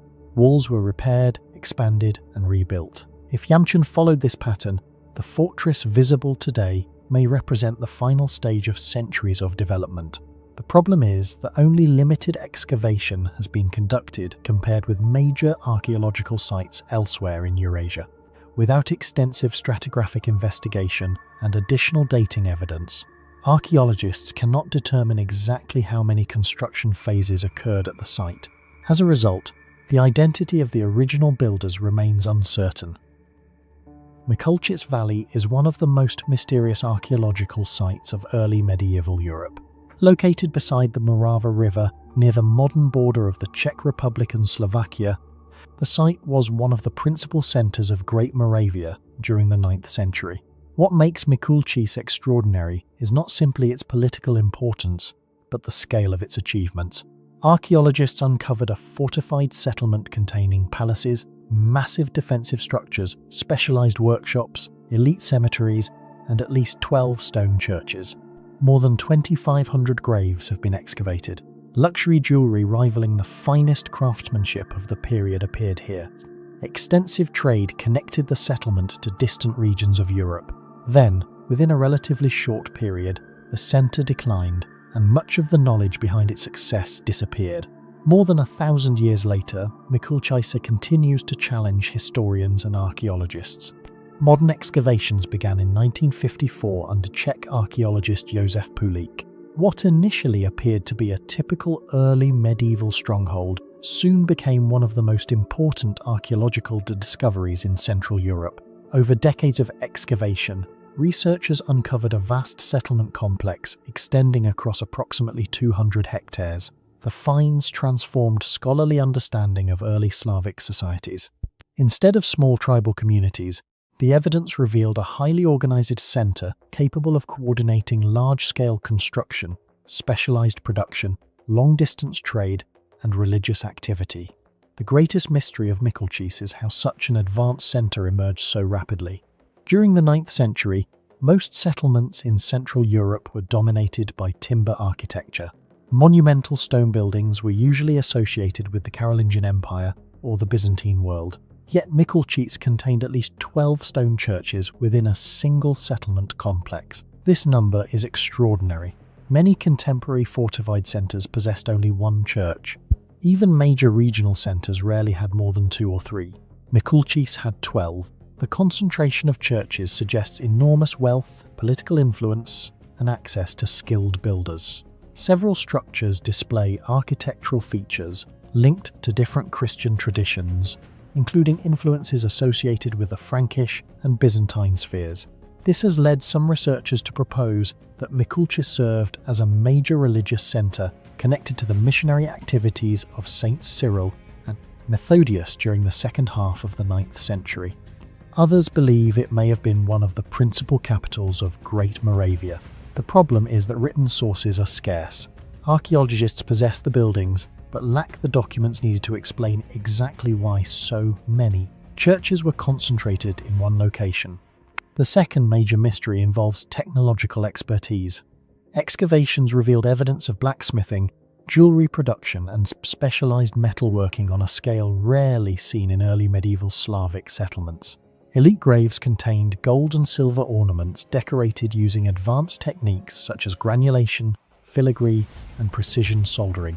These methods required highly trained craftsmen and specialized tools. The quality of some pieces rivals jewelry produced in Byzantine and Carolingian workshops. This raises an important question. Were local artisans capable of mastering these techniques independently, or did foreign craftsmen bring this knowledge into Great Moravia?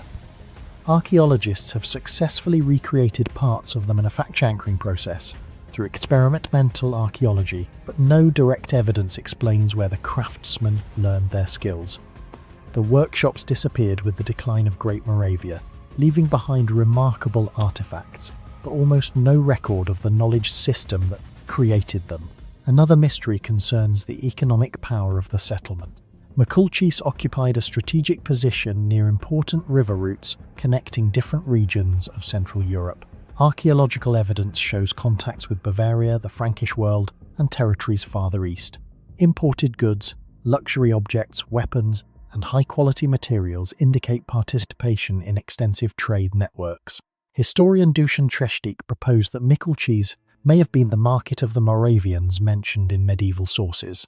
Later studies by archaeologist Lumír Poláček examined this possibility in detail. Yet, despite evidence of large-scale commerce, archaeologists have never identified a clearly defined market district. The products of trade are visible everywhere, but the mechanism that organized this trade remains uncertain. The scale of the settlement creates another puzzle. Supporting a population spread across roughly 200 hectares required enormous quantities of food, raw materials, labor, and fuel. Maintaining workshops required continuous supplies of iron and charcoal. Constructing churches demanded skilled stonemasons and organized transportation systems. Such activities imply a sophisticated administrative structure. Compared with the Carolingian Empire, however, Great Moravia left behind very few written records. Historians can reconstruct the physical city, but still know surprisingly little about how its administration functioned. In many ways, Mikulčice resembles a large medieval capital whose government has vanished from history. The site also reveals evidence of impressive engineering. During the 9th century, the Morava River floodplain was a difficult environment consisting of wetlands, islands, and changing river channels. Excavations uncovered bridges, transportation infrastructure, and large dugout boats used to move people and goods across the landscape. Some of these boats approached 10 meters in length. Maintaining reliable communication across such terrain required planning and engineering knowledge. Seasonal flooding could easily destroy roads and crossings. Yet Mikulčice functioned successfully as a major center for decades. Researchers continue to investigate how its inhabitants adapted the settlement to the constantly changing river environment. The elite burials discovered at the site add another layer of mystery. More than 20,500 graves have been excavated, including richly furnished burials containing swords, spurs, jewellery, imported goods and symbols of status. Some individuals were buried inside churches, an honour usually reserved for the highest levels of society. These graves reveal the existence of a powerful aristocracy, but the identities of many individuals remain unknown. No inscriptions identify the rulers. No royal archives survive. Some of the most influential people in 9th century Central Europe are known only through their skeletal remains and grave goods. The final mystery is the collapse of the settlement. Around the beginning of the 10th century, Great Moravia disintegrated. Historians have proposed several explanations. Magyar incursions may have destabilized the region. Internal political conflicts may have weakened central authority. Economic changes may have disrupted trade networks. Archaeology confirms decline, but provides no single answer. Unlike cities destroyed by earthquakes or volcanic eruptions, Makulchis did not experience one clearly identifiable catastrophe. Instead, the system gradually unraveled. The churches fell into ruin. The workshops ceased operation. The political centre disappeared. Heraclea Lyncestis is an ancient city in present-day North Macedonia that preserves one of the most overlooked technological mysteries of the late Roman world. Founded by Philip II of Macedon during the 4th century BC near modern Bitola, the city stood beside one of the most important transportation corridors in the Balkans. Empires controlled it, armies crossed it, and earthquakes damaged it. Yet the greatest mystery of Heraclea is not who built it or why it disappeared. The real mystery is how its craftsmen created enormous mosaic floors with a level of geometric precision, durability, and artistic complexity that still challenges explanation nearly 15 centuries later. The site lies about 2 kilometers south of Bitola in North Macedonia. Ancient Heraclea occupied a strategic position near the Via Egnatia, the Roman highway connecting the Adriatic coast to Byzantium. Founded by Philip II of Macedon, father of Alexander the Great, the city later became an important Roman and Byzantine centre. During late antiquity, particularly between the 4th and 6th centuries AD, Heraclea expanded with churches, baths, residences, defensive walls, and a large theatre. Modern archaeological research began in the early 20th century, but the discoveries that transformed understanding of the site occurred between 936 and 1938. Excavations revealed monumental structures containing some of the finest mosaics ever found in the Balkans. Additional campaigns between 1960 and 1964 identified the Great Basilica and clarified the city's early Christian history. Further excavations during the 1970s uncovered the episcopal residence and additional mosaic floors, revealing that Heraclea had been one of the most important religious centres in the region. The most remarkable mystery lies beneath visitors' feet. The mosaic floors of Heraclea are among the finest surviving examples of late Roman and early Byzantine craftsmanship in southeastern Europe. They contain geometric patterns, birds, animals, trees, symbolic imagery, and highly organized decorative systems extending across vast surfaces. Thousands of tiny tesserae were placed individually by hand. Yet despite their scale, the designs maintain an astonishing degree of symmetry and consistency. This creates the first mystery: precision. Modern observers often underestimate the technical challenge involved. A simple decorative floor can tolerate small mistakes. A large geometric composition cannot. Even minor errors become obvious when repeated hundreds of times across a wide surface. Yet many mosaic sections at Heraclea maintain remarkably consistent proportions. Archaeologists understand the general process. Craftsmen prepared multiple mortar layers, transferred a design, and inserted tesserae before the surface hardened.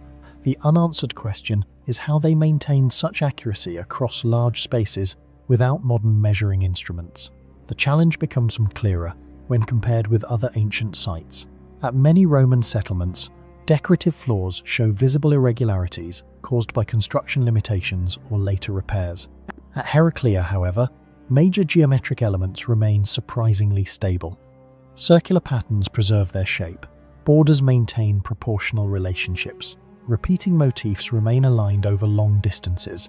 Researchers believe master artisans likely employed sophisticated grid systems, chords, proportional geometry, and carefully standardized workshop procedures.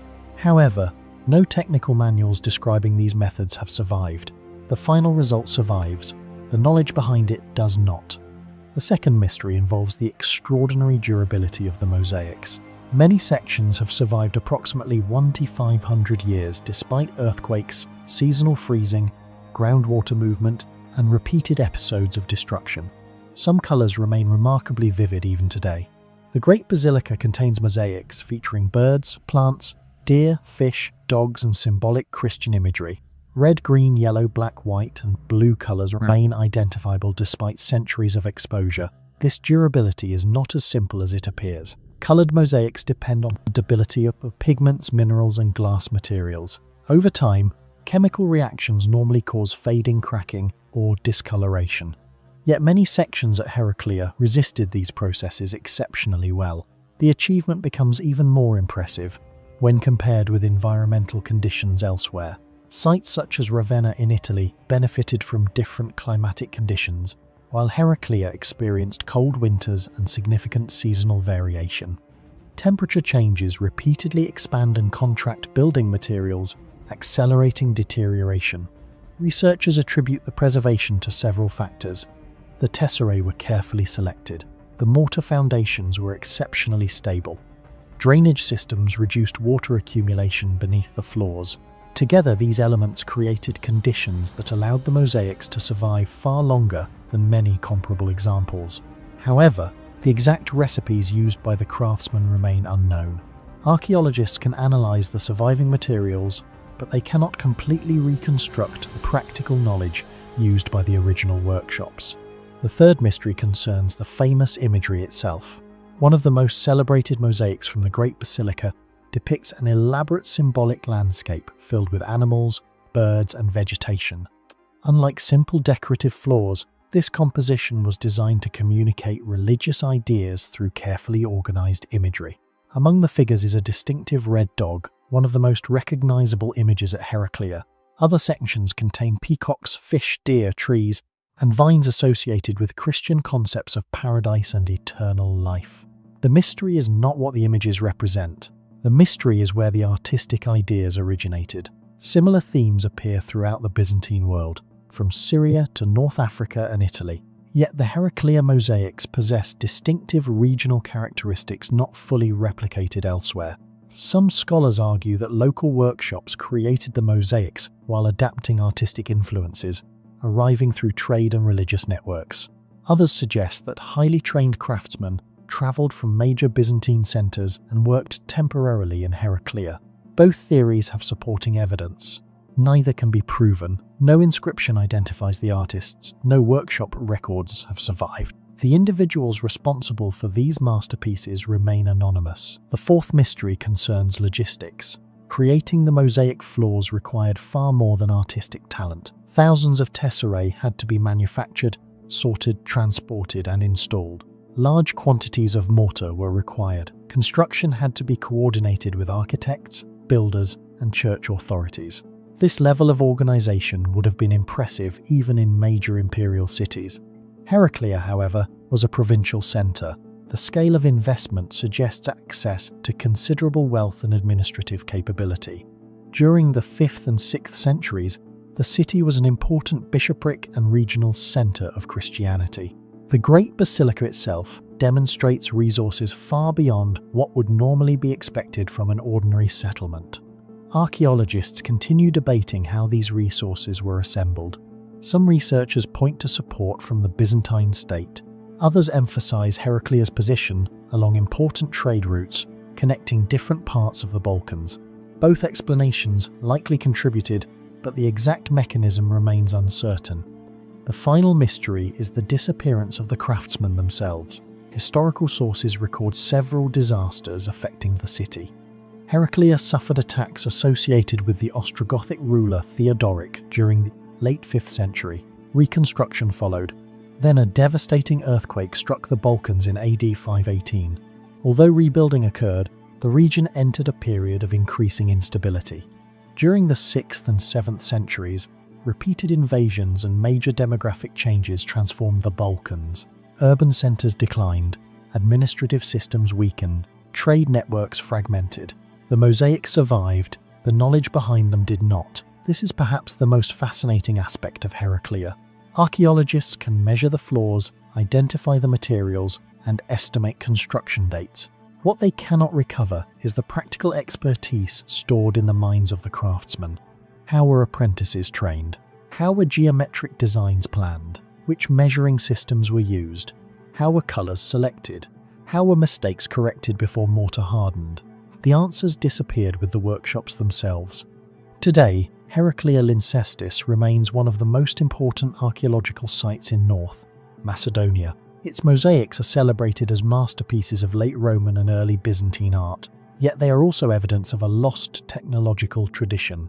The ruins reveal the final product with extraordinary clarity. The methods, calculations, workshop techniques, and practical knowledge that made those achievements possible remain largely invisible. 15 centuries later, visitors can still admire the mosaics. The craftsmen who created them remain one of archaeology's most intriguing mysteries. The Ubaid lizard figurines are among the strangest archaeological discoveries ever found. Long before the rise of the Sumerians, the construction of the pyramids, or the first written records in Mesopotamia, a mysterious culture known as the Ubaid civilization flourished across southern Iraq between roughly 6 to 500 and 3800 BC. The culture takes its name from Tel al-Ubaid, an archaeological site near the ancient city of Ur. The Ubaid people are considered some of the earliest builders of complex settlements in Mesopotamia, developing irrigation systems, temples, and long-distance trade networks thousands of years before the world's first cities appeared. Yet among their pottery, tools, and architectural remains, archaeologists uncovered something completely unexpected: a collection of bizarre figurines depicting creatures that appeared neither fully human nor fully animal, with elongated reptilian heads, almond-shaped eyes, narrow faces, and strangely proportioned bodies. These figures remain one of the most unsettling mysteries from the dawn of civilization. The story began in the early 20th century when British archaeologists excavating sites in southern Mesopotamia started uncovering unusual clay figurines unlike anything previously known from the ancient Near East. Several examples were recovered from Tel al-Ubaid, while additional specimens later appeared at sites such as Eridu and Ur. The figurines were typically made from fired clay and ranged from a few centimeters to over 20 centimeters in height. What immediately caught researchers' attention was their appearance. Rather than depicting ordinary humans, many possessed long lizard-like heads, prominent almond-shaped eyes, pointed chins, and bodies that appeared unnaturally thin. Some figures were female, identifiable by breasts and hips. Others appeared male. A few were depicted holding infants that displayed the same reptilian features as the adults. One famous figurine shows a female figure nursing a reptilian baby, creating an image that has fascinated and disturbed researchers for decades. The most shocking aspect of the figurines is that no one knows exactly what they represent. Unlike later Mesopotamian civilizations, the Ubaid culture existed before the invention of writing. There are no surviving myths, religious texts, temple inscriptions, or historical records explaining the meaning of these strange figures. Archaeologists are left with only the objects themselves and the context in which they were found. This absence of explanation has transformed the figurines into one of archaeology's most enduring mysteries. They appear sophisticated and intentional, yet their symbolism has vanished completely from history. One of the earliest attempts to explain the figurines suggested that they represented deities or supernatural beings. Religion played a central role in Ubaid society, and some of the figurines were discovered in locations that may have had ritual significance. The site of Eridu is particularly important in this discussion. Excavations led by Iraqi and British archaeologists during the 1940s uncovered what many scholars consider the earliest known temple complex in Mesopotamia. Built around 5400 BC and rebuilt numerous times over centuries, Eridu became one of the major religious centers of the Ubaid world. Since some reptilian figurines were discovered in association with ritual contexts, researchers proposed that they may have represented gods, spirits, or mythological ancestors. The problem is that no later Mesopotamian deity resembles them. The famous gods of Sumer, Akkad, Babylon, and Assyria possess entirely human appearances. If the figurines depict divine beings, they belong to a religious tradition that disappeared without leaving clear descendants. Another theory argues that the figures may represent humans wearing ritual masks. Similar practices have appeared throughout history, from prehistoric Europe to indigenous cultures in the Americas. According to this interpretation, the elongated heads may not be biological features at all but ceremonial costumes worn during religious ceremonies. However, this explanation faces difficulties. Many figurines display carefully sculpted anatomical details that seem integrated into the body rather than added as removable masks. The proportions often appear intentionally reptilian rather than simply human figures wearing disguises. No actual masks from the Ubaid period have been discovered to support the theory. The figurines become even stranger when compared with other prehistoric art from the same era. Across Europe, Anatolia, and the Levant during the 6th and 5th millennia BC, human figurines generally emphasize fertility, motherhood, or everyday life. The famous Neolithic figurines from Çatalhöyük in modern Turkey, for example, depict recognizable humans despite their stylized forms. Ubaid figurines stand apart because they seem to deliberately blur the line between human and reptile. Their appearance is so unusual that some modern observers immediately associate them with science fiction concepts, though archaeologists strongly reject such interpretations because they lack evidence. What makes the mystery compelling is not any extraordinary explanation, but the fact that a prehistoric culture genuinely chose to represent certain beings in this highly unusual manner. Excavations throughout the 20th century revealed additional clues but no definitive answers. Work at Ur by the British archaeologist Sir Leonard Woolley between 1922 and 1934 uncovered extensive evidence of Ubaid occupation beneath later Sumerian layers. Similar investigations at Eridu by Fuad Safar and Seton Lloyd in the 1940s demonstrated that the culture spread across a vast region of southern Mesopotamia.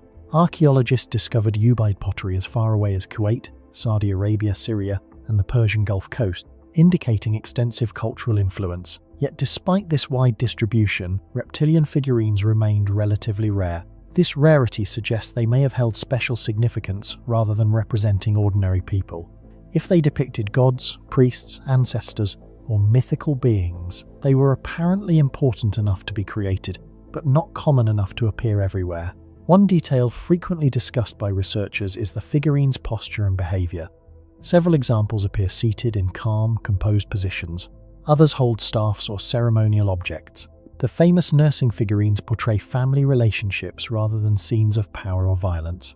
These characteristics suggest that whatever the reptilian beings represented, they were integrated into normal social or religious life. They were not depicted as monsters. To the people who created them, these figures may have represented respected individuals, sacred ancestors, or supernatural protectors.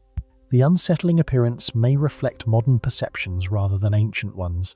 The mystery deepens when considering what happened afterward. Around 4000 BC, Mesopotamian society began transforming into the urban civilizations that would eventually produce writing, monumental architecture, and organized states. As these changes unfolded, the reptilian figurines largely disappeared. Later Sumerian art introduced entirely different religious imagery. Thousands of tablets survive from the 3rd millennium BC onward, describing gods, kings, rituals, and myths in remarkable detail. Yet none clearly reference the strange reptilian beings seen in the Ubaid figurines. It is as if an entire symbolic tradition vanished before written history began. Modern scientific methods have provided additional context but not resolution. Radiocarbon dating confirms the antiquity of the sites. Stratigraphic analysis places the figurines firmly within Ubaid cultural layers. Comparative studies of settlement patterns reveal a sophisticated society capable of large-scale cooperation and religious organization. Yet no archaeological breakthrough has solved the figurines' meaning. Unlike mysteries eventually explained through new discoveries, the Ubaid reptilian figures remain resistant to interpretation because the critical evidence may simply no longer exist. The Green Sahara rock art is one of the strangest archaeological mysteries ever discovered because it preserves evidence of a world that should not have existed. Today, the Sahara is the largest hot desert on Earth, yet thousands of ancient paintings scattered across its cliffs and caves depict rivers, lakes, elephants, crocodiles, giraffes, and large human communities. These images suggest that between roughly 12,000 and 5,000 years ago, vast parts of North Africa were green and fertile. The mystery is not simply that the environment changed. The mystery is that an entire world disappeared so completely that its people left behind almost nothing except enigmatic images carved and painted onto stone. The most famous collection of these artworks is found in the Tassili Naja Plateau in southeastern Algeria. Covering tens of thousands of square kilometers, the region contains more than 15,000 recorded paintings and engravings. Although known locally for generations, the site gained international attention after French explorer Henri Lot led a series of expeditions beginning in 1956. His team spent years documenting the artwork and revealed one of the largest concentrations of prehistoric art ever discovered. Among the thousands of images, archaeologists found scenes of hunting, fishing, herding, dancing, and ritual activity, but a particular group of paintings stood out from everything else. Known as the round-head figures, these images are among the weirdest ever found in ancient art. Generally dated between about 8,000 and 6,000 BC, they depict beings with enormous circular heads, featureless faces, floating bodies, and proportions unlike normal humans. Some appear to hover in the air, others tower above smaller figures. Unlike later paintings that clearly show cattle herders and daily life, these images seem almost supernatural. Archaeologists still debate what they represent. Some believe they depict deities or spirits.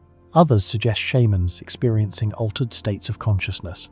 No explanation has been universally accepted. The most famous of all these figures is the great god of Sephar. Located within the Sephar region of Tassili, the image shows a giant humanoid figure with a massive round head and outstretched arms. When Henri Lot published photographs of the painting during the 20th century, it immediately attracted worldwide attention. To many observers, it looked less like a human and more like something from another world. Decades later, it continues to appear in books, documentaries, and debates about unexplained ancient imagery. While sensational theories often claim it represents extraterrestrials, archaeologists generally view it as a symbolic or religious figure. The problem is that nobody can prove exactly what it meant to the people who created it. Another mystery emerged from a series of unusual paintings that appear to show mushroom-shaped objects connected to human figures. During the 1990s, Italian ethnobotanist Giorgio Samarini argued that these scenes could represent ritual use of hallucinogenic mushrooms. Some images appear to show individuals holding large mushrooms, while others depict mushroom-like forms attached to the head by thin lines. Samarini proposed that prehistoric shamans may have entered trance states through psychoactive substances and then recorded their visions in rock art. If correct, these paintings could represent some of the oldest visual evidence of psychedelic rituals ever discovered. Critics argue that the supposed mushrooms may simply be symbolic objects or plants. More than 30 years later, the debate remains unresolved. The animal imagery found throughout the Sahara is almost as shocking as the strange human figures. The paintings include hippopotamuses, crocodiles, elephants, rhinoceroses, fish and giraffes, animals that cannot survive in most parts of the modern Sahara. For many years, some researchers questioned whether the paintings accurately reflected reality. Later geological and satellite studies confirmed that enormous lakes and river systems once existed across the region during a period known as the African Humid Period. In other words, the artists were documenting a real world that has completely vanished. Few archaeological discoveries have revealed such a dramatic environmental transformation. Excavations across the Sahara have uncovered additional evidence of this lost world. Archaeologists found stone tools, pottery, fishing equipment, animal remains, and human burials in areas now covered by desert. One of the most important discoveries came from Gabbero in Niger. Excavated by a team led by paleontologist Paul Sereno during the early 2000s, the site contained hundreds of burials dating between approximately 7700 and 2500 BC. The cemetery revealed that large communities once lived beside lakes that no longer exist. Some individuals were buried with ornaments and grave goods, suggesting developed cultural traditions. The discovery shocked researchers because it demonstrated how densely populated parts of the Green Sahara had once been. Yet the greatest mystery remains the fate of these people. Around 5500 BC, environmental conditions began changing. Rainfall declined, lakes started shrinking, and grasslands gradually disappeared. Communities that had thrived for thousands of years were forced to adapt or migrate. Archaeologists believe many groups moved toward more hospitable regions such as the Nile Valley and the Sahel. However, there is still no clear record explaining exactly where they went or what became of their cultures. The paintings show their existence in remarkable detail, but history preserves almost none of their names, languages, beliefs, or stories. The Sifar region adds even more mystery. Hidden among labyrinths of sandstone formations are thousands of strange images depicting giant beings, horned figures, hybrid creatures, and scenes that remain difficult to interpret. Some researchers see evidence of religious ceremonies. Others see mythology or symbolic storytelling. Because no written records survive, every explanation remains speculative.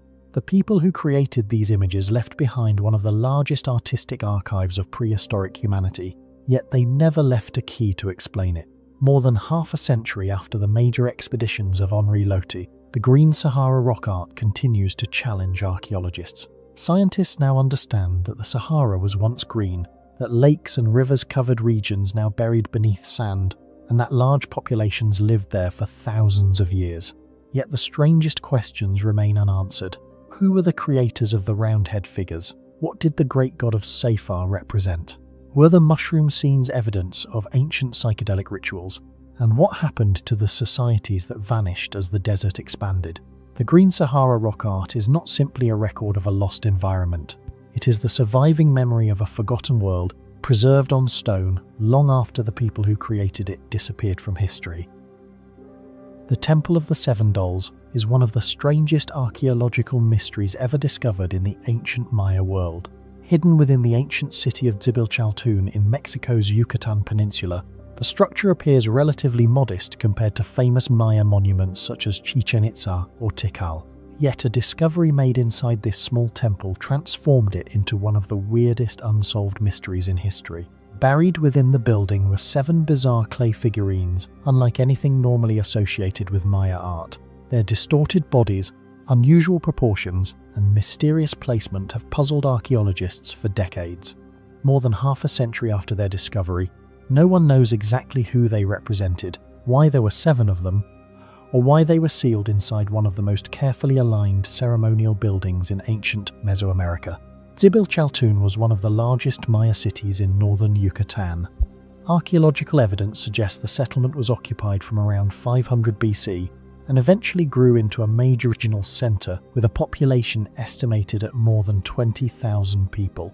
The Temple of the Seven Dolls was constructed during the late pre-classic and early classic periods, roughly between 150 BC and AD 500. For centuries it stood as an important ceremonial structure before eventually being buried beneath later construction. The mystery began during excavations carried out by Mexico's National Institute of Anthropology and History between the 1950s and early 1960s. Archaeologists discovered that the visible platform concealed an older temple inside.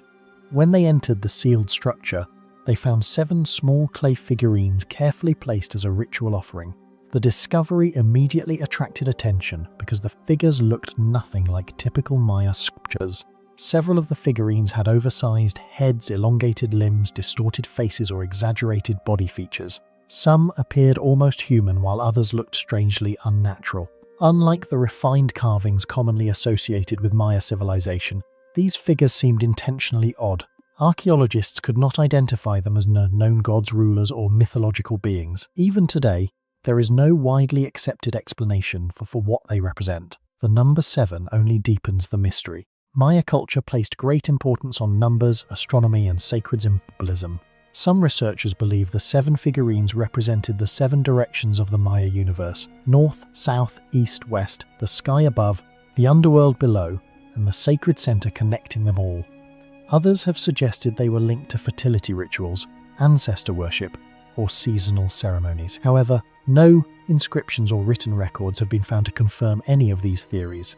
The temple itself contains another remarkable feature. Archaeologists discovered that the structure was aligned with extraordinary precision to the movements of the sun.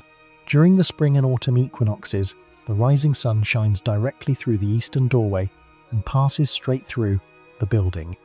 This alignment still occurs today and demonstrates the advanced astronomical knowledge of the Maya. Thousands of visitors continue to gather at the site to witness the phenomenon. What makes the story especially strange is the connection between the solar alignment and the 7 figurines hidden inside. The figures were not randomly scattered. They were deliberately placed within one of the most astronomically important buildings in the city. Some researchers believe they may have played a role in ceremonies connected to the equinoxes or agricultural cycles.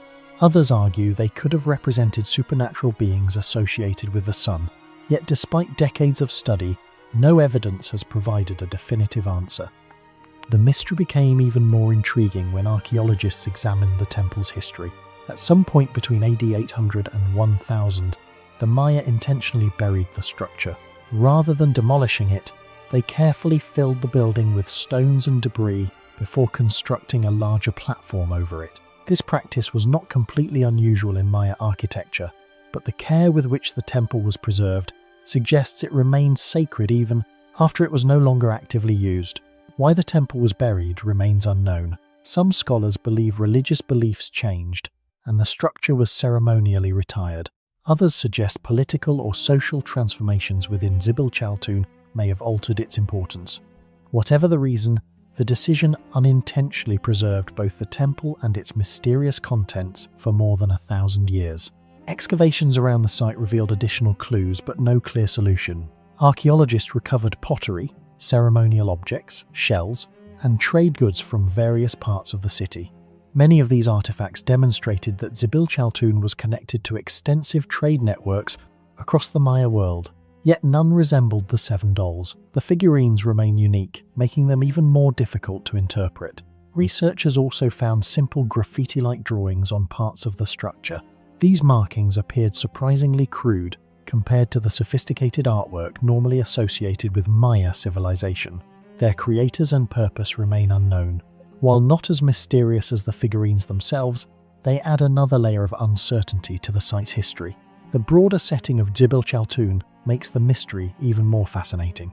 The city was built around the Xlaka cenote, a large natural sinkhole that provided fresh water and served as an important ceremonial location.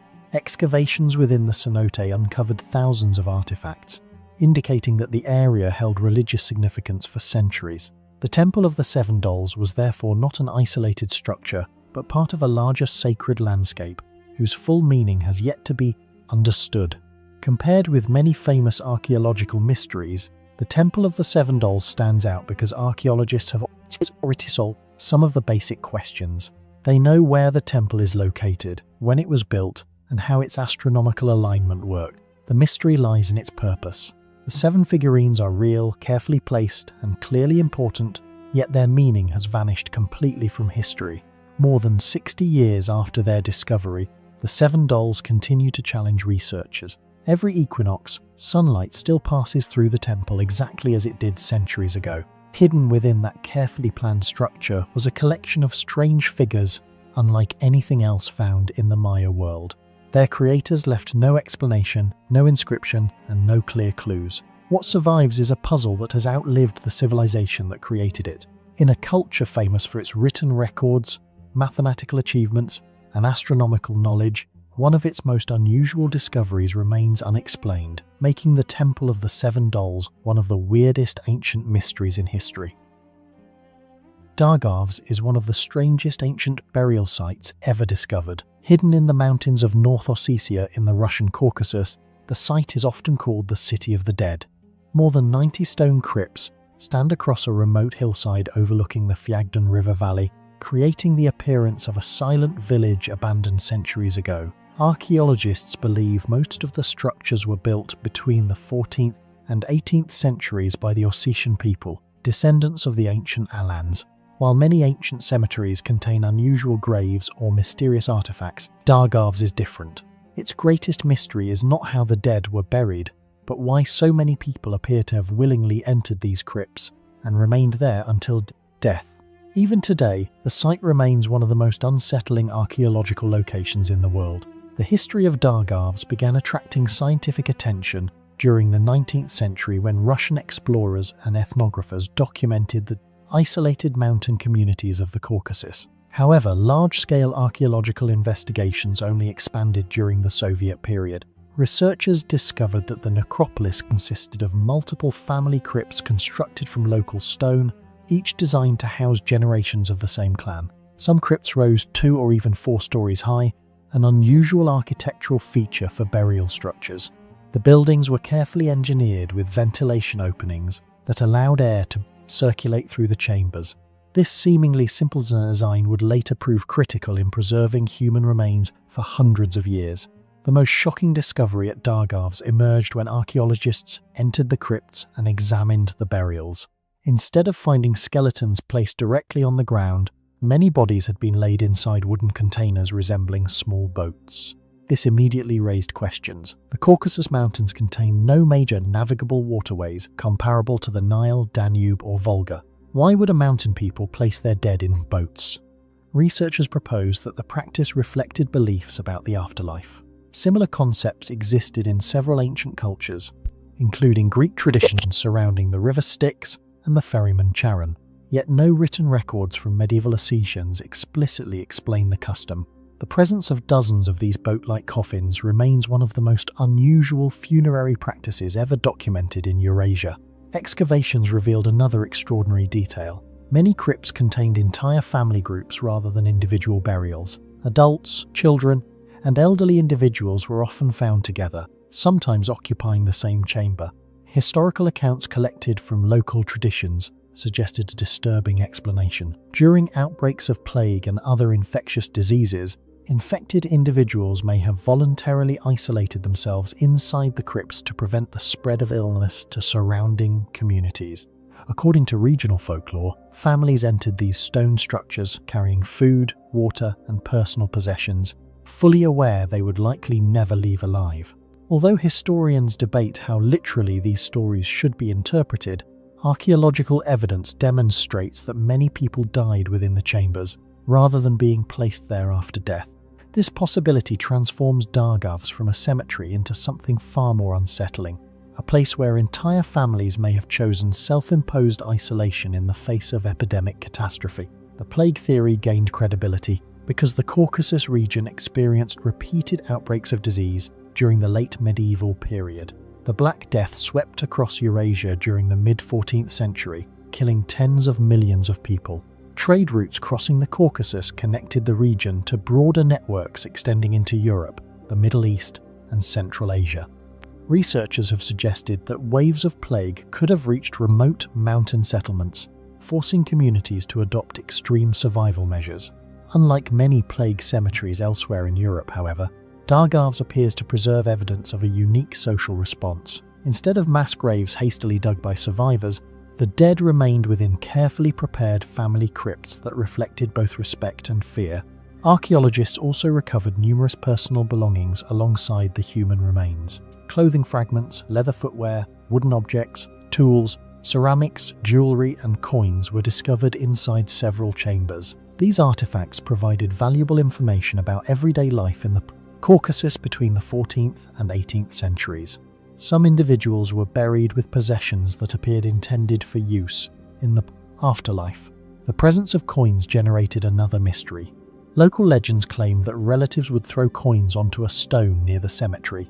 If the coin struck the stone and produced a clear ringing sound, it meant the soul had successfully reached the next world. Although impossible to verify historically, the persistence of this tradition demonstrates how deeply spiritual beliefs became intertwined with the necropolis. Perhaps the most remarkable scientific aspect of Dargavs is the preservation of the bodies themselves.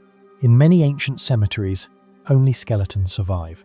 At Dargavs, however, numerous remains retain soft tissues, hair, clothing, and organic materials.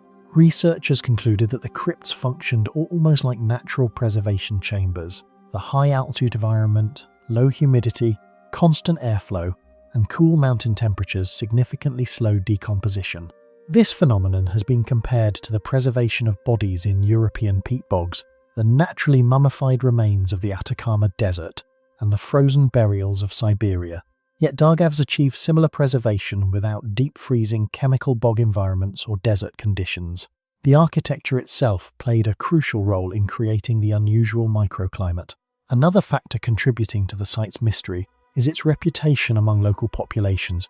For generations, residents repeated a warning that anyone who entered the city of the dead would never return alive. Such beliefs discouraged visits and may have unintentionally protected the necropolis from looting. While countless ancient burial sites across Eurasia were robbed over centuries, many Dargov's crypts remained relatively undisturbed. The combination of geographical isolation, superstition, and fear preserved archaeological evidence that might otherwise have disappeared forever. Modern investigations continue to generate new questions. DNA analysis has the potential to reveal family relationships among the buried individuals, helping researchers understand whether entire bloodlines occupied specific crypts. Isotopic studies may eventually clarify diet, migration patterns, and social organization within medieval Ossetian communities. Yet even with advanced scientific methods, the central mystery remains unresolved. Were the crypts simply family tombs used over many generations, or did they also function as voluntary quarantine chambers during times of epidemic crisis? Did the boat-shaped coffins symbolize a spiritual journey, or were they connected to forgotten traditions that no longer survive in written memory? In 1833, French writer and diplomat Alphonse de Lamartine arrived in the Ottoman city of Niš during a journey across the Balkans. What he encountered there was unlike anything he had seen before. Standing beside the road was a stone tower covered with human skulls. Hundreds of them stared outward from the walls, embedded in neat rows as part of the structure itself. Lamartine later described the monument in his travel writings, introducing one of Europe's most disturbing historical sites to the wider world. Travellers had seen battlefields, mass graves and ruins before, but few had ever reported a building constructed from the remains of nearly 1,000 people. Even today, nearly 2 centuries after Lamartine's visit, the Skull Tower of Niš remains one of the strangest monuments in history. It is a place where archaeology, warfare, politics and mystery intersect, raising questions that historians still struggle to answer. The story behind the tower begins on May 31, 1809, during the First Serbian uprising against the Ottoman Empire. Near Niš, Serbian rebel forces under the command of Stevan Sinjelić occupied defensive positions on Chigar Hill. They faced a much larger Ottoman army led by Huršid Pasha. As Ottoman troops broke through the Serbian defences, Sinjelić reportedly realised that defeat was unavoidable. Rather than surrender, he fired into a gunpowder magazine located within the Serbian trenches. The resulting explosion devastated both armies. Contemporary estimates suggest hundreds of Serbian fighters and a significant number of Ottoman soldiers were killed instantly. The explosion became one of the defining moments of Serbian resistance, but what followed was even more extraordinary. Huršid Pasha wanted to ensure that news of the rebellion's defeat spread throughout the Balkans. Ottoman soldiers were ordered to decapitate the dead Serbian rebels. Their heads were prepared and sent to Constantinople as proof of victory, while the skulls were retained locally. Soon afterward, a tower approximately 4.5 meters high was constructed near the main road entering Niš. Historical records indicate that around 952 skulls were embedded into its walls, arranged in rows on all 4 sides. The monument was designed to send a simple message to anyone considering rebellion. This was the fate awaiting those who challenged Ottoman authority. This is what makes the Skull Tower so unusual. History contains many examples of trophies taken from enemies.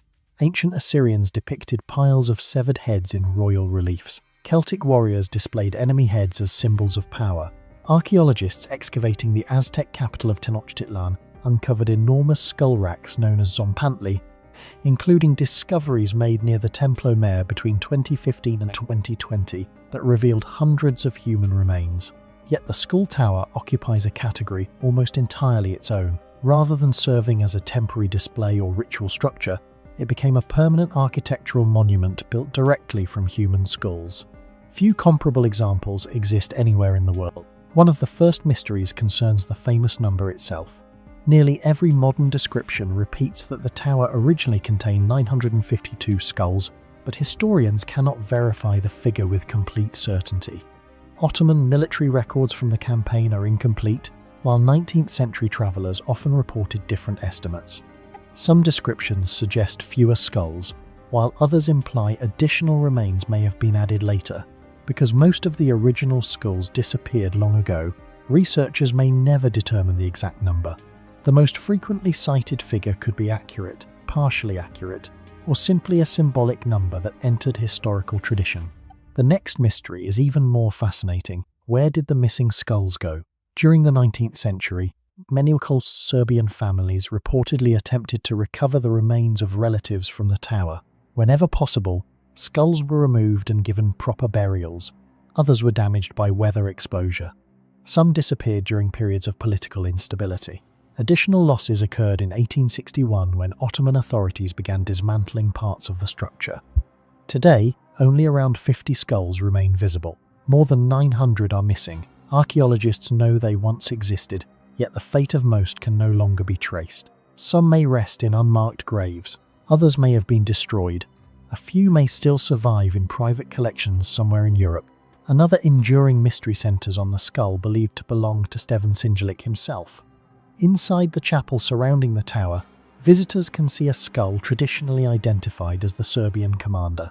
According to historical accounts, it was preserved because of its symbolic importance. However, modern science has never conclusively verified the identification. No confirmed DNA comparison has been completed, and the chain of custody stretches back more than 2 centuries. The skull may indeed belong to Sinjelic, but historians cannot prove it. One of the most famous relics in Serbian history, therefore remains partly a matter of tradition rather than certainty. The tower's transformation over time is equally remarkable. When it was first constructed, it represented fear. Every traveller entering Niš would immediately understand the warning embedded in its walls. Yet history produced the exact opposite outcome from what its builders intended. Following Serbia's gradual liberation from Ottoman rule, the monument became a symbol of sacrifice and national resistance. Instead of destroying it, Serbian authorities chose to preserve it. In 1892, a chapel was constructed around the remaining structure to protect it from further damage. A monument created to suppress rebellion eventually became a memorial honouring those who rebelled. Although the Skull Tower is not a traditional archaeological site buried beneath the earth, researchers have conducted numerous studies of the structure throughout the 20th and 21st centuries. Conservation teams documented the surviving skulls, analysed patterns of deterioration, and compared modern conditions with historical descriptions. These studies revealed just how much of the original monument had vanished. Early travellers described walls densely packed with skulls. Modern surveys show that more than 90% of the original remains have disappeared. The loss is so extreme that the tower visible today represents only a fraction of what 19th century observers witnessed. Researchers have also examined evidence of repairs and modifications. Over 2 centuries, weather, conflict, and restoration efforts altered the structure considerably. Some skulls were repositioned, portions of the masonry were reinforced. The chapel itself changed the monument's appearance and environment. As a result, historians face a difficult challenge when attempting to reconstruct exactly how the tower looked during its earliest years. The Skull Tower also raises broader questions about psychological warfare in the pre-modern world. Displays of severed heads were not unknown within the Ottoman Empire. Military commanders occasionally used them to demonstrate victory and discourage resistance.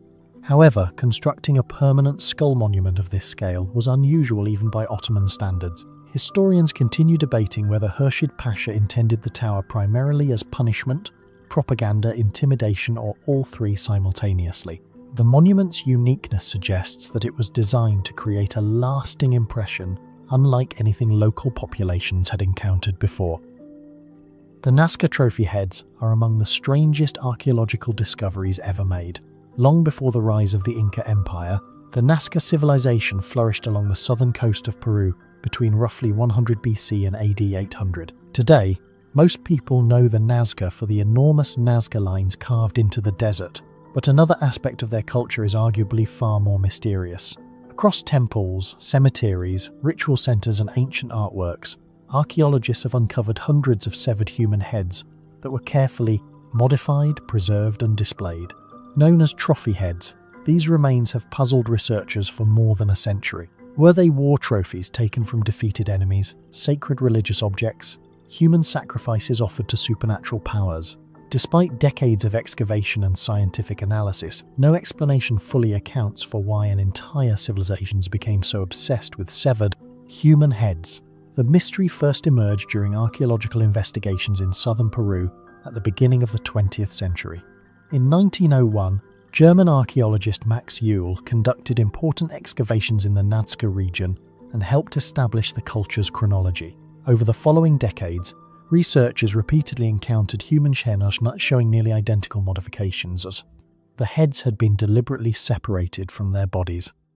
A hole was drilled through the forehead, allowing a cord to be threaded through the skull. In many cases, the mouth was sealed with cactus spines or cord, while the hair remained intact thanks to the extremely dry desert climate. The consistency of these modifications immediately suggested that this was not random violence but part of a standardized ritual practiced for centuries. What makes the phenomenon particularly unusual is its scale. Archaeologists have identified more than 150 confirmed trophy heads, although the original number was likely much higher. Even more striking is their constant appearance in Nazca art. Severed heads are depicted on ceramic vessels, textiles, ritual objects, and murals. Warriors carry them, mythological beings hold them, birds and supernatural creatures are shown transporting them. Some figures even wear necklaces made from human heads.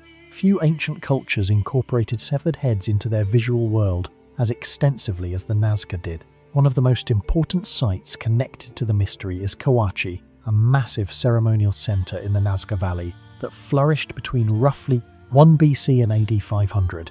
Excavations directed by Italian archaeologist Giuseppe Orefici uncovered numerous trophy heads buried within ritual structures and offering deposits. These discoveries suggested that the heads were more than simple battlefield trophies. If they were merely proof of military victory, why were they being placed inside sacred ceremonial spaces? The evidence pointed toward a religious function, although exactly what role the heads played remained unclear. For much of the 20th century, researchers believed they had a simple answer. The heads were assumed to belong to captured enemies killed during warfare. Similar practices existed elsewhere in the ancient world, where displaying body parts demonstrated power and victory. At first, the Nazca evidence appeared to fit this model perfectly. However, advances in scientific technology during the 21st century complicated the picture. Researchers began conducting isotope analyses on the teeth and bones of trophy head individuals. These chemical signatures can reveal where a person spent their childhood. If the heads belonged mainly to foreign enemies, scientists expected many of them to originate from distant regions. Instead, several studies suggested that numerous individuals had grown up within Nazca territory itself.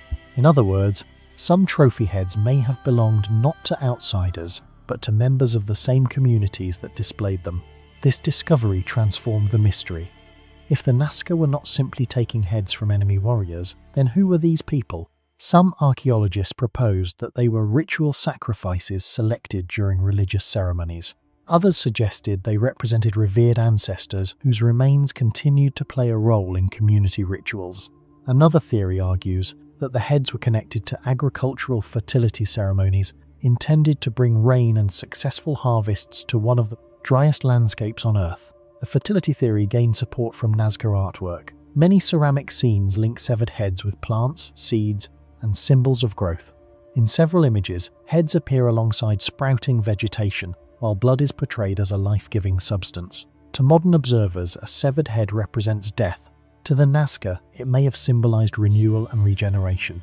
Living in a desert where survival depended on limited water supplies, they may have viewed sacrifice as a way to maintain balance between the human world and supernatural forces.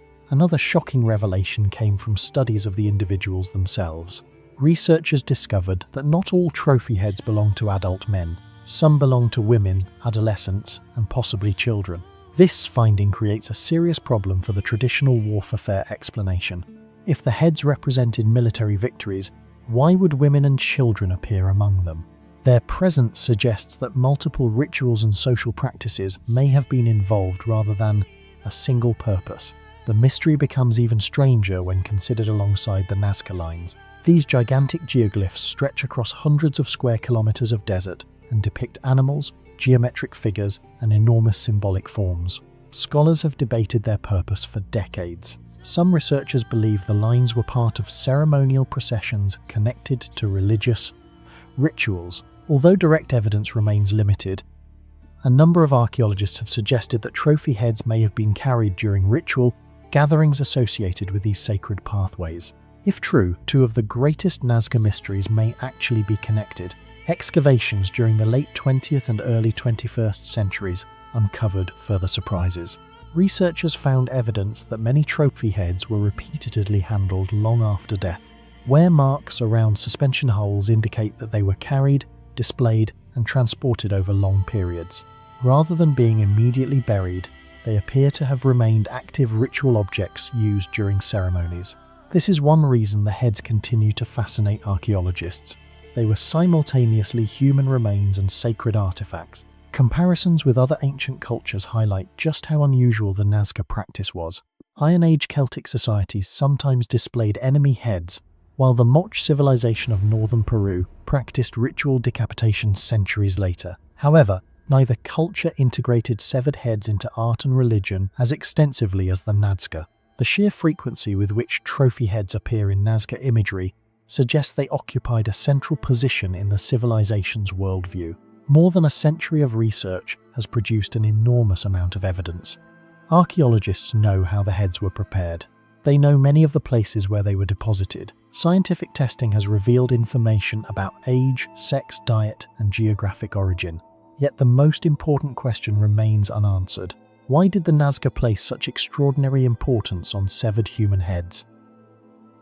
In the late 19th century, archaeologists working in Egypt's Fayum region entered a series of ancient underground chambers, expecting to find human burials. Instead, they discovered something far stranger. Stretching into the darkness were rows of massive crocodile mummies, some more than 4 meters long, stacked inside catacombs carved deep beneath the desert. Many were wrapped in linen with the same care given to Egyptian nobles. Others were buried alongside crocodile eggs and hatchlings. The deeper researchers explored, the more bizarre the discovery became. Hundreds of crocodiles appeared to have been intentionally preserved and placed in underground tombs built specifically for them. The find challenged everything scholars thought they knew about ancient Egyptian burial practices. Why would one of the world's greatest civilizations devote enormous resources to mummifying and burying thousands of dangerous predators?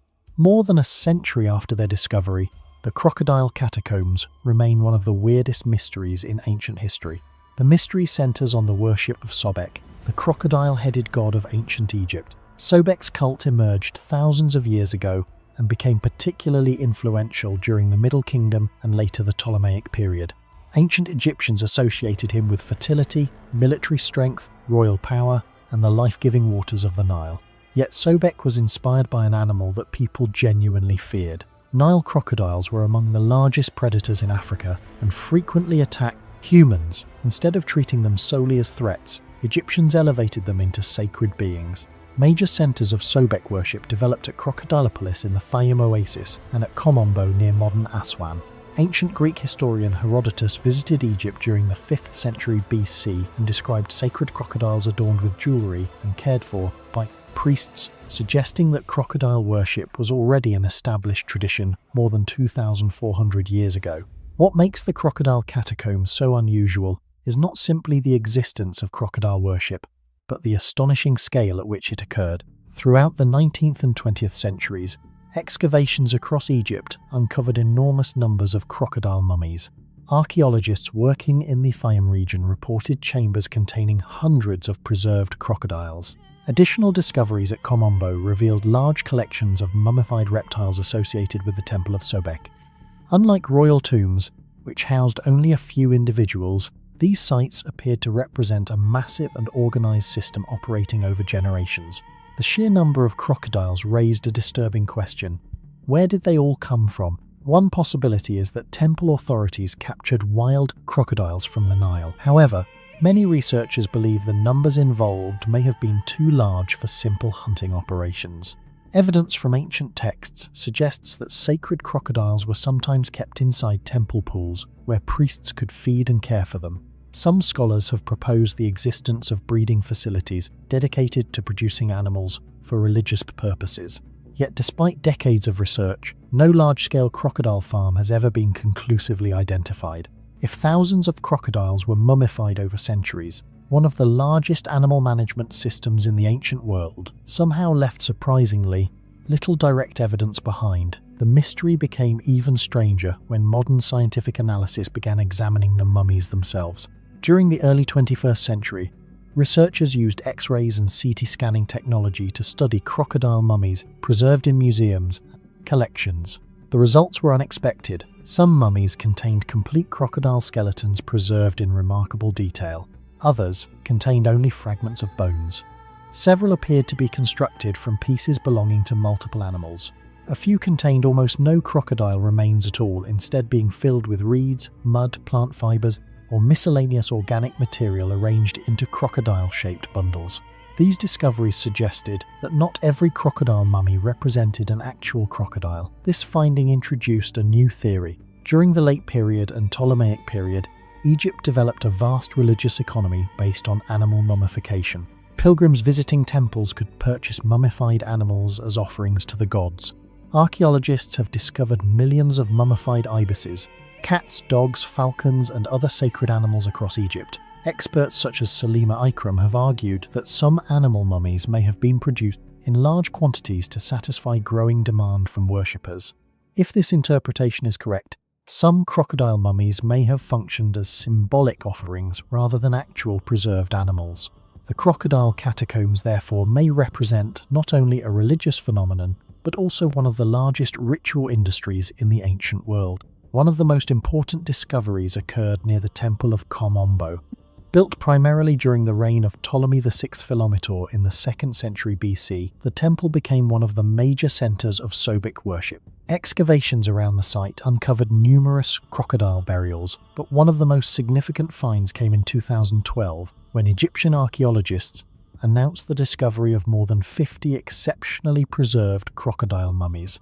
Unlike many specimens that had undergone extensive artificial treatment, several of these crocodiles retain naturally preserved skin, teeth, and skeletal structures. Some measured over 4 meters in length. The discovery provided rare insight into the methods used to prepare sacred crocodiles and confirmed that large specimens were deliberately selected for religious purposes. Another aspect of the mystery involves how the animals died.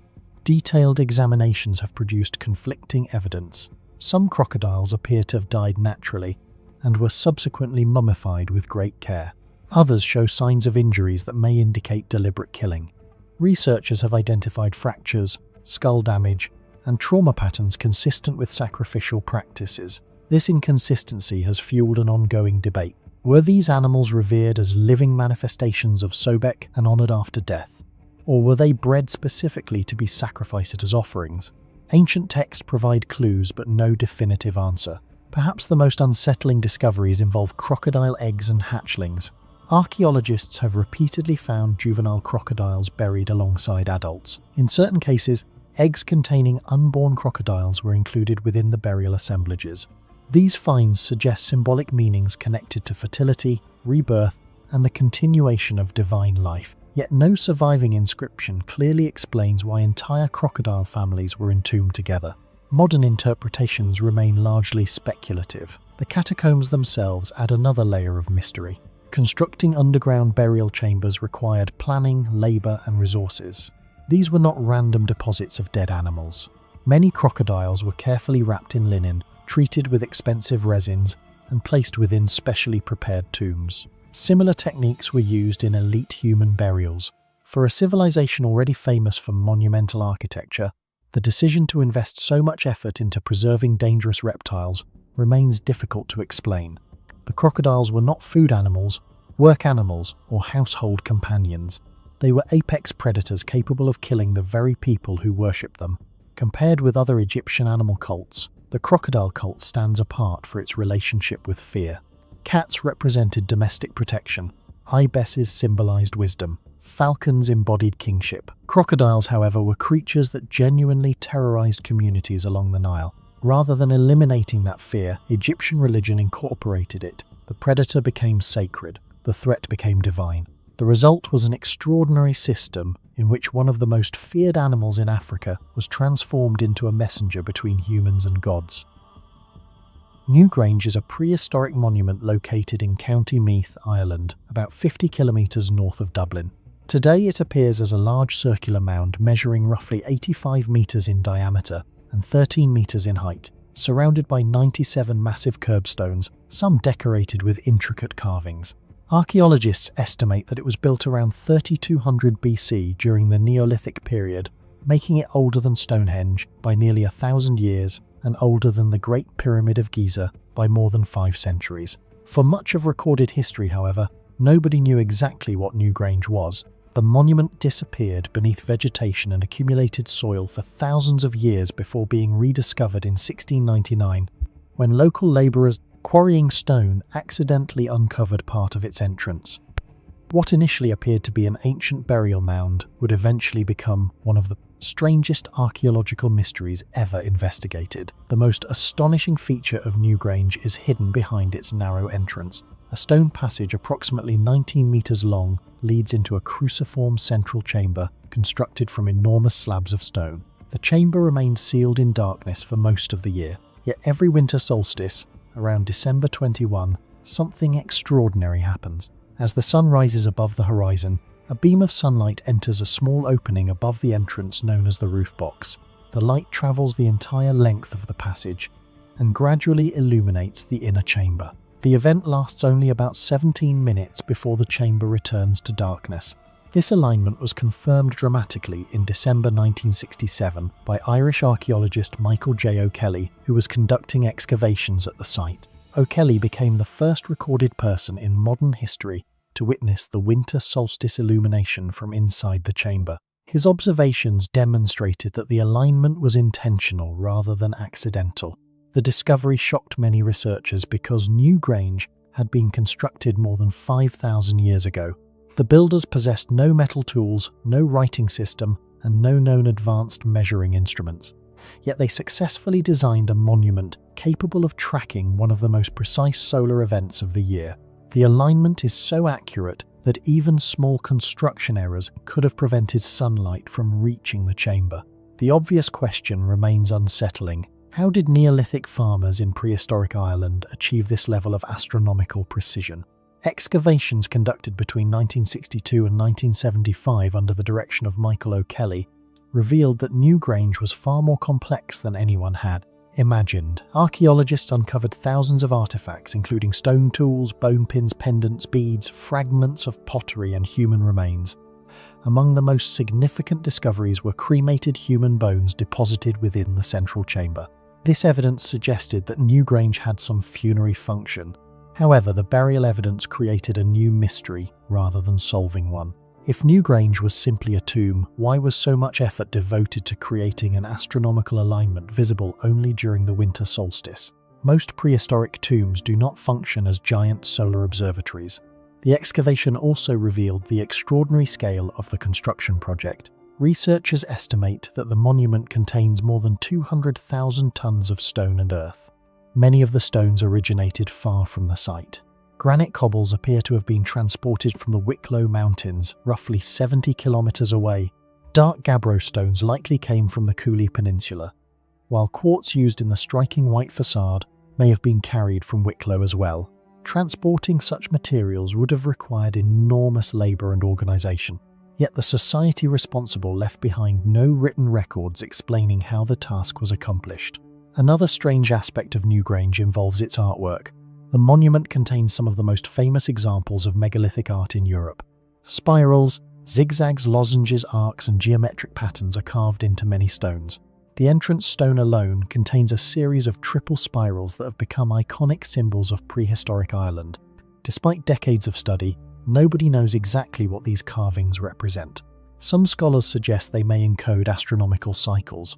Others believe they symbolize religious beliefs, seasonal changes, fertility rituals, or journeys between life and death. Because the builders left no written language, every interpretation remains speculative. One of the most debated mysteries concerns the true purpose of the monument. Archaeologists generally agree that Newgrange held ceremonial significance, but opinions diverge sharply beyond that point. Some researchers argue that it functioned primarily as a tomb for elite individuals. Others view it as a temple connected to solar worship. A third theory proposes that it served as a ceremonial center where communities gathered during significant seasonal events. The winter solstice alignment continues to fuel these debates because it suggests a level of symbolic meaning extending beyond burial practices alone. The broader landscape surrounding Newgrange adds further layers of mystery. The monument forms part of the Brún na Bóinne complex, a UNESCO World Heritage Site that includes nearby passage tombs at Noath and Douth. Archaeological surveys have identified hundreds of additional prehistoric features throughout the valley. Ground-penetrating radar and aerial surveys conducted in the 21st century revealed previously unknown structures hidden beneath the landscape, suggesting that Newgrange was part of a much larger ceremonial network. In 2015 and 2018, drone surveys and geophysical investigations uncovered evidence of enormous henge-like enclosures and ritual structures surrounding the main monuments. These discoveries indicated that the valley may have been one of the most important ceremonial centres in prehistoric Europe. Perhaps the most surprising discovery of recent years emerged from ancient DNA research. In 2020, an international team led by geneticists analysing human remains from Newgrange identified evidence that one individual buried within the monument may have been the product of an incestuous relationship between close relatives, possibly siblings or a parent and child. Such relationships are extremely rare in human populations, but have historically appeared among royal dynasties that claimed divine status. The finding raised a provocative possibility. Perhaps the individuals associated with Newgrange belonged to an elite ruling class possessing extraordinary religious or political authority. The study generated worldwide attention because it suggested social structures far more complex than previously assumed for Neolithic Ireland. Even the monument's appearance remains controversial. During restoration work led by O'Kelly in the 1970s, archaeologists reconstructed the front facade using white quartz and dark stones discovered during excavations. Critics later argued that the reconstruction may not accurately reflect how the monument originally looked.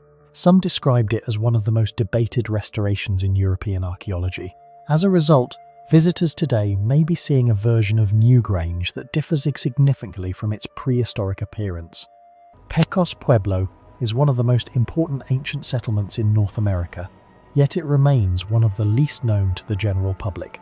Located in present-day New Mexico, the site was occupied for hundreds of years before European contact and eventually grew into a large pueblo community that played a crucial role in the history of the American Southwest.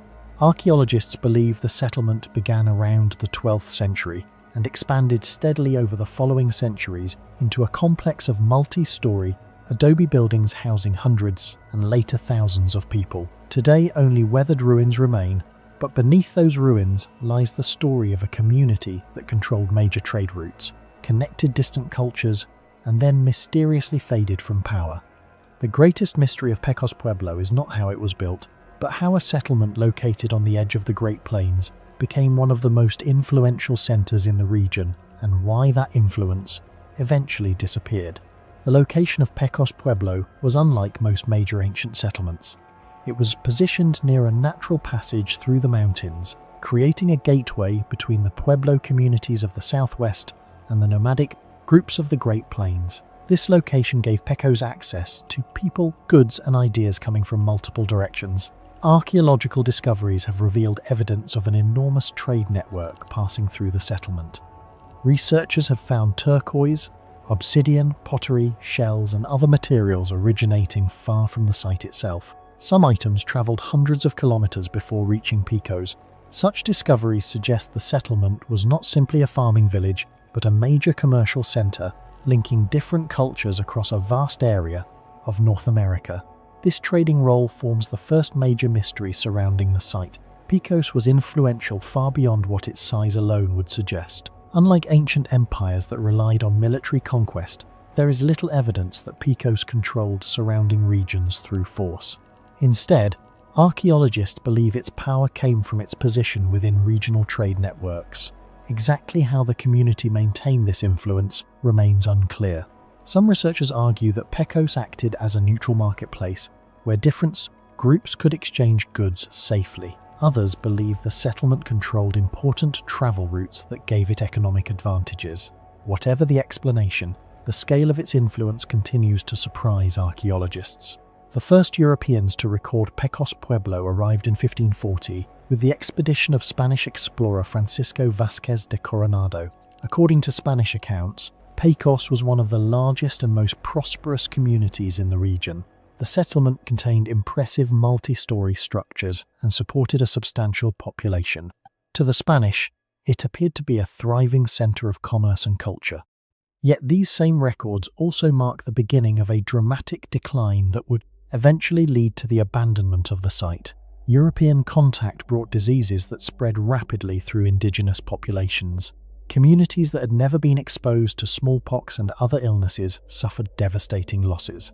At the same time, changing political conditions, warfare, environmental pressures, and colonial policies disrupted traditional life. Over the next 2 centuries, the population of Pecos steadily decreased. By the early 19th century, only a small number of residents remained. In 1838, the final inhabitants left the settlement and joined the people of Jemez Pueblo. After centuries of continuous occupation, Pecos became effectively abandoned. The exact reasons for this collapse remain one of the site's greatest mysteries. Disease certainly played a major role, but many archaeologists believe it cannot fully explain the disappearance of such an important community. Evidence suggests that periods of drought may have reduced agricultural productivity. Increasing conflict with plains groups may have weakened regional stability. Trade networks that once brought prosperity may have shifted elsewhere. Instead of a single cause, Pecos appears to have faced multiple crises over generations. The combination of these factors eventually overwhelmed a community that had survived for centuries. Among the most fascinating discoveries at Pecos are its ceremonial structures known as kivas. These circular chambers were central to religious life throughout the Pueblo world.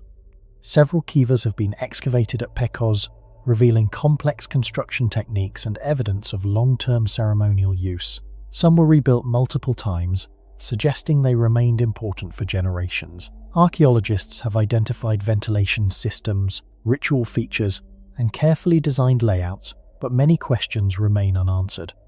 The exact ceremonies conducted within these chambers are largely unknown.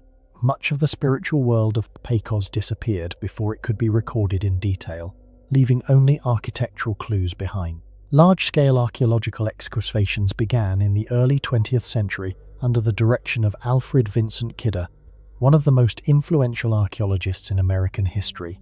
His work at Pecos transformed archaeological methods and produced an extraordinary amount of information about the settlement.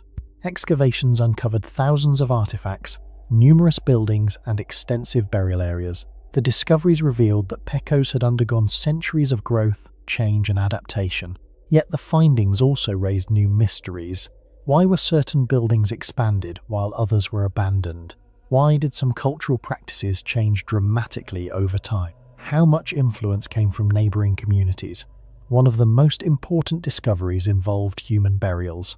Thousands of individuals were eventually documented, providing researchers with a rare opportunity to study an ancient population over a long period of time. Analysis of skeletal remains revealed changes in diet, health, and living conditions. More recent scientific studies have suggested that the population may have been more diverse than previously believed. Evidence indicates that people from different regions may have moved into Pecos over the centuries. This supports the idea that the settlement functioned as a crossroads where cultures mixed rather than as an isolated community. Another remarkable chapter in the history of Pecos involves the Pueblo Revolt of 1680. This uprising remains one of the most successful indigenous rebellions against European colonial rule in North America. Pecos participated in the coordinated effort that temporarily expelled Spanish authorities from much of the region. Historians continue to debate how communities separated by large distances managed to organize such a complex operation. Traditional accounts describe messages being carried between settlements using knotted cords to count down the days until the revolt. Whether this system alone explains the level of coordination remains uncertain. The event demonstrates that Pecos was part of a much larger network of communication and cooperation than many early observers realized. The architecture of Pecos Pueblo provides additional clues about its importance. At its height, the settlement consisted of hundreds of interconnected rooms arranged in large residential blocks. Construction occurred over generations, creating a complex landscape of old and new structures. Some buildings were enlarged repeatedly, while others were deliberately abandoned. Archaeologists believe these changes reflect shifts in population, social organization, and religious practices. However, many details remain unclear. The original functions of several structures are still debated, and researchers continue to investigate how the community was organized internally. Chaco Canyon is one of the greatest archaeological mysteries in North America.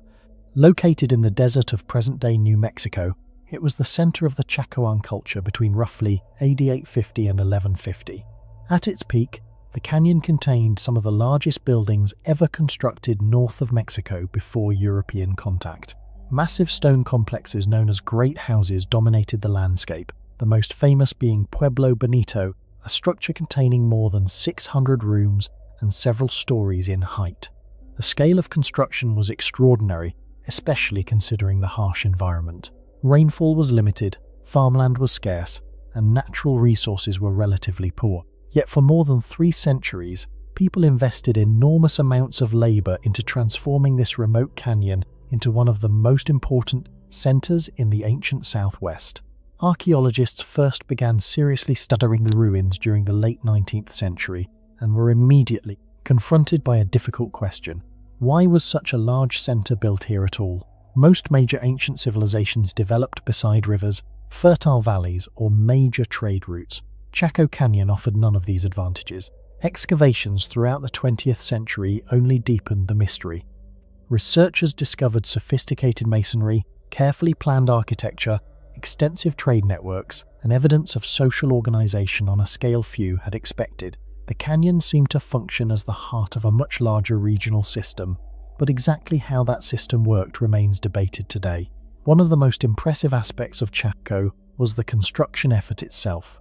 The great houses required huge quantities of timber, yet large forests do not exist within the canyon. Scientific analysis of wooden beams showed that many came from mountain ranges more than 70 kilometers away. Tens of thousands of trees were cut and transported across difficult terrain. Without wheeled vehicles or large draft animals, every beam would have needed to be moved by human labor. The logistical challenge was enormous. The fact that such a project was completed suggests a highly organized society capable of coordinating thousands of workers over generations. The most famous mystery of Chaco Canyon, however, is its road system. During the 20th century, aerial photography revealed a network of ancient roads spreading outward from the canyon in multiple directions. Some roads were nearly 9 meters wide and stretched for dozens of kilometers. What puzzled archaeologists was that many did not appear to connect major settlements, water sources, or agricultural areas. Some even continued straight across difficult terrain instead of following easier routes. The strangest example is the Great North Road, a route extending toward the horizon with no obvious destination. Researchers have proposed that these roads were ceremonial pathways, pilgrimage routes, or symbolic features connected to religious beliefs. Others argue they may have linked communities that have not yet been discovered. Despite decades of research, no explanation fully accounts for their unusual design. Another mystery involves astronomy. Many Chacoan structures appear aligned with important solar and lunar events. Researchers have identified architectural orientations connected to solstices, equinoxes, and the complex 18.6-year lunar cycle. The most famous example is found at Fajada Butte, where sunlight passing between rock slabs illuminates spiral carvings during key moments of the year. Known as the sun dagger, the phenomenon demonstrates a sophisticated understanding of celestial movements. Such precision raises important questions. Why was astronomy so important to the people of Chaco? Was it used to regulate agriculture, organize ceremonies, legitimize political authority, or all three? No one knows for certain. The purpose of Chaco Canyon itself remains controversial. For many years, archaeologists viewed it as a large city occupied by thousands of permanent residents. More recent research has challenged that idea. Some scholars now believe the resident population may have been relatively small and that the canyon functioned primarily as a ceremonial center. Under this interpretation, people from across the Southwest traveled to Chaco for rituals, gatherings, trade, and political events. The enormous great kivas found throughout the canyon support this theory because they appear designed for large communal activities. rather than everyday life. If this interpretation is correct, Chaco may have been one of the largest pilgrimage destinations in prehistoric North America. One of the most important discoveries in recent years came from genetic analysis. In 2017, researchers studied DNA from individuals buried in a special crypt beneath Pueblo Bonito. The results showed that several elite individuals belonged to the same maternal family line over a period of roughly 330 years. This was a remarkable finding because it provided strong evidence for hereditary leadership. Rather than being governed by loosely organized communities, Chaco may have been controlled by an elite dynasty whose influence lasted for centuries. The discovery changed how archaeologists think about power in the ancient Southwest. Yet it also created new mysteries. How much authority did this ruling family possess? Did they control trade, religion, or both? And how far did their influence extend beyond the canyon? Evidence suggests that Chaco's influence reached far beyond its immediate surroundings. More than 100 great houses have been identified across the broader region, many sharing architectural features with structures in the canyon itself. Exotic goods found at Chaco include turquoise, marine shells, macaw feathers, and cacao residues imported from distant regions. The presence of cacao was particularly surprising because it originated hundreds of kilometers to the south in Mesoamerica. These discoveries indicate long-distance connections that linked Chaco to a much wider world. Exactly how those relationships functioned remains unclear, but they demonstrate that the canyon was far from isolated. Then, sometime during the 12th century, the system began to unravel. Construction slowed, populations declined, and many major buildings were abandoned. Tree ring studies show that severe drought affected the region during this period, making agriculture increasingly difficult. Yet drought alone may not explain the collapse. Other societies have survived similar environmental challenges. Some researchers believe political instability weakened the system. Others suggest social tensions emerged as resources became scarcer. Another possibility is that religious authority began to fail, undermining the leadership structure that held the region together. Whatever the cause, Chaco's era of dominance came to an end surprisingly quickly.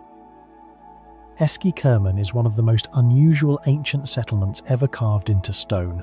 Perched on a flat-topped limestone plateau in southwestern Crimea, the city emerged during the Byzantine period, most likely in the 6th century AD, when the Eastern Roman Empire was strengthening its defences across the northern Black Sea region. At first glance, Eski appears to be little more than a rocky mesa rising above the surrounding valleys, but hidden within its cliffs is an entire world cut directly into the stone. More than 350 artificial caves have been identified across the site, creating a vast underground network of homes, storage chambers, workshops, religious spaces, defensive positions, and passageways. Unlike many ancient cave settlements that evolved gradually from natural caverns, most of Eski was deliberately excavated by human hands, transforming an isolated plateau into a fortified city that survived for centuries before vanishing almost completely from history. The city occupied a naturally defensible position. Steep cliffs protected nearly every side of the plateau, leaving only a few narrow approaches through which visitors or invading armies could enter. Archaeological investigations have shown that the settlement was not merely a collection of caves, but a thriving urban centre. Stone houses once stood on the plateau above the cave complexes. Streets connected different districts. Churches served the local population, and agricultural lands stretched across the nearby valleys. Scholars estimate that several thousand people may have lived here during its peak. Yet despite its importance, Eski remains far less famous than other ancient rock-cut cities, making it one of the most overlooked mysteries of the medieval world. The first major mystery begins with the caves themselves. Many chambers clearly served practical purposes. Some contain feeding troughs and indicate the keeping of animals. Others include storage pits, shelves carved into walls, or evidence of food processing. However, dozens of caves continue to puzzle researchers. Certain rooms feature carefully shaped stone benches, unusual niches, and channels cut into the floor whose purpose remains uncertain. Some chambers appear too elaborate to function as simple storage spaces, but lack the features expected in homes or churches. Archaeologists have proposed numerous explanations ranging from workshops and administrative offices to ritual spaces, yet no consensus has emerged. Even after decades of study, parts of the city remain functionally anonymous, frozen in stone but silent about their original purpose. Among the most fascinating discoveries are the religious structures hidden within the cliffs. Several cave churches have been identified throughout the settlement, revealing that Christianity played a central role in the community's life. One church contains carved architectural details and traces of decorative elements that suggest that it once held considerable importance. Another preserves burial chambers and evidence of repeated religious use over generations. These discoveries indicate that Eski Kerman was more than a military outpost. It was a living community with spiritual traditions, local institutions, and connections to the wider Byzantine world.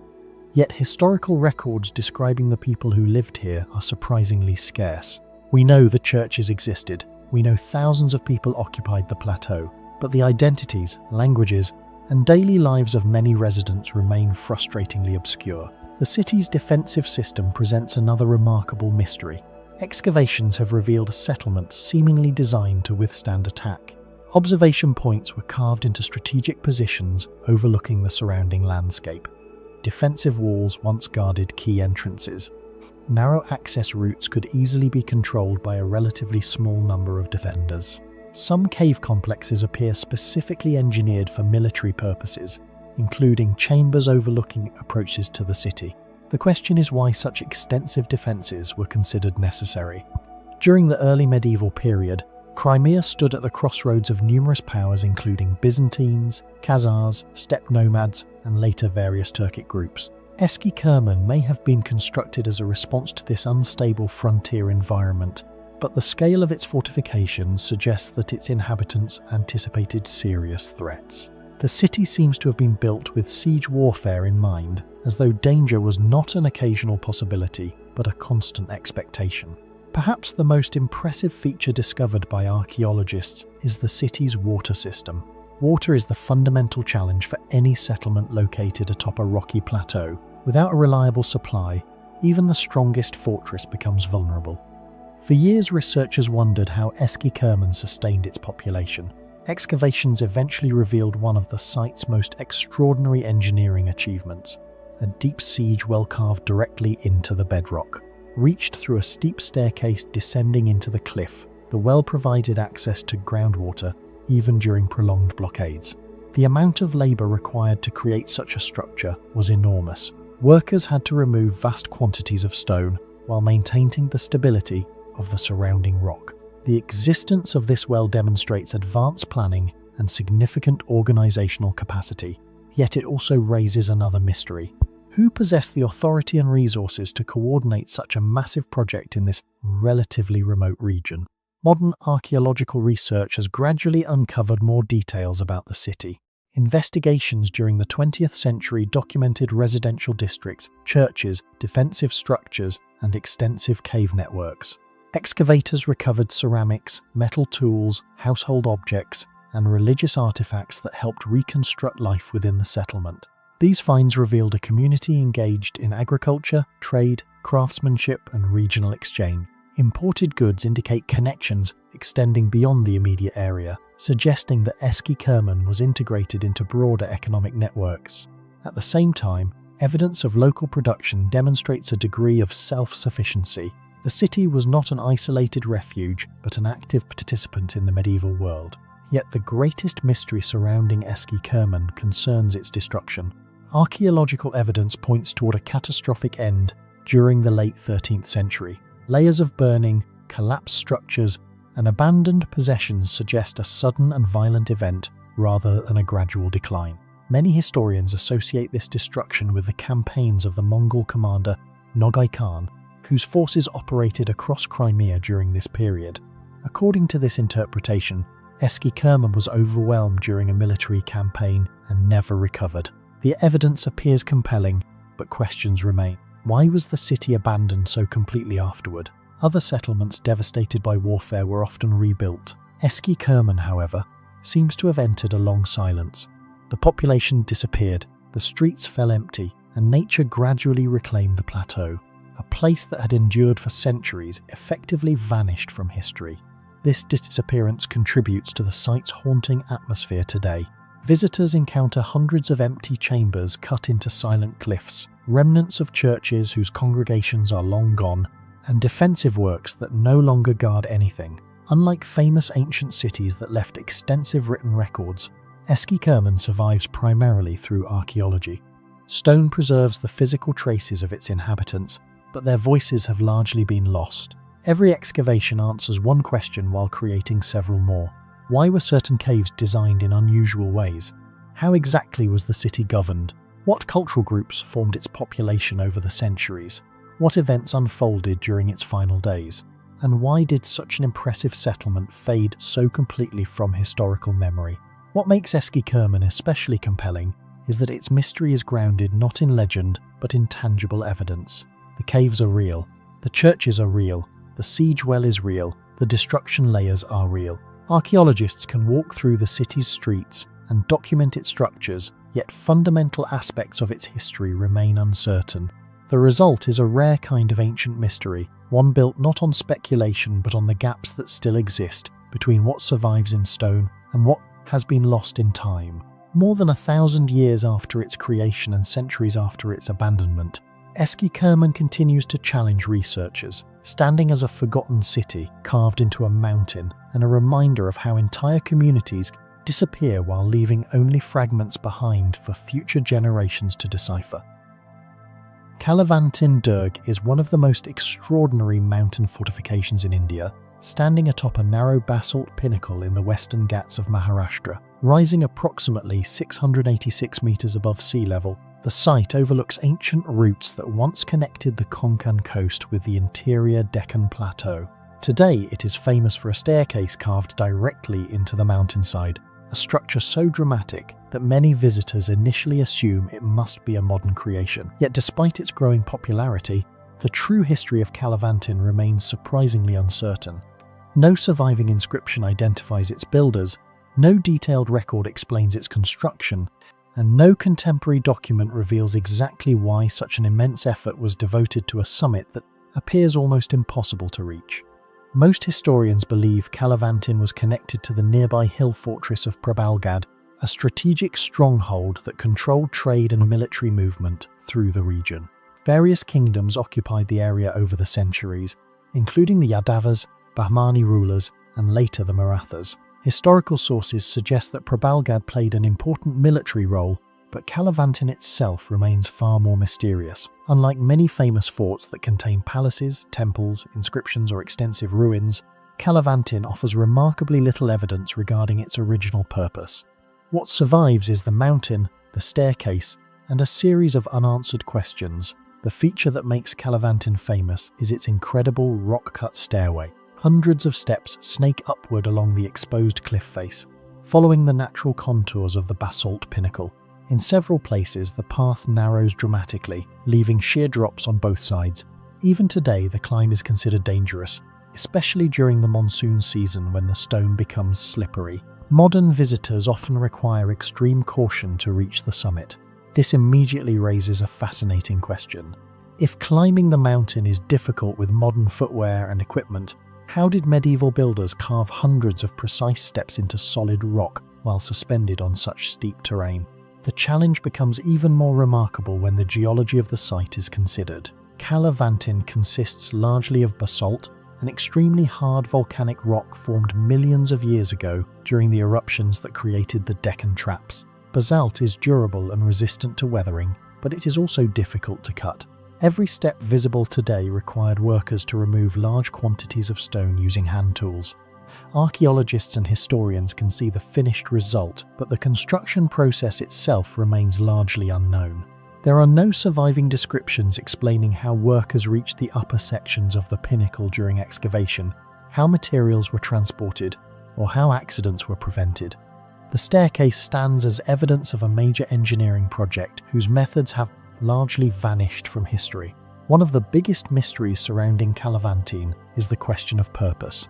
Many forts across India were designed to support garrisons, store supplies, and withstand lengthy sieges. Kalavantin appears different. The summit area is relatively small compared to major military forts. This has led some researchers to suggest that the pinnacle may have served as an observation point rather than a primary fortress. From the top, enormous stretches of surrounding countryside become visible. Watchmen stationed there could have detected approaching armies or monitored movement along trade routes far below. Such a role would explain the strategic location, but it does not entirely explain the extraordinary effort required to carve the staircase. Another theory proposes that Kalavantin functioned as a final defensive refuge connected to Prabalgad. In times of invasion, defenders may have retreated to the pinnacle after lower fortifications fell. The steep approach would have made any assault extremely difficult. Yet this explanation also leaves important questions unanswered. The summit lacks clear evidence of the infrastructure normally associated with long-term occupation. Water storage, shelter, and supply systems appear limited compared to what would be expected for a fortress intended to hold large numbers of people. A more intriguing possibility is that Kalavantin carried symbolic or ceremonial significance. Throughout history, difficult-to-reach mountaintops have often been associated with authority, prestige, or religious activities. Reaching such places required effort, endurance, and commitment. The journey itself could have been meaningful. While no direct evidence currently confirms ritual use at Kalavantin, the unusual nature of the site has encouraged speculation that its importance extended beyond purely military functions. The problem is that archaeology has yet to uncover enough material evidence to confirm any single interpretation. The broader region around Kalavantin has provided important clues about the site's history. Surveys and archaeological work conducted around Prabalgad have revealed fortification remains, water reservoirs, defensive walls, and traces of long-term occupation. These discoveries confirm that the surrounding mountains formed part of a significant strategic landscape. Control of elevated positions was essential for kingdoms competing to dominate Western India. However, while the regional context is becoming clearer, Kalavantin itself continues to resist simple explanations. Archaeologists understand why the area mattered. They still struggle to explain why this particular pinnacle was transformed into such an extreme architectural achievement. The mystery is amplified by the absence of written evidence. Across the ancient and medieval world, rulers often celebrated major construction projects through inscriptions or official records. Such documents help historians understand who built a structure, when it was built, and why it was important. Kalavantin offers none of these advantages. The staircase survives, but the identities of the people responsible have disappeared almost completely. Their tools are gone, their records are gone, their motivations remain uncertain.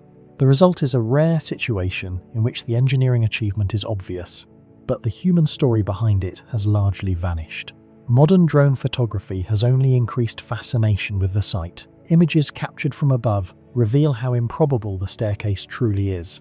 The steps appear to cling to the side of a giant stone needle rising from the landscape. Viewed from certain angles, the structure seems almost impossible, more like something imagined fiction than a genuine historical monument. Yet every step is real, every cut was made by human hands, and every section represents labor performed centuries before modern machinery existed.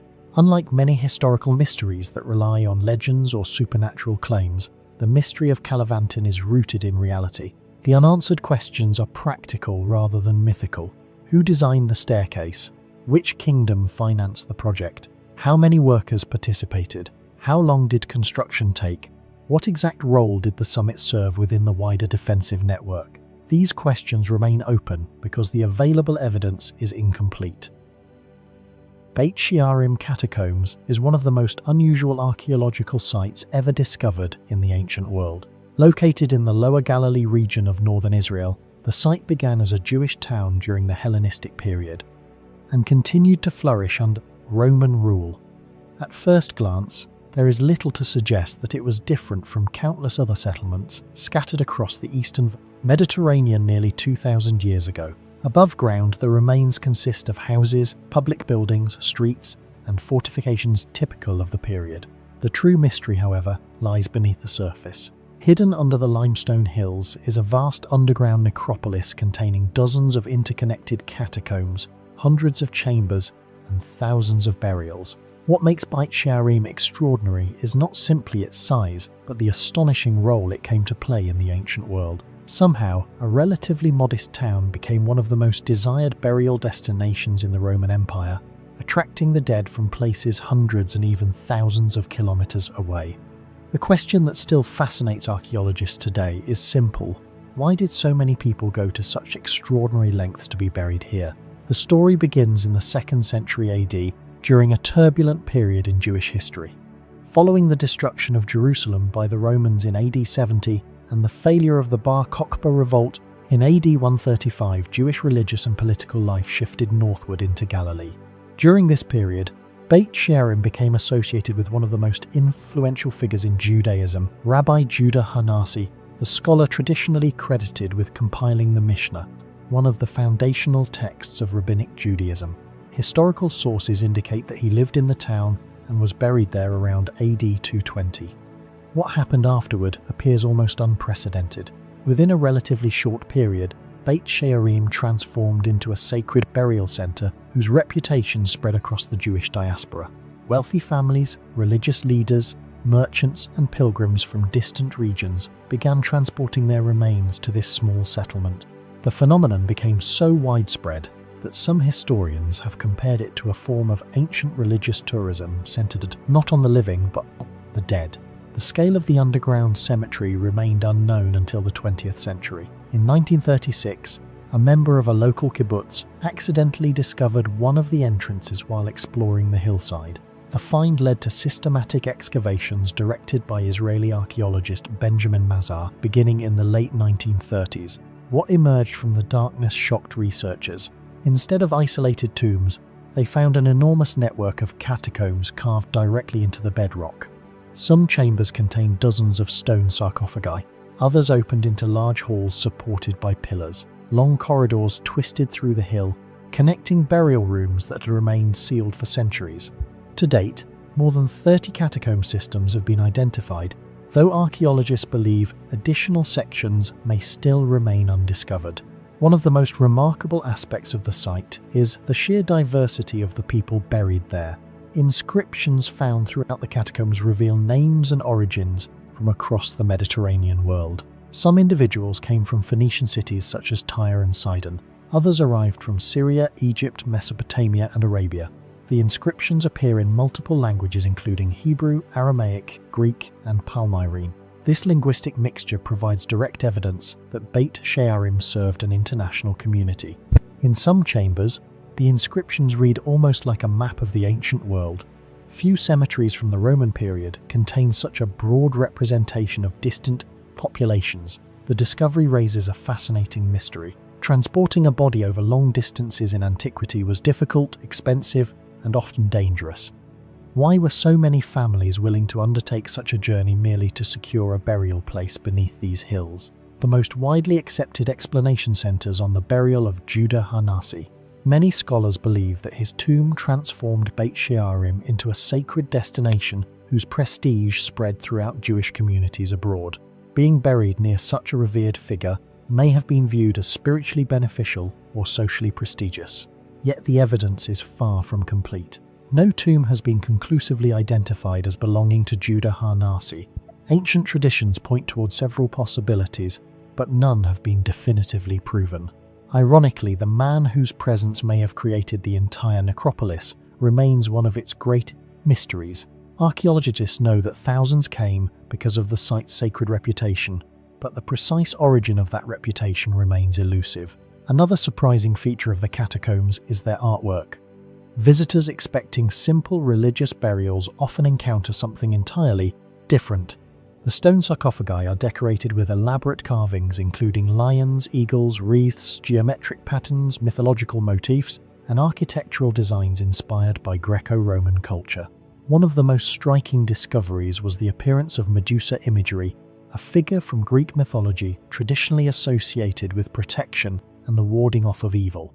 The presence of such imagery inside a Jewish necropolis has generated decades of debate. Some researchers argue that these symbols had lost their original pagan meaning and had become purely decorative. Others suggest they reflect the cultural blending that characterized Jewish communities living under Roman rule.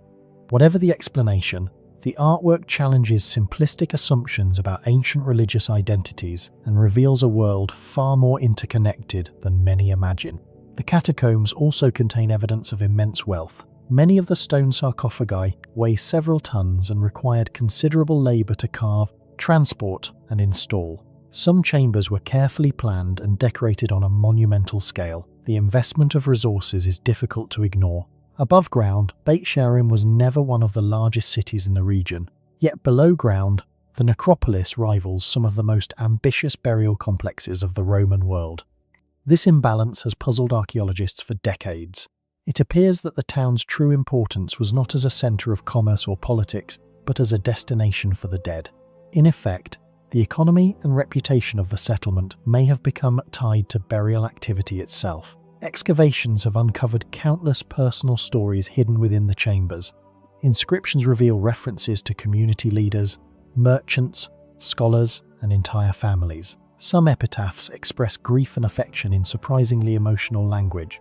Others record places of origin that help reconstruct ancient migration networks. Together they provide a rare glimpse into the lives of people scattered across the Roman Empire. The catacombs function almost like a time capsule, preserving connections between communities separated by great distances, but united through shared cultural and religious traditions.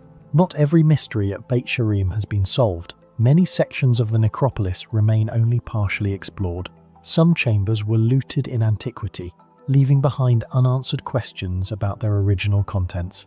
Archaeologists continue to debate the exact chronology of different catacomb systems, and whether the complex expanded according to a central plan or developed gradually over generations. There is also uncertainty regarding the full population buried there. While thousands of interments have been documented, estimates vary significantly, and some researchers believe the actual number may have been much higher than currently known. El Paraíso is one of the oldest and most enigmatic monumental complexes ever discovered in the Americas.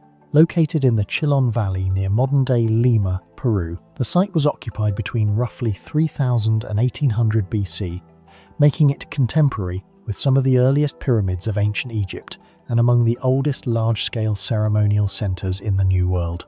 Covering more than 50 hectares and consisting of at least a dozen major structures, El Paraíso challenges long-standing assumptions about how early civilizations developed in South America. Unlike later cultures such as the Inca, the people who built El Paraíso left no written records, no known kings, and no clear historical tradition. Yet they organized massive construction projects requiring enormous amounts of labor, planning, and resources. The result is a sprawling complex that appears unexpectedly sophisticated for its age, raising one of archaeology's most intriguing questions. Who built El Paraíso and why? The site first attracted scholarly attention during the 20th century, but extensive investigations did not begin until the 1960s when archaeologists recognized its true scale. What they found was astonishing. El Paraíso was not a simple village or isolated temple. It consisted of huge platform mounds, large plazas, ceremonial spaces, storage areas, and interconnected architectural compounds. Some structures stretched hundreds of meters in length, at a time when many societies elsewhere in the world were still relatively small agricultural communities. The inhabitants of El Paraíso were already constructing monumental architecture on a remarkable scale. Yet despite decades of research, archaeologists still struggle to explain the exact function of the complex. Was it a city, a ceremonial centre, a political headquarters, or something entirely different? One of the most fascinating aspects of El Paraíso is that it emerged during a period when the Peruvian coast was undergoing dramatic social change. Evidence suggests that its inhabitants relied on a combination of agriculture and marine resources. Cotton, beans, squash, and other crops were cultivated inland, while fish and shellfish were obtained from the nearby Pacific coast. This economic system may have provided the surplus needed to support large construction projects. However, the mystery lies not in how they survived, but in why they invested such extraordinary effort into building monumental structures. The complex required coordinated labor from hundreds, perhaps thousands, of people. Such organization implies a level of social complexity that archaeologists are still trying to understand. The site's greatest mystery emerged dramatically in 2013 when archaeologists uncovered what became known as the Fire Temple. Hidden within one of the pyramidal structures, the discovery revealed a ceremonial chamber unlike anything previously found at El Paraíso. The room contained a square altar at its center, evidence of repeated burning events, and walls coated with carefully prepared yellow clay. Archaeologists found traces of charcoal, ash, and offerings that suggested ritual activities had taken place there for generations. The discovery immediately transformed interpretations of the site. Rather than functioning solely as an administrative or residential center, El Paraíso now appeared to possess a deeply ceremonial purpose. The Fire Temple hinted at religious practices whose meaning has been lost for nearly 5,000 years. What makes the Fire Temple particularly intriguing is the level of care invested in its construction and maintenance.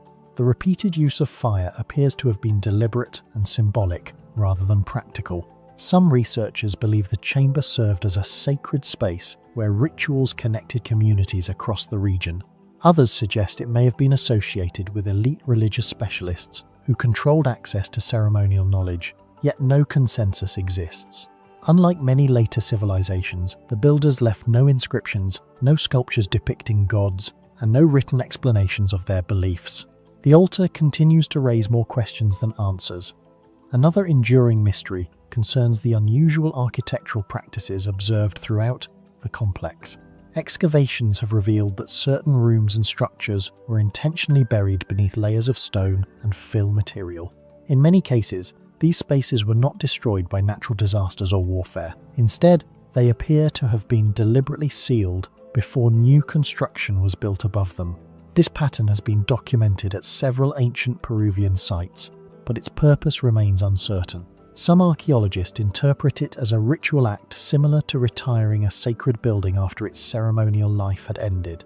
Others see it as evidence of changing political authority or shifting religious traditions. Whatever the explanation, the repeated burial of perfectly usable structures suggests that the builders viewed architecture as something more than mere construction. Buildings may have possessed symbolic or spiritual significance that required formal closure before replacement. Excavations have also uncovered evidence of sophisticated planning. The orientation of structures appears intentional, and some researchers have proposed possible astronomical alignments linked to seasonal events. Although many of these theories remain debated, they add another layer to the mystery. If El Paraíso functioned partly as a ceremonial center, knowledge of celestial cycles may have played a role in its rituals and agricultural calendar. Similar patterns are seen in other ancient societies around the world. Yet the exact significance of these alignments at El Paraíso remains unresolved. The relationship between El Paraíso and other early Peruvian centers is equally intriguing. The site existed during the same broad era as the ancient city of Caral, often regarded as the oldest known civilization in the Americas. Both locations demonstrate that complex societies emerged on the Peruvian coast thousands of years before many people realize. Some scholars believe these centers were connected through trade networks, shared religious traditions, or cultural exchange. Others argue that they developed independently while responding to similar environmental conditions. The lack of definitive evidence has left the nature of this relationship open to debate, creating another puzzle at the heart of Peru's earliest history. The Taj fortified oasis settlement is one of the most intriguing ancient sites hidden within the vast deserts of the Arabian Peninsula. At first glance, it appears to be little more than the remains of walls, towers, and abandoned buildings scattered around a precious source of water. Yet beneath those ruins lies evidence of a society that managed to survive, prosper, and defend itself in an environment where permanent settlement should have been nearly impossible.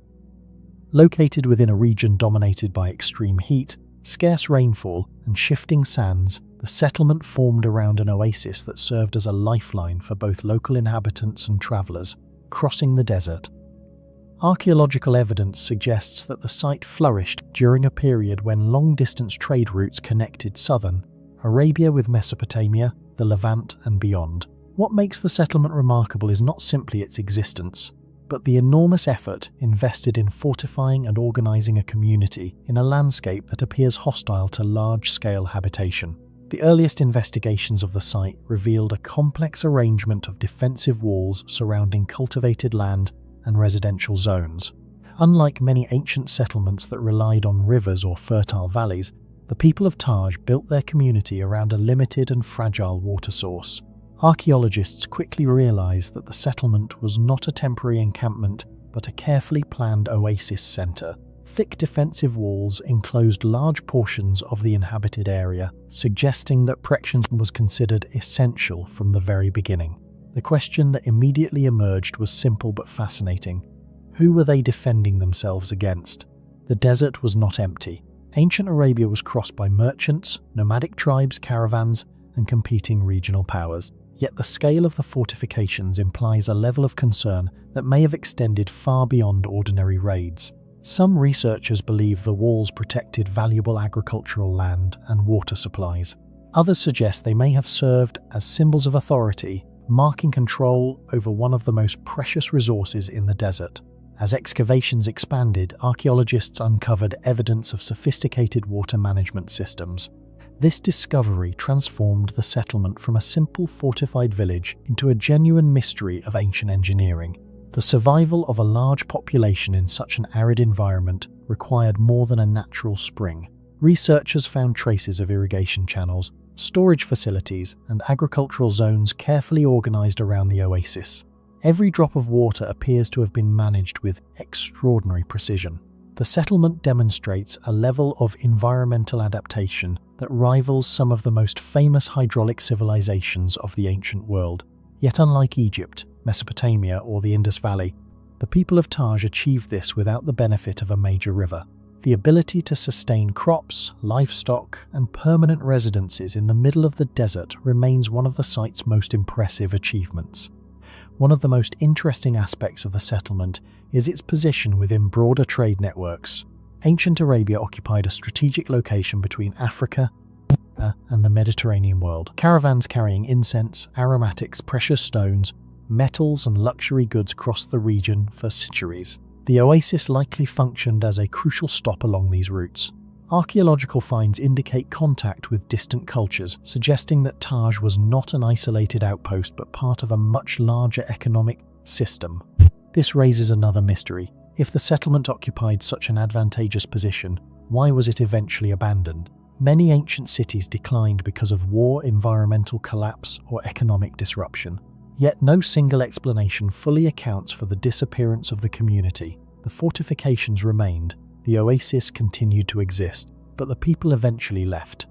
Climate change has emerged as one possible answer. Scientific studies across Arabia have revealed that environmental conditions shifted dramatically throughout antiquity. Regions that once supported larger populations gradually became drier, water sources shrank, agricultural productivity declined, and communities were forced to adapt or relocate. Some researchers argue that the abandonment of fortified oasis settlements reflects these broad climatic transformations.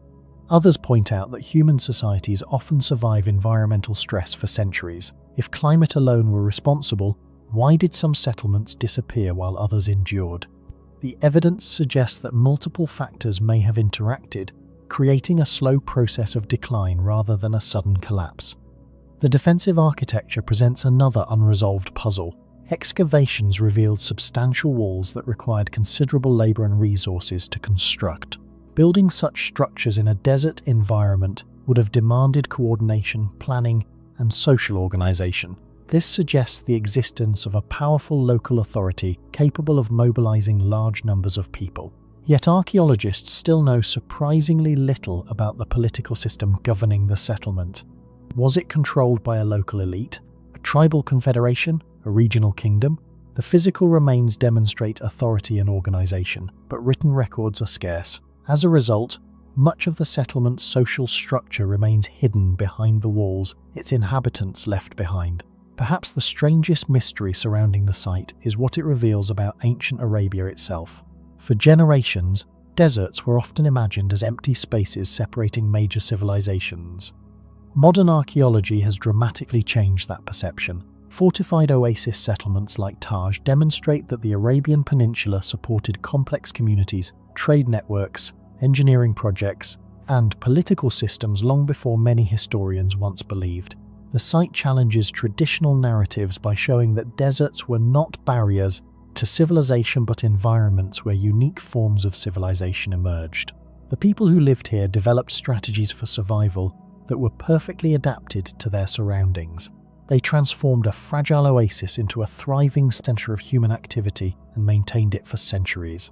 Recent archaeological research has further expanded interest in fortified oasis settlements across Arabia. Surveys using satellite imagery, aerial photography, and modern excavation techniques have revealed networks of walled oases scattered throughout the region. Some share similarities with Taj, suggesting that the settlement may have been part of a larger pattern rather than an isolated phenomenon. This discovery raises new questions about communication, cooperation, and culture exchange among desert communities. Were these settlements connected politically? Did they share technologies and traditions? Or did different groups independently develop similar solutions to the challenges of desert life? The answers remain uncertain. The story of the Baal cycle began in 1928 when a farmer near the Mediterranean coast of modern Syria accidentally uncovered an ancient tomb while ploughing his field. The discovery led archaeologists to the nearby ruins of Ugarit, a powerful Bronze Age city that had been buried and forgotten for more than 3,000 years. Excavations soon revealed palaces, temples, royal archives, and thousands of clay tablets. Among these discoveries was a collection of texts now known as the Baal cycle, one of the most important mythological records ever found in the ancient Near East. These tablets offered a rare glimpse into the beliefs of a civilization that vanished during the Great Bronze Age collapse and exposed a series of mysteries that scholars are still trying to understand today.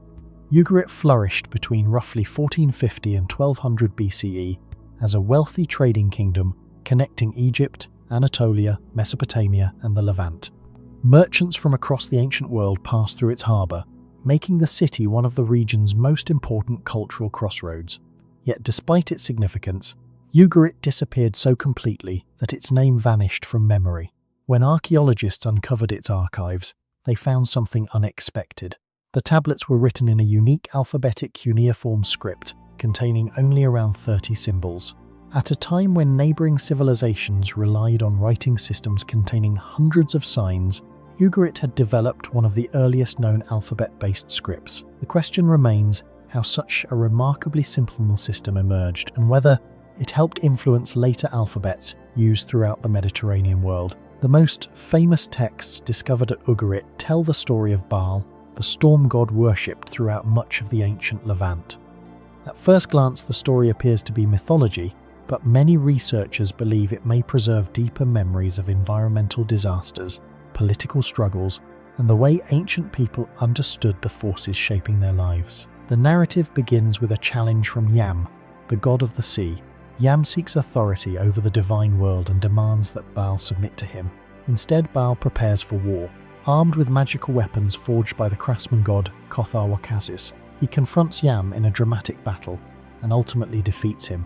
To ancient audiences, this victory represented the triumph of order over chaos, yet the symbolism is striking. For a coastal civilization dependent on trade and vulnerable to storms, the sea was both a source of wealth and a constant threat. Some scholars have suggested that the conflict between Baal and Yam may have reflected real fears of destructive storms, floods, or maritime disasters that affected Bronze Age communities. The most fascinating part of the Baal cycle comes later. After defeating Yam, Baal establishes his authority and receives a magnificent palace among the gods. His victory appears complete. Then a new enemy emerges. This adversary is Mot, the god of death. Unlike Yam, Mot cannot simply be defeated through strength. He represents drought, decay, and the unavoidable reality of death itself. According to the surviving tablets, Baal descends into the realm of Mot and disappears. The consequences are immediate. Fertility vanishes, crops fail, and the land becomes barren. Eventually, Baal returns, restoring life to the world. The story closely mirrors seasonal cycles familiar to agricultural societies, where fertile periods are followed by drought before renewal returns. Yet the mystery is larger than agriculture. Similar stories involving dying and returning gods appear across numerous ancient civilizations. Why so many cultures developed comparable narratives remains a topic of debate. Some researchers see evidence of cultural exchange, while others believe these stories emerged independently as humanity tried to explain the rhythms of nature. One reason the Baal cycle remains mysterious is that the tablets were not found intact.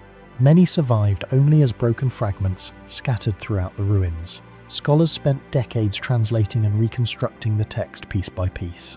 Even today, important sections are missing. Entire passages may never be recovered, leaving gaps in the story that continue to generate competing interpretations.